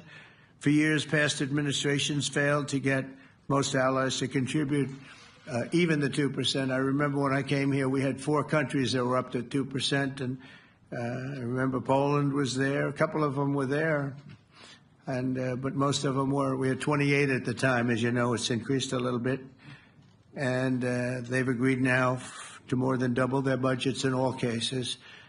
And Europe stepping up to take more responsibility for its security will help prevent future disasters like the horrible situation with Russia and Ukraine, and hopefully we're going to get that solved. Last week they lost 7,000 soldiers, mostly soldiers, but they're also getting hit in Kiev. They're getting hit in some of the towns also. And that means life. Life is disappearing also in the cities and towns. Should have never happened, would have never happened if I was president. I said it 1,000 times, and it never did happen. It's never even thought about. But it's vital that this additional money be spent on very serious military hardware, not bureaucracy, and hopefully that hardware is going to be made in America because we have the best hardware in the world. You saw that where 14 missiles were shot at us the other day. And they were very nice. They gave us warning. They said, we're going to shoot them. Is 1 o'clock okay? They said, it's fine. And everybody was emptied off the base, so they couldn't get hurt except for the gunners. They call them the gunners. And out of 14 high-end missiles that were shot at the base in Qatar, all 14, as you know, were shot down by our equipment. Amazing stuff. Amazing that they can do. It's like shooting a bullet with a bullet. It's the same thing if you think about it. 14 out of 14, and they weren't even that surprised. I said, do you do that well often? They say, we pretty much do, sir. The Ukraine crisis has also highlighted the urgency of rebuilding our defense industrial base, both in the United States and among the allied nations. We cannot afford to be dependent on foreign adversaries for critical minerals. And as you know, we made a deal with Ukraine to take a vast amount of the land they have for minerals. We need it. And once again, I want to thank all of the people in the Netherlands, incredible people. It's a great place. And all of the NATO allies for the tremendous summit that we just had. A letter just came in, and a statement came in from the Atomic Energy Commission of Israel. And I just wanted, this is an official letter, and they're very serious people, as you know. The devastating U.S. strike on Fordo destroyed the site's critical infrastructure and rendered the enrichment facility totally inoperable. It was devastated. We assess that the American strikes on Iran's nuclear facilities has set back Iran's ability to develop nuclear weapons for many years to come. This achievement can continue indefinitely if Iran does not get access to nuclear material, which it won't. It's so sad that that whole thing had to go. But I just want to thank our pilots. You know, they were maligned and treated very bad, demeaned by fake news CNN, which is back there, believe it or not, wasting time, nobody's watching them, so they're just wasting a lot of time, wasting my time. And the New York Times, they put out a story that, well, maybe they were hit, but it wasn't bad. Well, it was so bad that they ended the war. It ended the war. Somebody said in a certain way, you know, that it was so devastating, actually. If you look at Hiroshima, if you look at Nagasaki, you know, that ended a war too. This ended a war in a different way, but it was so devastating.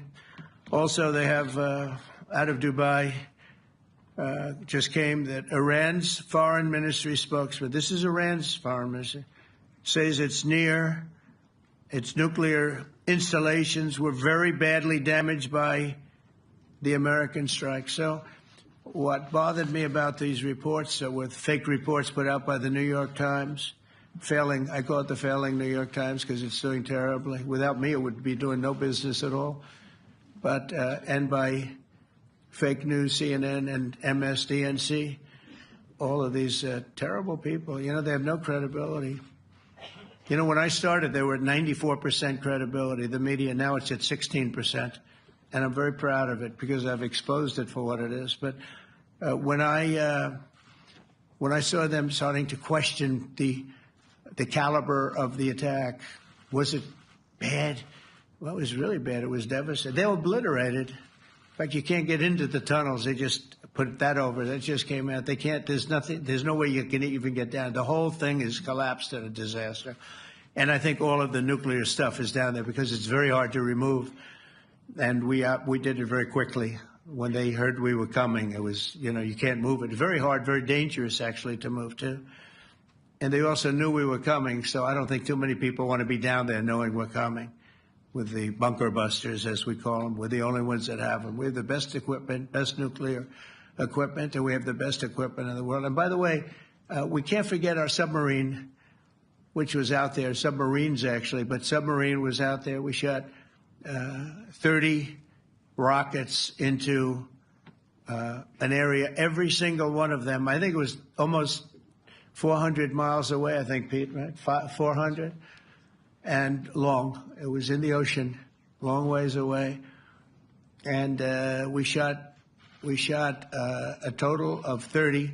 Every single one of them hit within 9 inches from where it was supposed to be. It took that a lot because we didn't do just Fordo. We did 2 others in addition, which hadn't been completely destroyed. So we hit them with a submarine from hundreds of miles away. Amazing, just amazing equipment. Greatest submarines in the world. Nobody's even close. They're 20 years behind us when it comes to submarine technology. So that's one, and the other was from the Atomic Energy Commission. And they have about 3 or 4 of them now coming in from atomic energy commissions from various places. But the one that we have that just came out, we released it a little while ago, was from the Israeli Atomic Energy Commission. But numerous of them are getting to see the site, and the site has been demolished. And again, we had these brave patriots, these incredible flyers, these people that can fly a plane better than anybody can fly a plane, going into very hostile territory, flying into the territory that has got more missiles and things pointed at it, but it was very stealth. They didn't get to see it. It was dark. That's the amazing thing about the shots. They hit the shots perfectly, and yet it was dead dark. There was no moon. There was no light. It was virtually moonless. It was very dark, and the shots were hit perfectly. But when they get demeaned, and they were very upset about it because they knew how strong it would be. Back in Missouri, the pilots flew about 36 hours, 2 ways, far distance, and in those incredible B-2s. And we then had the F-22s, and we had the F-35s, and we had other planes, and we had, I think, a total of 52 tankers. That means the big tankers, because the refueling was a lot for all of the different planes that we sent. Incredible operation, and I have to say, General Raisin Kane was incredible. That's why he beat ISIS, and we beat ISIS in a matter of weeks. I was told it would take 4 to 5 years. We did it in a few weeks, and he was great. That's why he's the head of the Joint Chiefs of Staff right now, because I had a very good experience with him. He knocked out ISIS in a period of literally a few weeks. Amazing. And it was supposed to take a few years, 5 years to be exact. So we had a great victory there, and we then came here, and I think we had a great victory here. But this is an ongoing project. This is the safety of Europe, the safety of the world. And they've raised it from 2% to 5%, something which nobody, and you're talking about over $1 trillion a year. So we're talking about a lot of money coming in from countries that we're not paying nearly enough to be effective. So I have, as you know, Marco Rubio with me, and Pete Hegseth, Secretary of State and Secretary of War. Should we say Secretary? You know, it used to be called Secretary of War. Maybe for a couple of weeks we'll call it that, because we feel like warriors. It used to be called Secretary of War. In fact, if you look at the old building next to the White House, you can see where it used to be Secretary of War. Then we became politically correct, and they called it Secretary of Defense. I don't know, maybe we'll have to start thinking about changing it, but we feel that way. Do we have any questions, please? Wow. That's a lot of questions. Who's a nice person? Oh, you're not a nice person, but I'll let you ask one. Go ahead. What's he going to ask? He is not nice at all. I know him well. Thank you, Mr. President. Yeah. Thank you for taking the time before flying home. You just said you believe the conflict between Israel and Iran is over. What makes you so confident it is? And what do you do if it isn't? Because I dealt with both, and they're both tired, exhausted. They fought very, very hard and very viciously, very violently, and they were both satisfied to go home and get out. And can it start again? I guess someday it can. It could maybe start soon. I think a big telltale sign was when, as you know, Iran somewhat, by not much, violated the ceasefire, and Israel had the planes going out that morning, and there were a lot of them, 52 of them.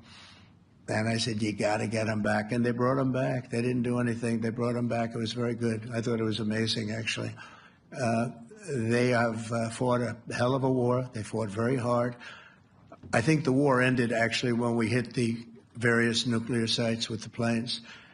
And I just hope you people can give these pilots, these are the best pilots in the world. They're the best shots in the world. They call them shots. That's what they are.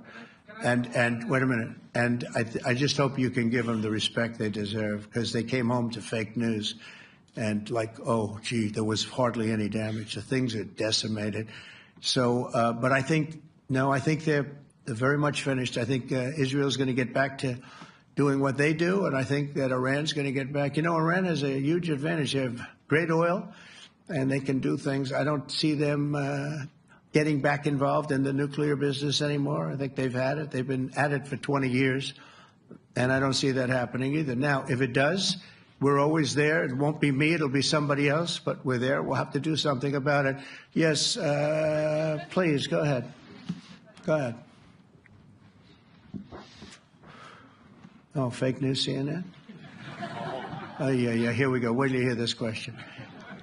You should really say how great our soldiers and our warriors are. I think everyone appreciates our soldiers and our warriors. I do have two questions for you, Mr. President. You just cited Israeli intelligence on these attacks. Earlier, you said U.S. intelligence was inconclusive. Are you relying on Israeli intelligence for your assessment of the impact of the strikes? No, this is also Iran made the statement. And it's also, if you read the document that was given, that Pete can talk about if you'd like, the document said it could be very severe damage, but they didn't take that.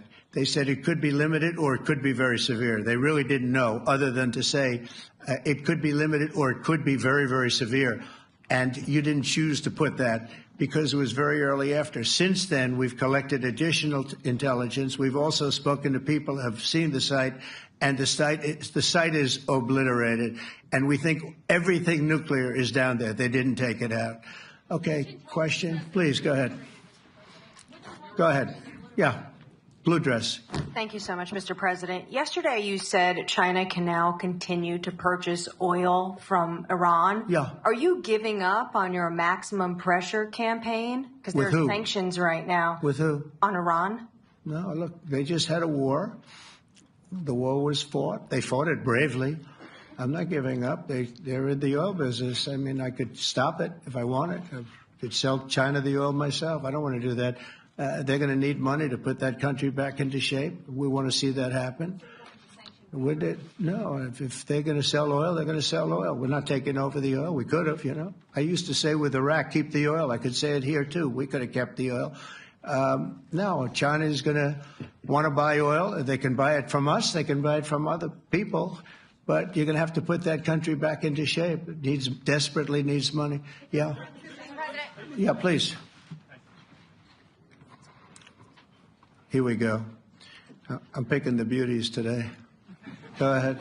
Mr. President, Secretary General Rutte has described President Putin as an adversary, a threat, an enemy. Do you view him the same way? And in addition to that, you mentioned General Kane, your chief of staff, the chairman of the Joint Chiefs of Staff. General Kane. Yes. He has said that Mr. Putin has territorial ambitions beyond Ukraine. Do you view that in the same way? It's possible. I mean, it's possible. I know one thing. He'd like to settle. He'd like to get out of this thing. It's a mess for him. He called the other day. He said, can I help you with Iran? I said, no, you can help me with Russia. Because, in the last few weeks, we took care of India and Pakistan, Kosovo, Serbia. I think on Friday we have coming in, the Congo is coming in, and Rwanda is coming in. That was a vicious war that went on, a machete war, heads chopped off all over Africa. They're coming in. We did 2 others in addition to that. Nobody's ever done anything like this. No, I consider him a person that's, I think, been misguided. I'm very surprised, actually. I thought we would have had that settled easy. I've settled 4 of them in the meantime. But he did call up, but he said, he's close to Iran. He'd like to help us get a settlement. I said, no, you help me get a settlement with Russia. And I think we're going to be doing that, too. Yeah, please. Go ahead, please.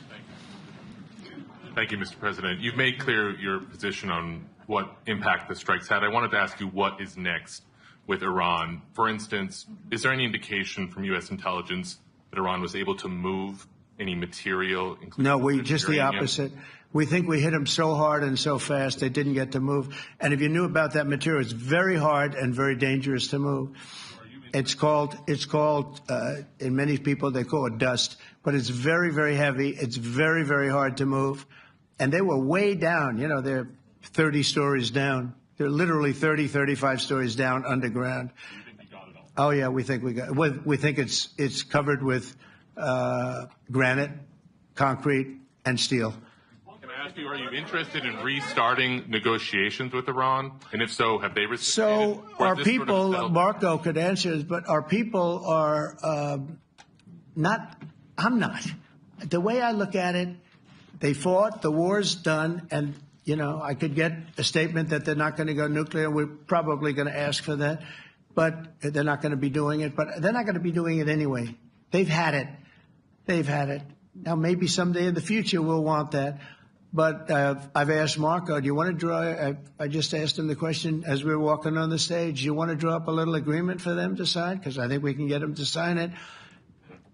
I don't think it's necessary. Marco, do you want to talk about that, please? Well, Mr. President, I think President Trump has shown a willingness to meet and talk to anybody in the world who's interested in peace.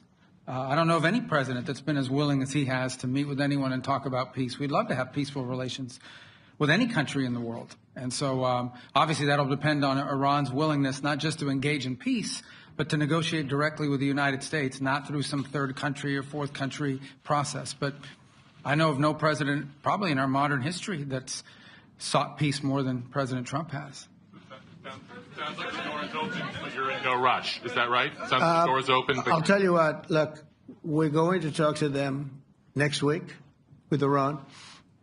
We may sign an agreement. I don't know. To me, I don't think it's that necessary. I mean, they had a war, they fought. Now they're going back to their world. I don't care if I have an agreement or not. The only thing we'd be asking for is what we were asking for before about we want no nuclear, but we destroyed the nuclear. In other words, it's destroyed. I said Iran will not have nuclear. Well, we blew it up. It's blown up to kingdom come. And so I don't feel very strongly about it. If we got a document, wouldn't be bad. We're going to meet with them, actually. We're going to meet with them. Yeah. Yeah, go ahead, please. Yes. Mr. President, Netherlands TV, thank you for visiting our country. Good. As I understood, Thank you. I, of course, I'd like to know how you slept last night at the House of the King. Oh, I slept beautifully. But probably a more serious question. I think you just had a meeting with President Zelensky. Did you discuss any ceasefire in this Russo-Ukrainian? No. I wanted to know how he's doing. He was very nice, actually. You know, we had little rough times sometimes. He was couldn't have been nicer.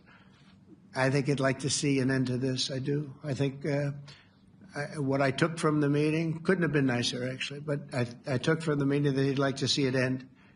I think it's a great time to end it. I'm going to speak to Vladimir Putin and see if we can get it ended. But look, these are brave people. They're fighting these wars all over the place. You know, last week they had, I guess, close to 7,000 young soldiers, Russian and Ukrainian soldiers were killed, 7,000 in 1 week. It's crazy. It's crazy. So I'll be speaking to Putin. No, I had a good meeting with with Zelensky, and I had a lot of good meetings. We had a lot of good meetings with a lot of people, a lot of great leaders.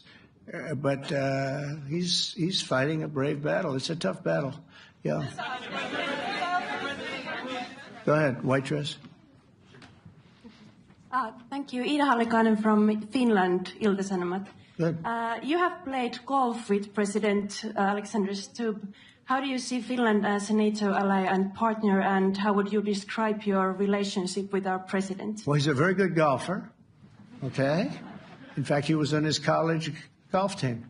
He went to a good college in the South, as you know, a very good college, and he was a good golfer. We had a good time. I think my relationship's great. I want to buy icebreakers. You know, you're very good at icebreakers. And I actually made him an offer. I didn't go to Congress. They'll try and impeach me for this.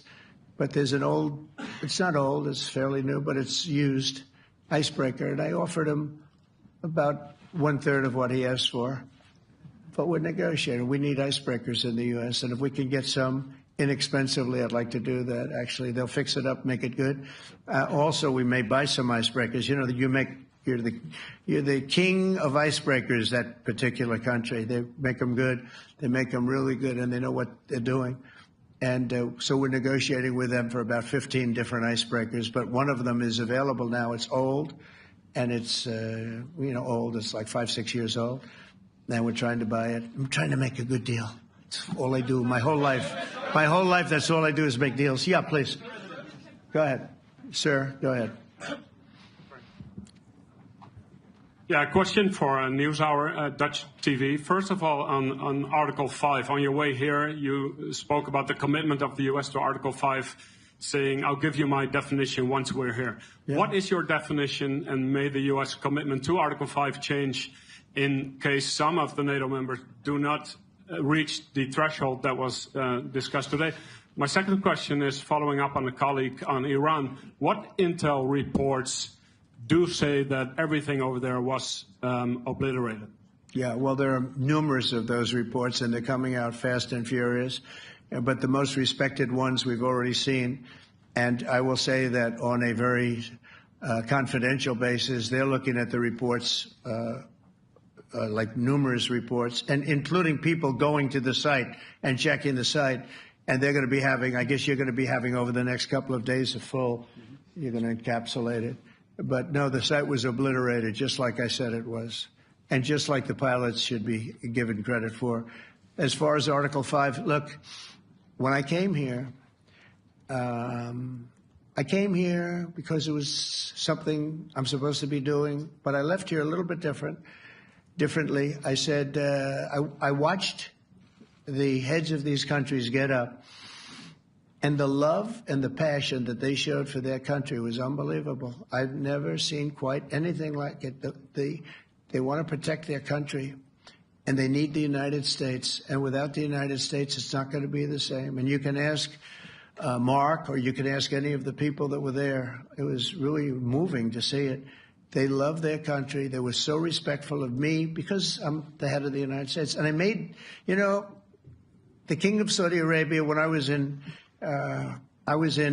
the Middle East, so I was in Qatar for a different reason, not a reason to get shot at. We were in there for economic development reasons, Qatar, UAE, and Saudi Arabia. All three leaders of those countries, and we took back $5.1 trillion into the United States. All three leaders said, you're presiding over the hottest country in the world. The United States right now is the hottest. Everybody wants to be there. Everybody wants a piece of it. He said, a year ago, your country was dead. You had a deadhead running it. You had a country that was dead, and it was dead. You had people pouring through the borders. You had inflation. You had everything. He said, you've made it in 5 months at that time. You've made it the hottest country. This is the hottest country in the world. The United States right now is the hottest country in the world. And when I was around that table, it was a nice group of people, many of whom I knew from previous. When I saw the passion they had for the country, almost everyone, and you probably have the tapes, it was very public, but almost every one of them said, thank God for the United States. Without the United States, they couldn't really have NATO. It wouldn't work. It wouldn't work. It will in the future because now they're paying much more money, but it wouldn't work. It was great. And I left here differently. I left here saying that these people really love their countries. It's not a ripoff, and we're here to help them protect their country. Okay, we'll do one or two more. Thank you, Mr. President. Yeah. A question on Spain. Are you satisfied with today? Oh, I think Spain's terrible what they've done. No, I do. They're the only country that won't pay the full up. They want to stay at 2%. I think it's terrible. And, you know, they're doing very well. The economy is very well. And that economy could be blown right out of the water with something bad happening. You know, Spain is the only country that... Are you from Spain? Yeah. Good. Congratulations. You're the only country that is not paying. I don't know what the problem is. I think it's too bad. So we'll make it up. You know what we're going to do? We're negotiating with Spain on a trade deal. We're going to make them pay twice as much. And I'm actually serious about that. We're going to make Spain... I like Spain. I have so many people from Spain that it's a great place and they're great people. But Spain is the only country out of all of the countries that refuses to pay. And, you know, so they want a little bit of a free ride. But they'll have to pay it back to us on trade because I'm not going to let that happen. It's unfair. It's unfair to NATO. All right, sir, please. Go ahead, right in the back. Yeah, you, tall one. The tall man. Mr. President, Johannes Petra from Austrian National Television. How are you? You once said that you would end the Ukraine war in 24 hours. You later said you said that sarcastically. Well, of course it was sarcastic. But you've now been in office for 5 months and 5 days. Why have you not been able to end the Ukraine war? Because it's more difficult than people would have any idea. Vladimir Putin has been more difficult. Frankly, I had some problems with Zelensky. You may have read about him. And it's been more difficult than other wars. I mean, look, we just ended a war in 12 days that was simmering for 30 years, frankly. We ended Rwanda and the Congo. It's coming to sign the documents. We've already signed basic documents, but they're coming, I think, to the White House on Friday. We ended Serbia was going to go at it. But maybe the most important of all, India and Pakistan. And that wasn't whether or not they may someday have nukes like we're talking about in the Middle East, like we're talking about with Israel and Iran. This is they have nuclear weapons. I ended that with a series of phone calls on trade. I said, look, if you're going to go fighting each other, it was getting very bad. You know how bad that last attack was. It was really bad. If you're going to go fighting each other, we're not doing any trade deal. No, you have to do a trade deal. I said, we're not doing any trade deal. And in fact, I had the general, who was very impressive. The general from Pakistan was in my office last week. You know, Prime Minister Modi is a great friend of mine. He's a great gentleman. He's a great man. And I got them to reason. I said, we're not doing a trade deal if you're going to fight. And if you're going to fight each other, we're not doing a trade deal. And you know what? They said, no, I want to do the trade deal. We stopped the nuclear war. Go ahead. Go ahead, Jeff. Here's another beauty, Jeff. He's a beauty, all right. Go ahead. Mr. President, to follow up on Ukraine, will the United States contribute any more money to Ukraine's defense this year to the $5 billion that allies are giving? And one question, you had another meeting with the Dutch opposition leader, Mr. Wilders. Can you tell us about that meeting? And are you upset about his anti-Muslim stance? I'm not upset about it. It's just his view. He's unhappy with the way things are going in this country and various countries. He was an opposition leader. And I was asked to meet with the opposition leader by the people that are running. I think they have some deal where if you have a meeting, you're supposed to meet with an opposition leader. I said, that's strange. We don't do that. But I met with I didn't know him.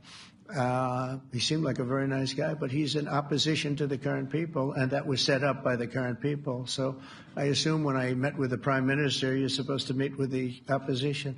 We'll have to try that sometime in our country. Let's not do it. But I thought he was very good. As far as money going, we'll see what happens. There's a lot of spirit. Look, Vladimir Putin really has to end that war. People are dying at levels that people haven't seen before for a long time. Go ahead. Go ahead. White shirt. Oh, she's all excited. So, BBC News Ukrainian. Where are you from? I'm from Ukraine. Oh, so my question to you is whether or not the U.S. is ready to sell anti-air missile systems Patriot to Ukraine. We know that Russia has been pounding Ukraine really heavily right now. Are you living yourself now in Ukraine? My husband is there. Wow. And I can see you're very, it's amazing. And me with the kids, I'm in Warsaw actually, because he wanted me to be. Is your husband a soldier? No? He is. He's there now? Yeah. Wow. That's rough stuff, right? That's tough. And you're living here? In Warsaw. And you're a reporter? I am. Good. So let me just tell you, they do want to have the missiles, okay, as they call them, the Patriots. And we're going to see if we can make some available, They're very hard to get. We need them too. We were supplying them to Israel, and they're very effective, 100% effective. Hard to believe how effective. And they do want that more than any other thing, as you probably know. That's a very good question, and I wish you a lot of luck. I mean, I can see it's very upsetting to you. So say hello to your husband, okay? Thank you. Go ahead. Thank you. Thank you, Mr. President. You were criticizing... Where are you from? Bloomberg News. Oh, Bloomberg. That's wonderful. You were criticizing the Federal Reserve Chair before coming to this summit. Yeah, I think he's terrible. I was wondering if you've begun interviewing different candidates for the Fed pick. Yeah, I know within 3 or 4 people who are going to pick. I mean, he goes out pretty soon, fortunately, because I think he's terrible. We have no inflation. We have a tremendous economy. Hundreds of billions of dollars of tariff money is pouring in. Factories are being built because they don't want to pay the tariffs, so they're building them all over the country. I think we're close to $15 trillion. I told you $5.1 trillion from the Middle East alone, but of investment money coming in. There's never been anything like that in the history of our country. But we have no inflation. And we have borrowing because Biden, stupidly, they did short-term debt. So we have borrowing coming up. And, we'll go 10 years, maybe longer, maybe shorter, but we'll go a long period of time when we do the debt. And because of him, because of this guy, we will have to pay for years. We'll be paying for him. And I said to him, listen, there's no inflation. He says, but maybe there'll be some. That's true. I said, if there is some, what you do is raise the rate. I'm okay with that. You raise the rate in 2 years from now or in a year from now. But because the rate's high, we have to pay more for debt. It's pretty equal. In other words, if it's 4%, it's 4%. If you drop it a point, you'll pay 3%. So it's fairly equal, not necessarily, but fairly equal. So we're going to end up paying maybe 2 points or 3 points more. 3 points would be about $900 billion a year because of this very average mentally person. He's an average mentally person. I'd say low in terms of what he does, low IQ for what he does, okay? Wait, so instead of paying $900 billion, we don't want to pay 900 just because he doesn't want to lower the rate. I said, if there's inflation in 2 years or 3 years or 1 year from now, you raise the rate and you take care of the inflation, among other things. But he's probably a very political guy, I guess. I don't know. I think he's a very stupid person, actually. All right, one more. Let's go. How about you? Go ahead. She looks so happy and everything. Thank you. That's why I picked I'm from her. Spain, too. I'm Ana Buch from La Vanguardia. I wanted to know if... You're where from? Spain, too. Ah. I wanted to know if you want to... That's the Spain corner right there. Shouldn't have said that. That's okay. I do like Spain, by the way. I think it's unfair that they're not paying, but go ahead. Are you going to negotiate directly with Spain about... I'm going to negotiate directly with Spain. I'm going to do it myself. They're going to pay. They'll pay more money this way. You should tell them to go back and pay. You're a reporter? You tell them to go back. They ought to join all of those countries that are paying 5%. Spain's going to be just about the only one that's not. They were the most hostile toward doing it. It just doesn't make sense to me. Okay. All right, Kelly, go ahead. Here we go. There's another one. Hello, sir. Thank you We got them all today. Okay. So, Mr. President, you talked about expecting some on-the-ground assessments at Fordo and other sites. Now Is that Israeli and U.S.? It's been obliterated, Kelly. It's been What is your message then, sir, to the intelligence community when they present reports? You're not disputing the DIA report. You're just...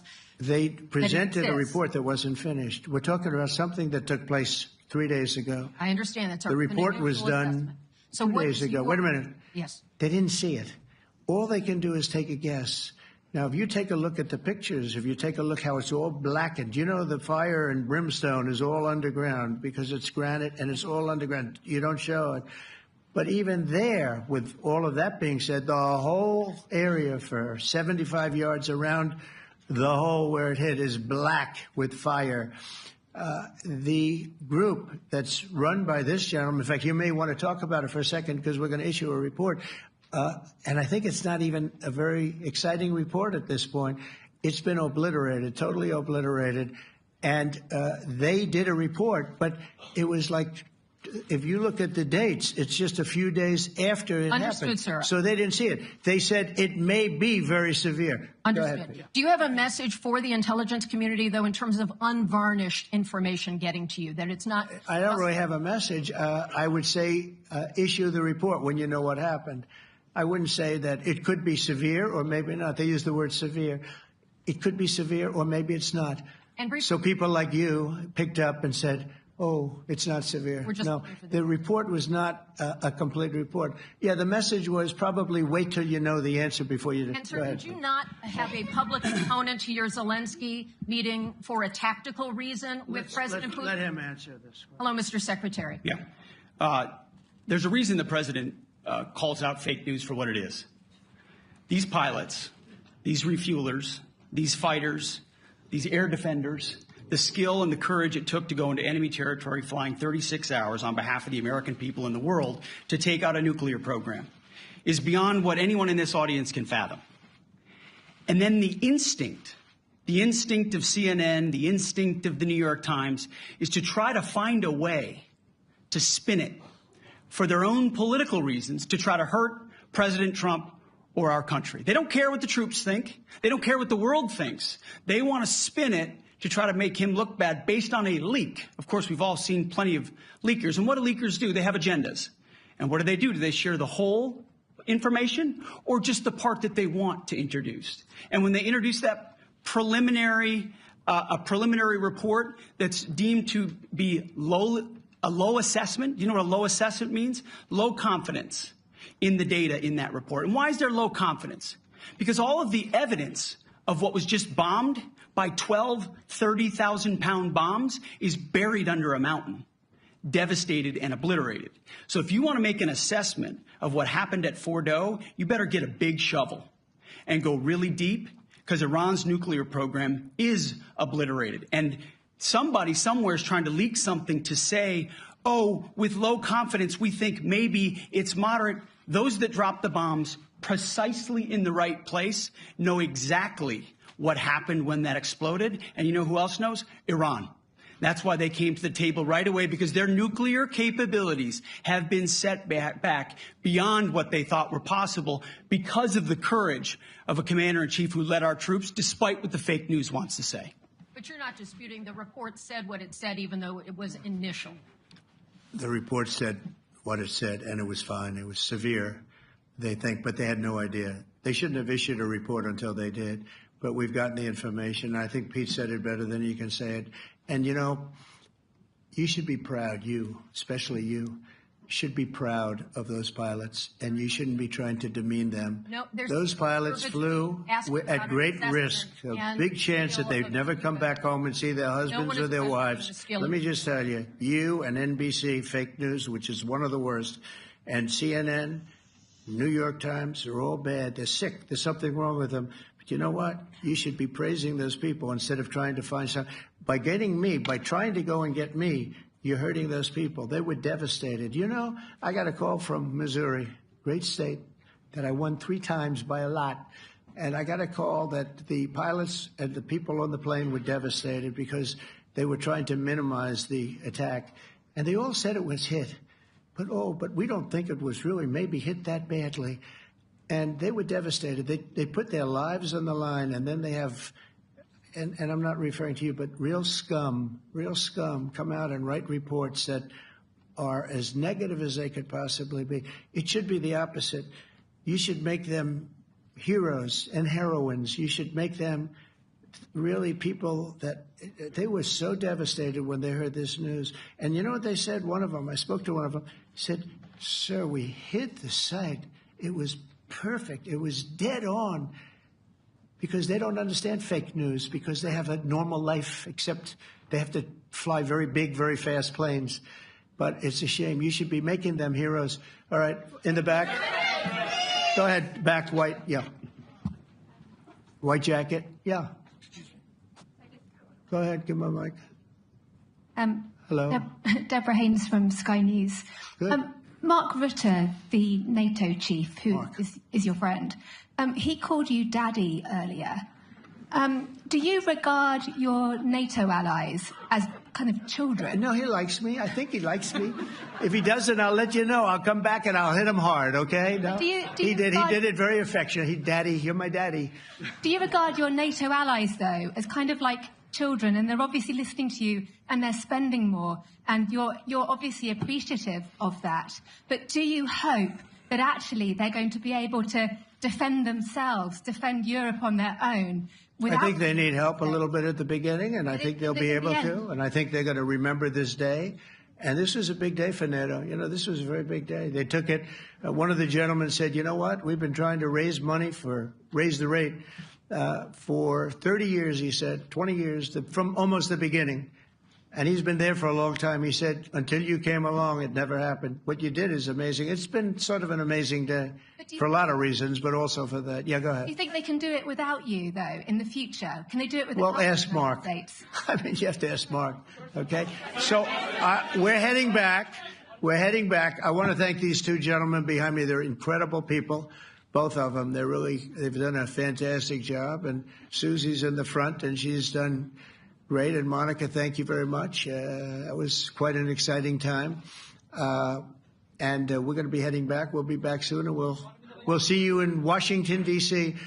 Remember this, we have the hottest country anywhere in the world. Thank you very much, everybody. Thank you.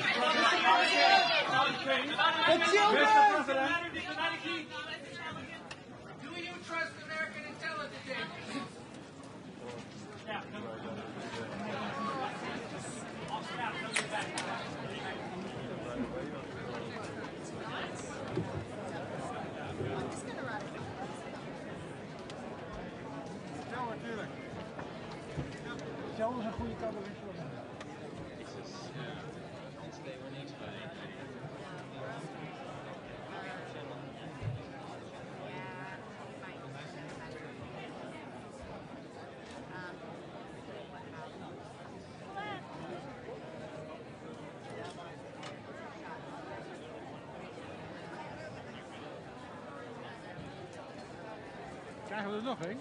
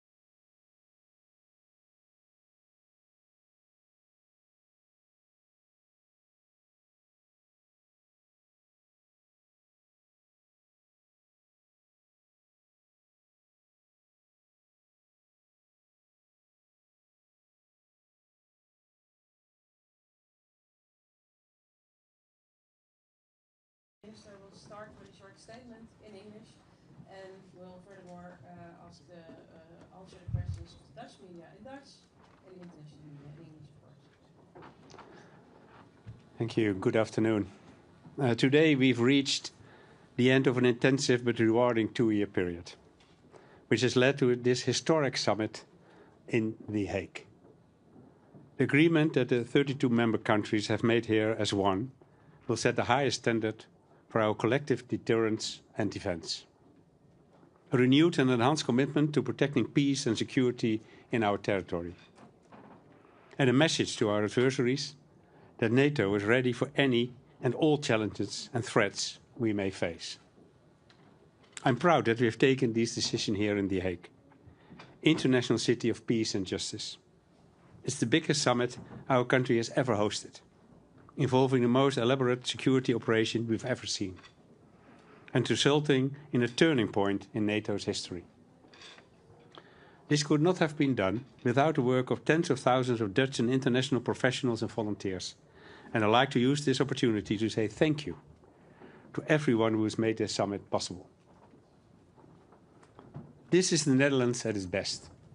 All the pieces of this big, complex puzzle have come together, forming the basis of a historic reinforcement of our alliance. We are setting a new NATO spending target as we move toward 2035.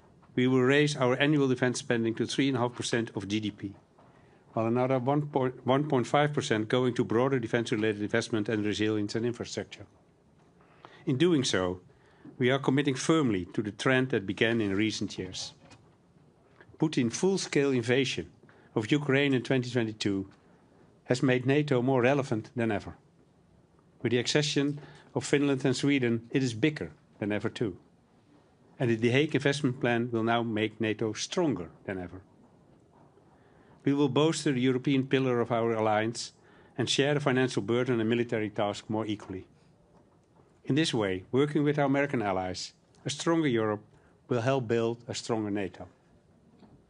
For many countries in our alliance, these percentages are like something from the Cold War era. But it's absolutely vital that we in Europe step up and do our part. We have no choice, given the threat Russia poses to the Euro-Atlantic region and its enormous military build-up. Of course, the threat is most visible in Ukraine. Their future is closely bound up with our security. Every euro we spend on their defense will directly help curb Russia's aggression on our continent. And that's precisely why our support to Ukraine will count towards the 3.5% target. And I've assured President Zelensky that we will continue our unwavering support. As can be seen in our new military support package worth 155 million euros and the 500 million euros worth of contracts we have concluded with Ukraine's defense industry. And so, the end of one process is always the start of a new one. In fact, we might say the real work is just beginning. Under the new agreements, we will be making annual plans to bring us one step at a time to our target at 2035. A review will be held in 2029 to see if the capability targets and the underlying security assessments are still accurate. And we must get to work fast to bring the transatlantic and European defense industry fully up to speed. Our factories need to produce more, and produce it more quickly and in more innovative ways. That will allow us to turn all available euros and dollars into the defense hard power we need. The Defense Industry Forum that was held during the summit provided valuable lessons that we can now build on further. And I want to be frank. Yes, this new chapter of the NATO alliance will demand a lot of us all. Every year we'll have to make political and financial decisions on what these enormous investments will involve. These won't be easy discussions. But peace and security do not come for free. They demand constant effort and maintenance. And they demand unity, our most powerful weapon, as we've shown in the past few days. And with that in mind, we are handing the baton to Turkey, the summit host of 2026. Straat NOS.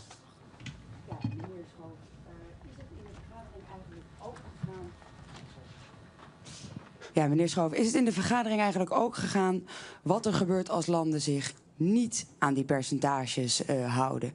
We hebben net naar Trump geluisterd en die leek te suggereren dat hij bijvoorbeeld in het geval van Spanje dan zelf misschien wel handelssancties wil opleggen. Is dat een manier om een stok achter de deur te houden? Nou, ik heb geconcludeerd in de vergadering, luisterend naar alle geallieerden, zoals we dat zo mooi zeggen in NATO-verband, dat iedereen zich volledig gecommit heeft aan zeg maar de agreement dat we vandaag hebben bereikt. En nu gaan we stap voor stap dat allemaal realiseren. Niet voor niets hebben we ook een review. Dus laten we nu aan de slag gaan om stap voor stap die capabilities op te bouwen. Die percentages zijn gebaseerd op onderzoeken wat we nodig hebben om uiteindelijk ons weerstandsvermogen en onze afschrikking op orde te krijgen, onze defensie op orde te krijgen. Daar gaan we nu mee aan de slag. En dan kijken we stap voor stap hoe ver we komen. En dan gaan we ook wel kijken als landen uiteindelijk achterblijven. En dat kan voor meer landen gelden, maar misschien gaan er ook wel heel landen heel snel. Dat hebben we ook gehoord vandaag. Kijken hoe we daar allemaal mee omgaan.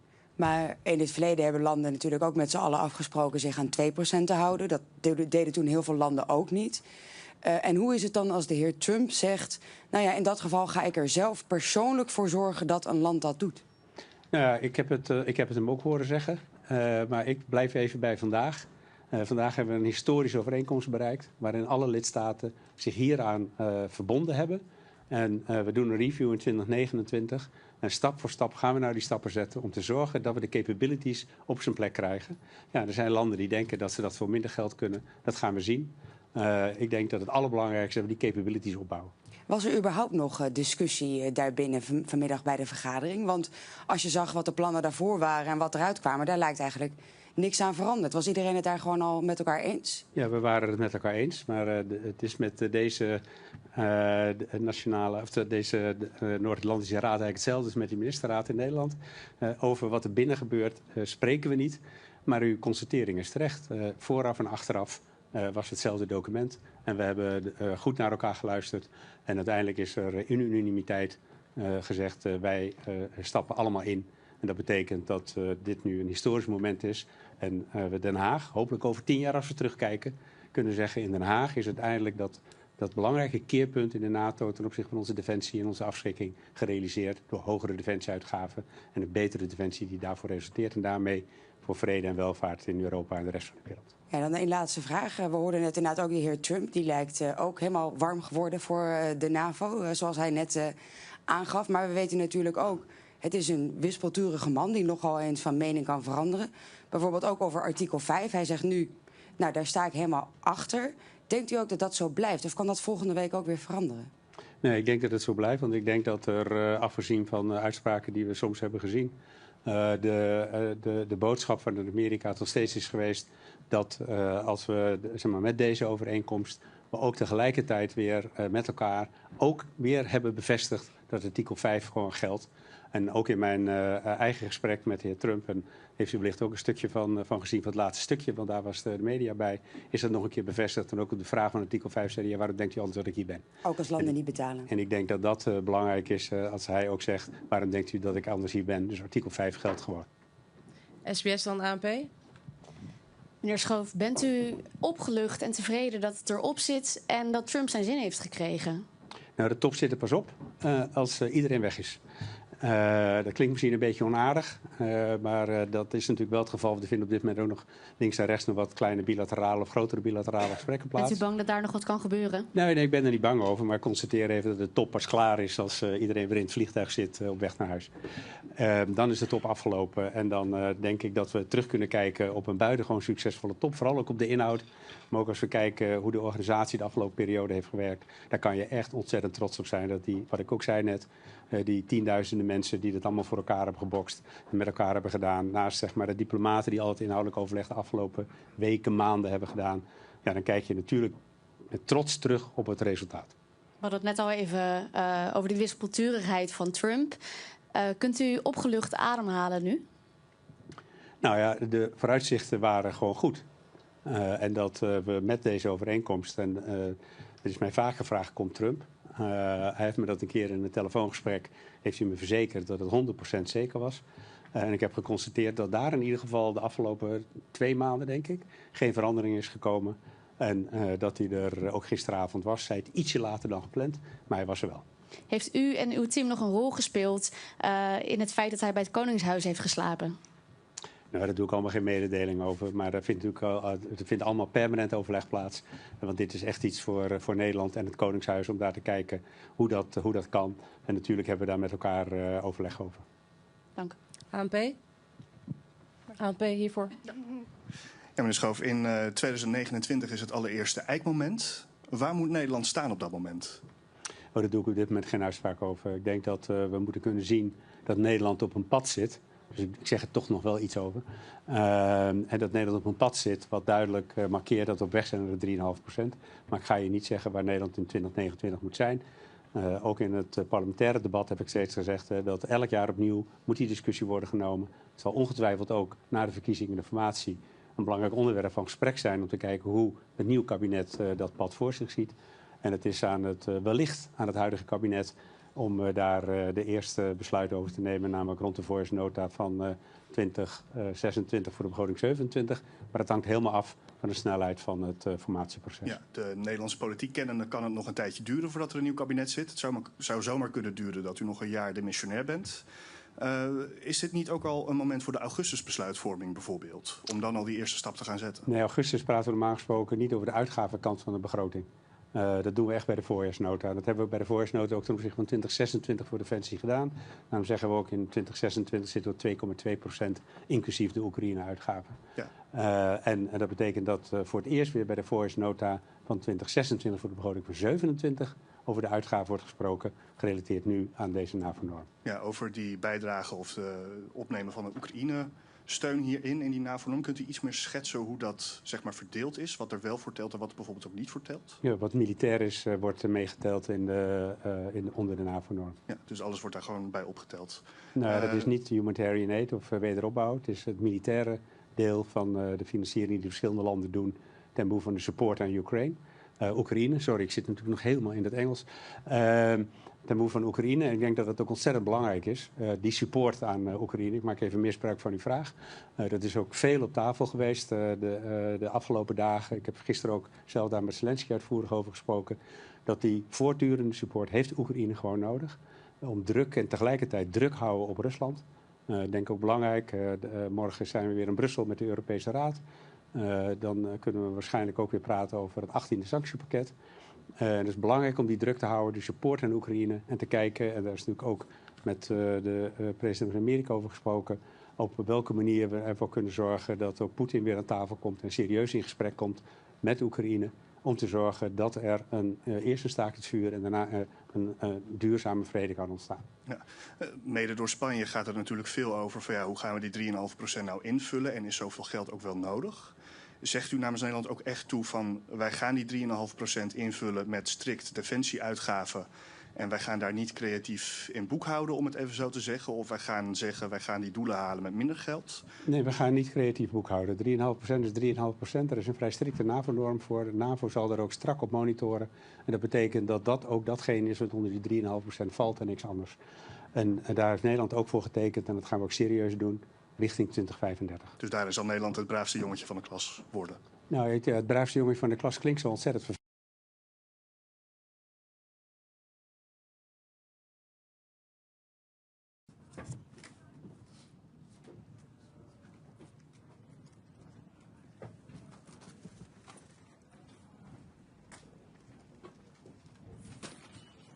Değerli basın mensupları, değerli arkadaşlar, sizleri en kalbi duygularımla, saygıyla selamlıyorum. Basın toplantımıza katılımlarınız için her birinize ayrı ayrı teşekkür ediyorum. Avrupa Atlantik güvenliğinin krizler, çatışmalar ve savaşlarla sınandığı bu hassas dönemde Lahey zirvesini az önce tamamladık.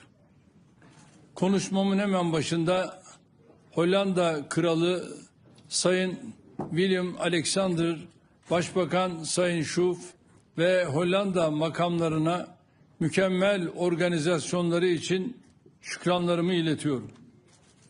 Genel Sekreter Sayın Rutte'yi başarılı yönetimi için tebrik ediyorum. Lahey zirvemizin öne çıkan sonucu kamuoyunca da yakından takip edildiği üzere müttefiklerin savunma harcamalarını artırmasıydı. Konsey oturumunda savunma harcamalarımızı 10 yıllık bir sürede gayri safi yurt içi hasılalarımızın %5'i düzeyine çıkarmayı kararlaştırdık. Mevcut krizlerin derinleştiği ve her geçen gün ilave krizlerin ortaya çıktığı bir iklimde alınan bu karar NATO açısından bir zaruret teşkil ediyor. Terörizm tehdidinden en fazla zarar gören, bölgemizdeki birçok krizden doğrudan etkilenen müttefikiz. Halihazırda uluslararası gündemi domine eden olayların hemen hepsi Türkiye'nin yakın çevresinde yaşanıyor. Ülkemizi tüm bu krizlerin, sıcak çatışmaların ve gerilimlerin uzağında tutmaya gayret ediyoruz. Caydırıcılığımızın artırılmasına ve savunmamızın güçlendirilmesine büyük önem veriyoruz. Türk savunma sanayinin son yıllarda yaptığı büyük atılım dünyada parmakla gösterilmektedir. Silahlı ve silahsız, insansız hava araçları başta olmak üzere birçok alanda küresel ölçekte söz sahibiyiz. Savunma harcamalarımız halihazırda önceki zirvelerin hedefi olan %2 seviyesinin üstündedir.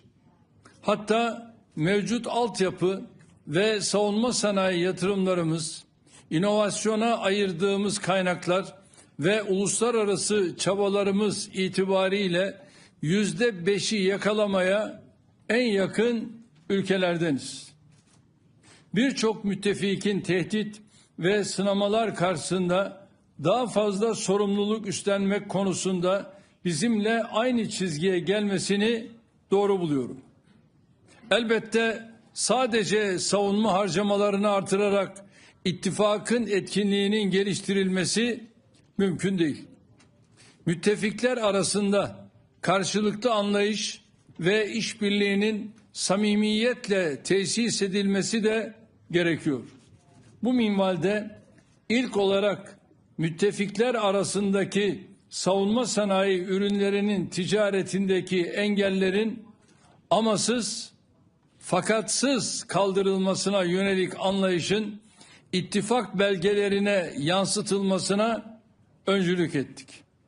Bunun tüm unsurlarıyla hayata geçirilmesini ümit ediyoruz. Avrupa Birliği'nin savunma ve güvenlik alanındaki girişimlerinin NATO'yu tamamlayıcı nitelikte olması gerektiğinin altını çizdim. Özellikle üye olmayan müttefiklerin birliğin savunma sanayi girişimlerine tam olarak dahil edilmesinin tüm Avrupa'nın menfaatine olacağını vurguladım. Neticede Avrupa'da artan savunma yetenekleri tüm Avrupa Atlantik bölgesinin çıkarınadır. Temennimiz bu kuşatıcı yaklaşımın kıta geneline hakim olmasıdır. NATO Genel Sekreterinin Teksas'tan Ankara'ya savunma sanayi gelişimini esas alan yaklaşımı bu bakımdan fevkalade değerlidir. Kıymetli basın mensupları, bildiğiniz üzere ittifakın terörizmle mücadeledeki rolünü öne çıkartan müttefiklerin başında geliyoruz. Nitekim terörizm NATO'ya yönelik güncel iki temel tehditten biri olarak kayda geçirilmiştir. Bu defa Lahey'de terörle mücadelenin ancak müttefiklerin samimi dayanışmasıyla başarılabileceğini vurguladık. Zirve bildirisine bu tehdidin yansıtılmasını sağladık. Ukrayna'da 3 yılı aşkın süredir devam eden savaşın hem bölgesel hem küresel etkileri oldu. Can kayıpları ve yıkım her iki tarafta da giderek artıyor. Türkiye olarak biz savaşın adil ve sürdürülebilir bir barışla sonlandırılması için yoğun çabalarımızı sürdürüyoruz. 2022 Mart ayında İstanbul'da ev sahipliği yaptığımız ancak yarım kalan görüşmelerden Karadeniz tahıl girişimi, savaş esirleri takası gibi somut neticeler almıştık.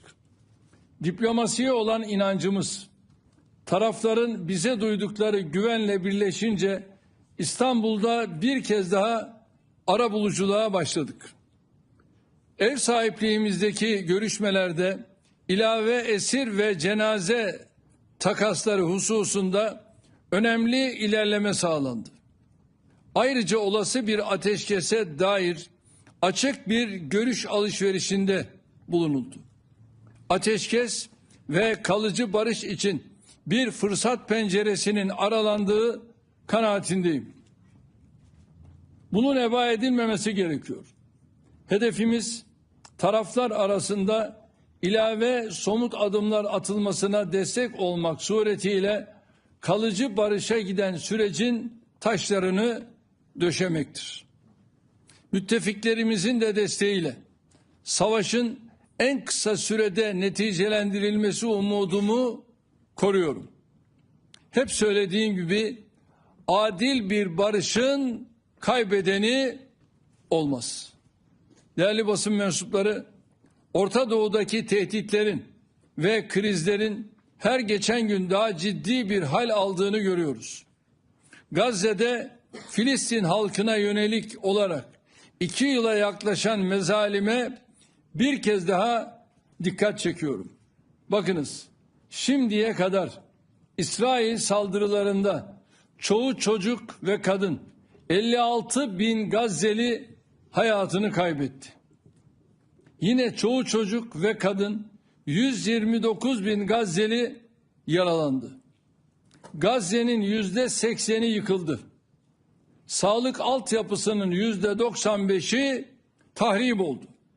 Kiliseler, camiler, okullar, hastaneler bombalandı.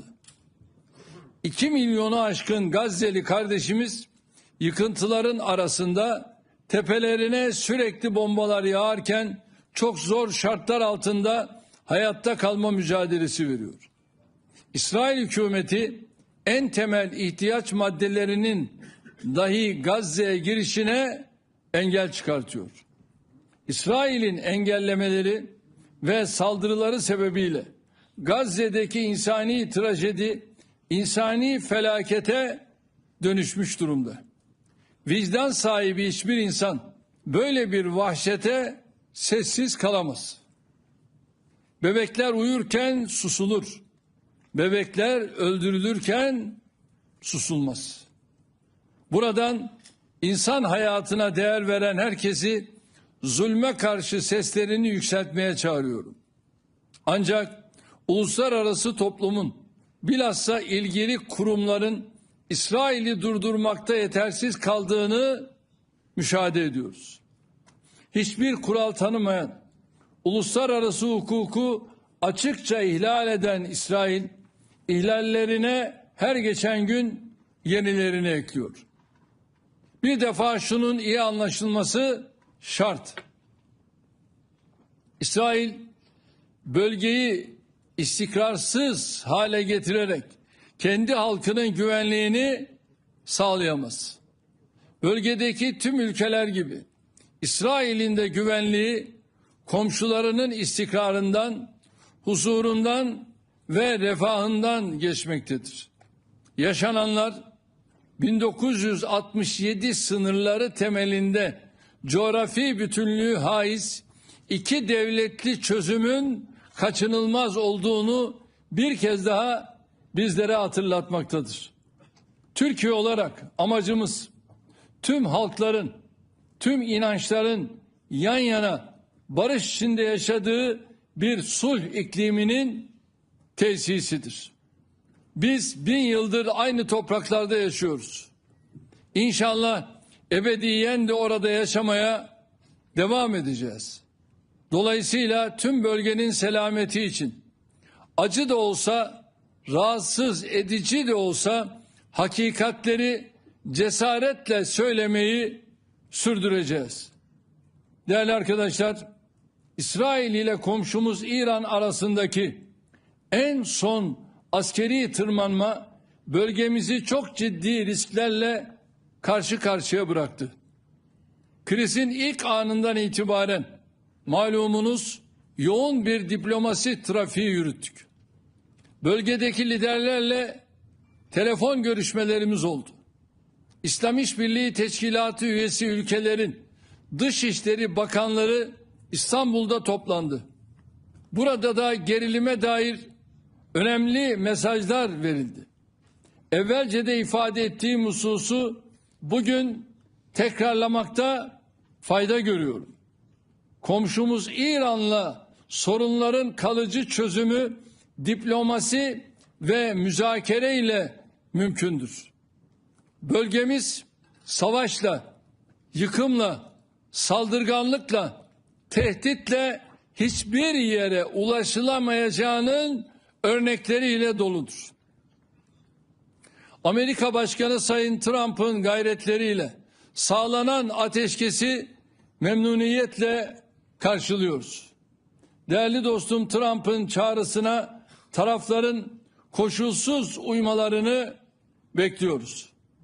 Fiili ateşkes ilanının en kısa sürede kalıcı sükunete tahvil edilmesini ümit ediyoruz. Orta Doğu'da barışın temini için müttefikler dahil herkesin elini taşın altına koyması gerektiğini düşünüyorum. Biz bu konuda üzerimize düşeni yapmayı sürdüreceğiz. Kıymetli basın mensupları, zirve kapsamında birçok liderle görüşmeler gerçekleştirdim. Bu kapsamda sırasıyla Amerika Birleşik Devletleri Başkanı Sayın Trump, Almanya Şansölyesi Sayın Merz, Birleşik Krallık Başbakanı Sayın Starmer, Fransa Cumhurbaşkanı Sayın Macron, Hollanda Başbakanı Sayın Schoof, Romanya Cumhurbaşkanı Sayın Dan'ın da aralarında olduğu pek çok liderle bir araya geldim. Temaslarımda hem müttefiklerimizle ikili ilişkilerimizi geliştirmenin yollarını hem de zirve gündemindeki konuları ele aldık. Ülkemizin önümüzdeki sene NATO zirvesine ev sahipliği yapma önerisi de zirvemizde neticeye bağlandı. Gelecek yıl müttefiklerimizi Türkiye'de ağırlayacak olmaktan büyük bir memnuniyet duyuyoruz. Bu düşüncelerle zirvenin şimdiden hayırlara vesile olmasını temenni ediyorum. İlginiz, alakanız için sizlere de teşekkür ediyorum. Buyurun, sorular sizde.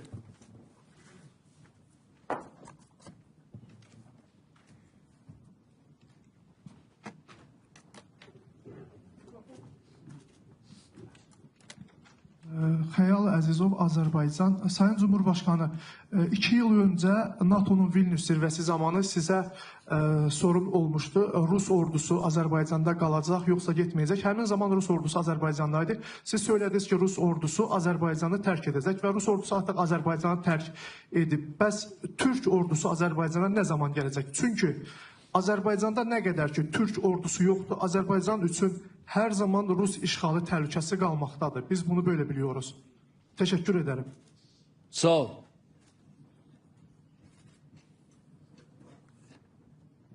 Rus ordusu şu anda Azerbaycan'dan ayrıldı. Orada değil. Tamam, çıktığına göre artık zaten bu sorunun da hükmü kalmadı. Daha ben yeni Karabağ'a gittim.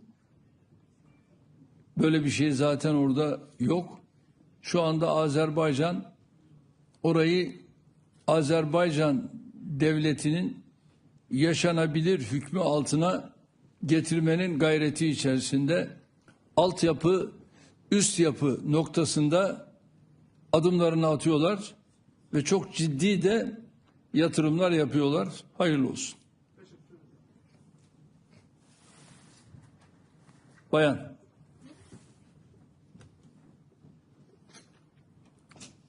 Yes, thank you, Mr. President. I am Heba Nasser from Asharq News. Many are concerned that a conflict between Turkey and Israel may erupt anytime soon. Today, in the final communique of the NATO summit, there was a commitment to Article 5. Do you think in the event of a conflict between Turkey and Israel, the NATO would come to defend Turkey? Thank you. Değerli arkadaşlar, Türkiye'ye herhangi bir saldırı olmadıktan sonra Türkiye'ye yönelik bir saldırı olmadığı takdirde, ki şu anda böyle bir şey söz konusu değil, Türkiye bölgesinin bir barış ülkesidir ve bölgesinde de barışın özellikle hakim olması için bütün gayretlerini göstermektedir. Ancak tabii bütün bunların yanında özellikle de İsrail'in bu çekilmez, dayanılmaz tavrına karşı da biz orada zulmün karşısında yer almayı devam ettireceğiz. Ve bugüne kadar Gazze'de olduğu gibi bölgede zalimlerin karşısında yer aldık, zulmün karşısında yer aldık, yer almaya devam ediyoruz. Özellikle de garip gurebanın yanında yer almaya devam ediyoruz. Ve düşünün, şu anda Gazze'de aylardır oradaki mazlumlara aynı yardım gitmiyor. Şimdi bu insanlara aynı yardım gitmezse bu insanların hali ne olacak? Biz de tabii şu anda güçlü olan ülkelere diyoruz ki gelin İsrail'in karşısında yer alın ve bu aynı yardımların götürülebilmesi için Gazze'ye kapıların açılmasını ne yapmak lazım? Sağlamak lazım. Eğer bu sağlanırsa, bakın, Kızıl Haç'a bile şu anda İsrail yol vermiyor. Kızıl Haç kanalıyla bile Gazze'deki bu insanlara yardım gitmiyor. Böyle bir durum söz konusu. Kızıl Haç çalışabilse o kanalla buralara aynı yardım, gıda, ilaç, yiyecek bütün bunları götürme imkanı sağlanmış olacak. Ama şu anda bu bile maalesef yok.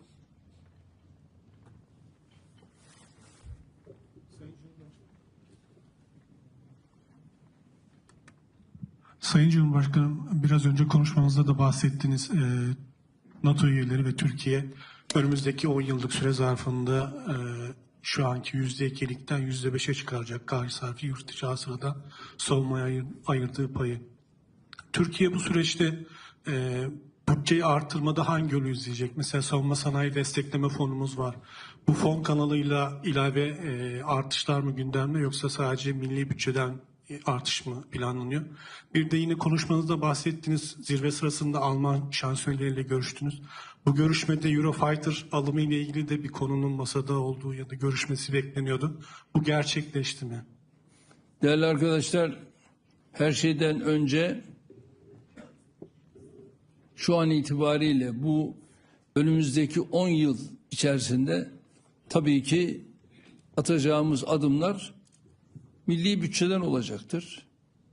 Peyderpey milli bütçeden buraya gerekli olan payı ayırmak suretiyle NATO'ya olan bu desteğimizi vermiş olacağız. Eurofighter konusunda gerek İngiltere gerek Almanya ile görüşmelerimizi yapıyoruz ve bu konuda olumlu gelişmeler var. Bu olumlu gelişmeleri de tamamen gerçekleştirdikten sonra inşallah adımlarımız atmış olacağız.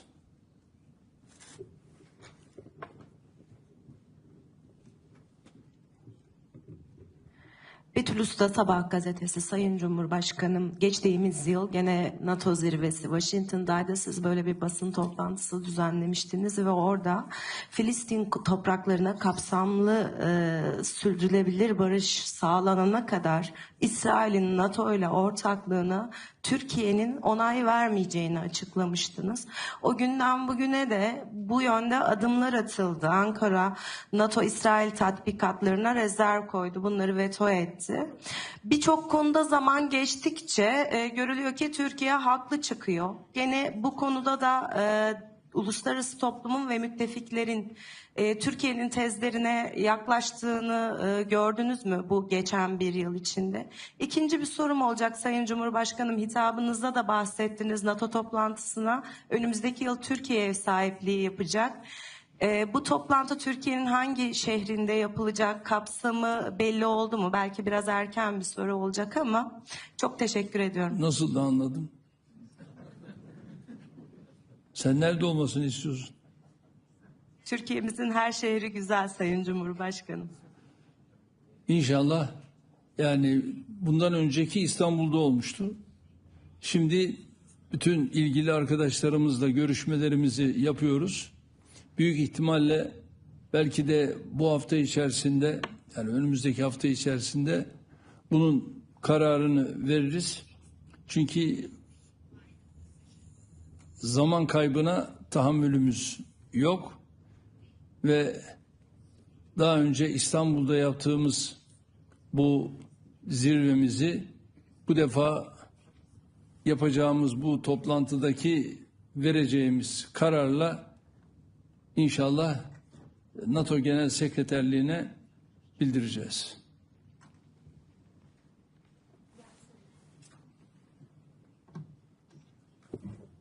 Mr. President, my name is Dov Gilhar from Israeli Public TV.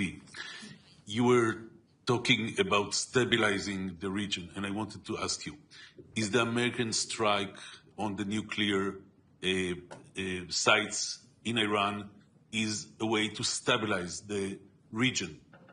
Is releasing the hostages from Hamas tunnel is a way to stabilize the region?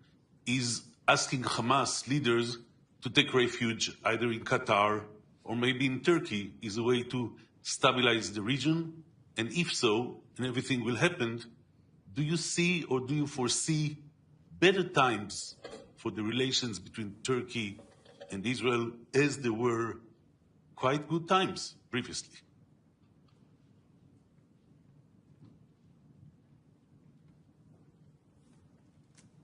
Şu anda tabii İsrail ile Türkiye'nin arasındaki ilişkilerin bu anlayışla devam etmesi halinde burada aramızdaki barış, aramızdaki huzur mümkün değil. Zira atılan adımlar her şeyden önce barışı tehdit ediyor. Atılan adımlar barışı tehdit ettiğine göre burada nasıl barışı temin edeceksiniz, sağlayacaksınız? Mümkün değil. Düşünün, yani 100.000'i aşkın insan ölü, yaralı ve hala da vurmaya devam ediyorlar. Öbür tarafta Gazze'deki mazlum insanlara Kızıl Haç dahil gıda sevkiyatı yapılmıyor. Bunu engelleyen kim? İsrail. Ve hala burada bu kadar barbarca bir adım atıldığı takdirde biz nasıl bunlarla huzurlu bir ortamı tesis edeceğiz? Mümkün değil. Onun için de Kızıl Haç şu anda devreye girmek istiyor, netice yok. Kızılay'ımız devreye girmek istiyor, netice yok. Mısır devreye girmek istiyor, netice yok. Bütün bunlarla birlikte hangi ülkeye bakarsanız bakın hiçbirisi netice alamıyor. Onun için İsrail'i bu noktada Gazze'de şu ana kadar takındığı tavırdan vazgeçmeye davet ediyoruz.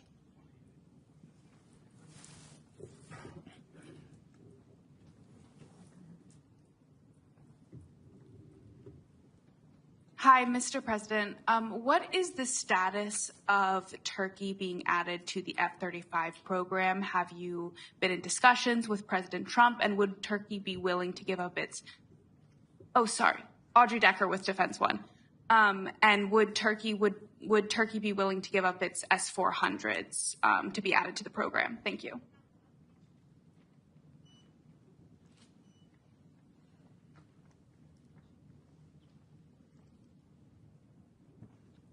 Sayın Trump'la yaptığımız görüşmede tabii S-400'ü konuşmadık. O gündemimizde değil. O iş bitmiş bir iş. F-35 konusunu tabii görüştük. F-35 konusunda da biz 1 milyar 300-400 milyon dolar gibi bir ödeme yaptık ve F-35'leri alma noktasında biz Sayın Trump'ın da iyi niyetli olduğunu gördük.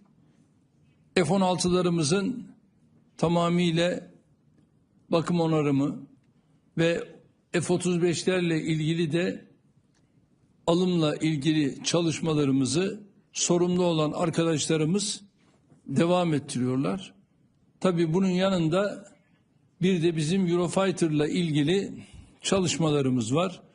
Eurofighter konusunda da İngiltere ve Almanya ile bu çalışmalarımızı sürdürüyoruz. Temennimiz odur ki bu iyi niyetimizi İngiltere'de, Almanya'da onlar da olumlu karşılıyorlar. Çalışmalarımız devam ediyor.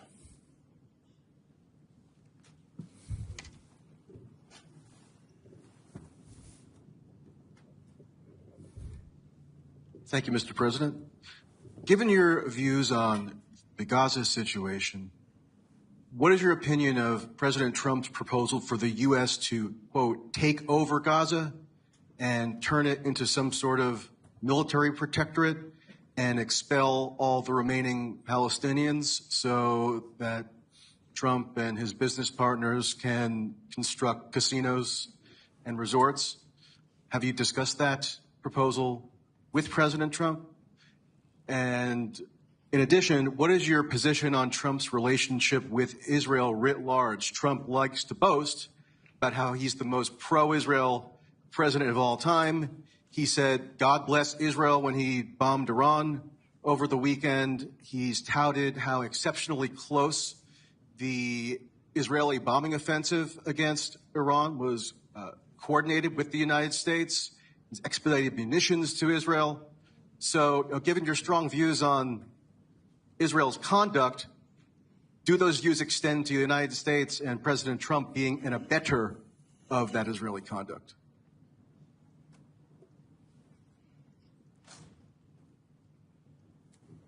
Akşam 11-11.30'dan itibaren Sayın Trump'la görüşmemiz oldu. Yaklaşık 1-1,5 saat kadar görüşmemizi yaptık. Ama bizim görüşmemizde özellikle de Gazze'nin sahil boylarının sizin ifade ettiğiniz şekilde kumarhaneler olması gündeme gelmedi. Böyle bir şey zaten gündeme gelse herhalde benim vereceğim cevap bellidir. Bu konuda duruşum bellidir. Duruşum belli olduğuna göre Sayın Trump öyle akıllı bir insandır ki kime hangi soruyu soracağını da iyi bilir. Ve böyle bir şey de zaten aramızda geçmedi.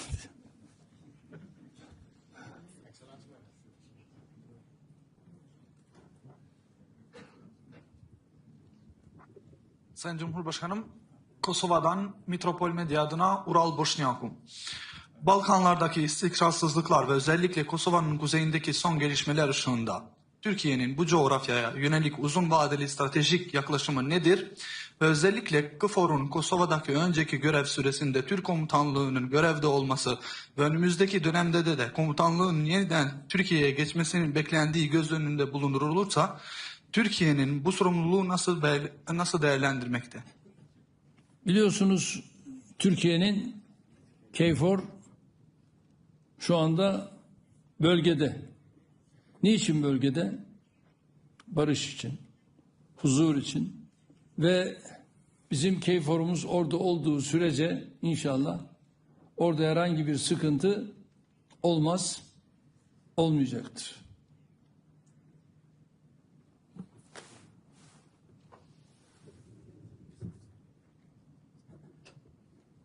Hi. Thank you, Mr. President. Victor Jack from Politico Europe. Last month, Russia sent only a low-level delegation to the latest round of peace talks in Turkey. Are you disappointed at Russia for this, and is it taking peace talks seriously in your view? And separately, what potential avenues do you see for increasing defense cooperation with the EU? Thank you. Kimler? With the EU. Kimler? Russia in peace talks in May.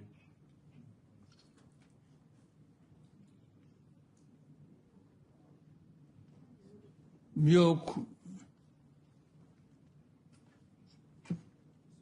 Temsil kabiliyeti olan kişiler gönderildi ve o temsil kabiliyeti olan kişilerle de Rusya-Ukrayna arasındaki görüşmeler orada başarılı bir şekilde gerçekleştirildi.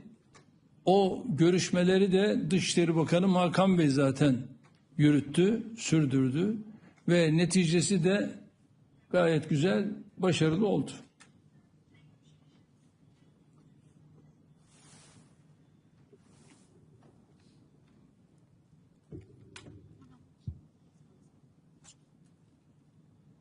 Hello, Mr. President. Luis Tovar, Spanish TV. I would like to know what's your opinion about positions of Spain today. I saw you were talking with Prime Minister Pedro Sánchez.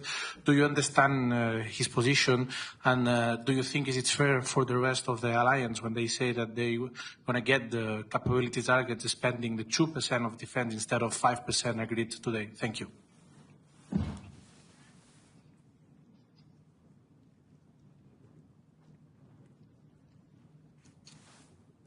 Yani 10 yıl gibi bir süre olduğu için yani bu noktada bir sıkıntıya yer yok diye düşünüyorum. 10 yıl içerisinde böyle bir orana çıkarılacak.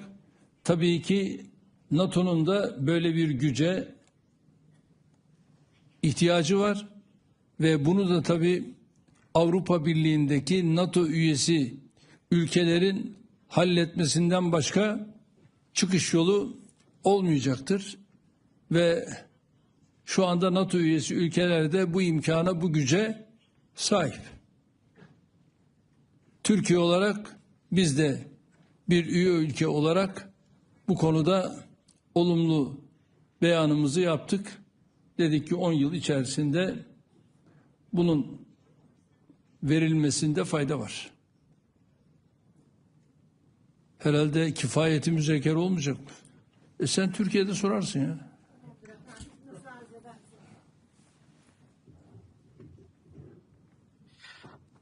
Thank you, Mr. President. My name is Noshinu. I am from Rudo Media Network. I would love to ask a question regarding an issue that is still ongoing. That is the issue of this armament of PKK, and after the declaration of dissolvement of this party. The question is that lots of the people waiting for it, what is the next step? Because we don't know what's going on right now. Is there any effort to end this issue? And I would love to ask you, what is your personal message for the Kurdish people, not only in the Turkey, but in the whole of the region? Thank you.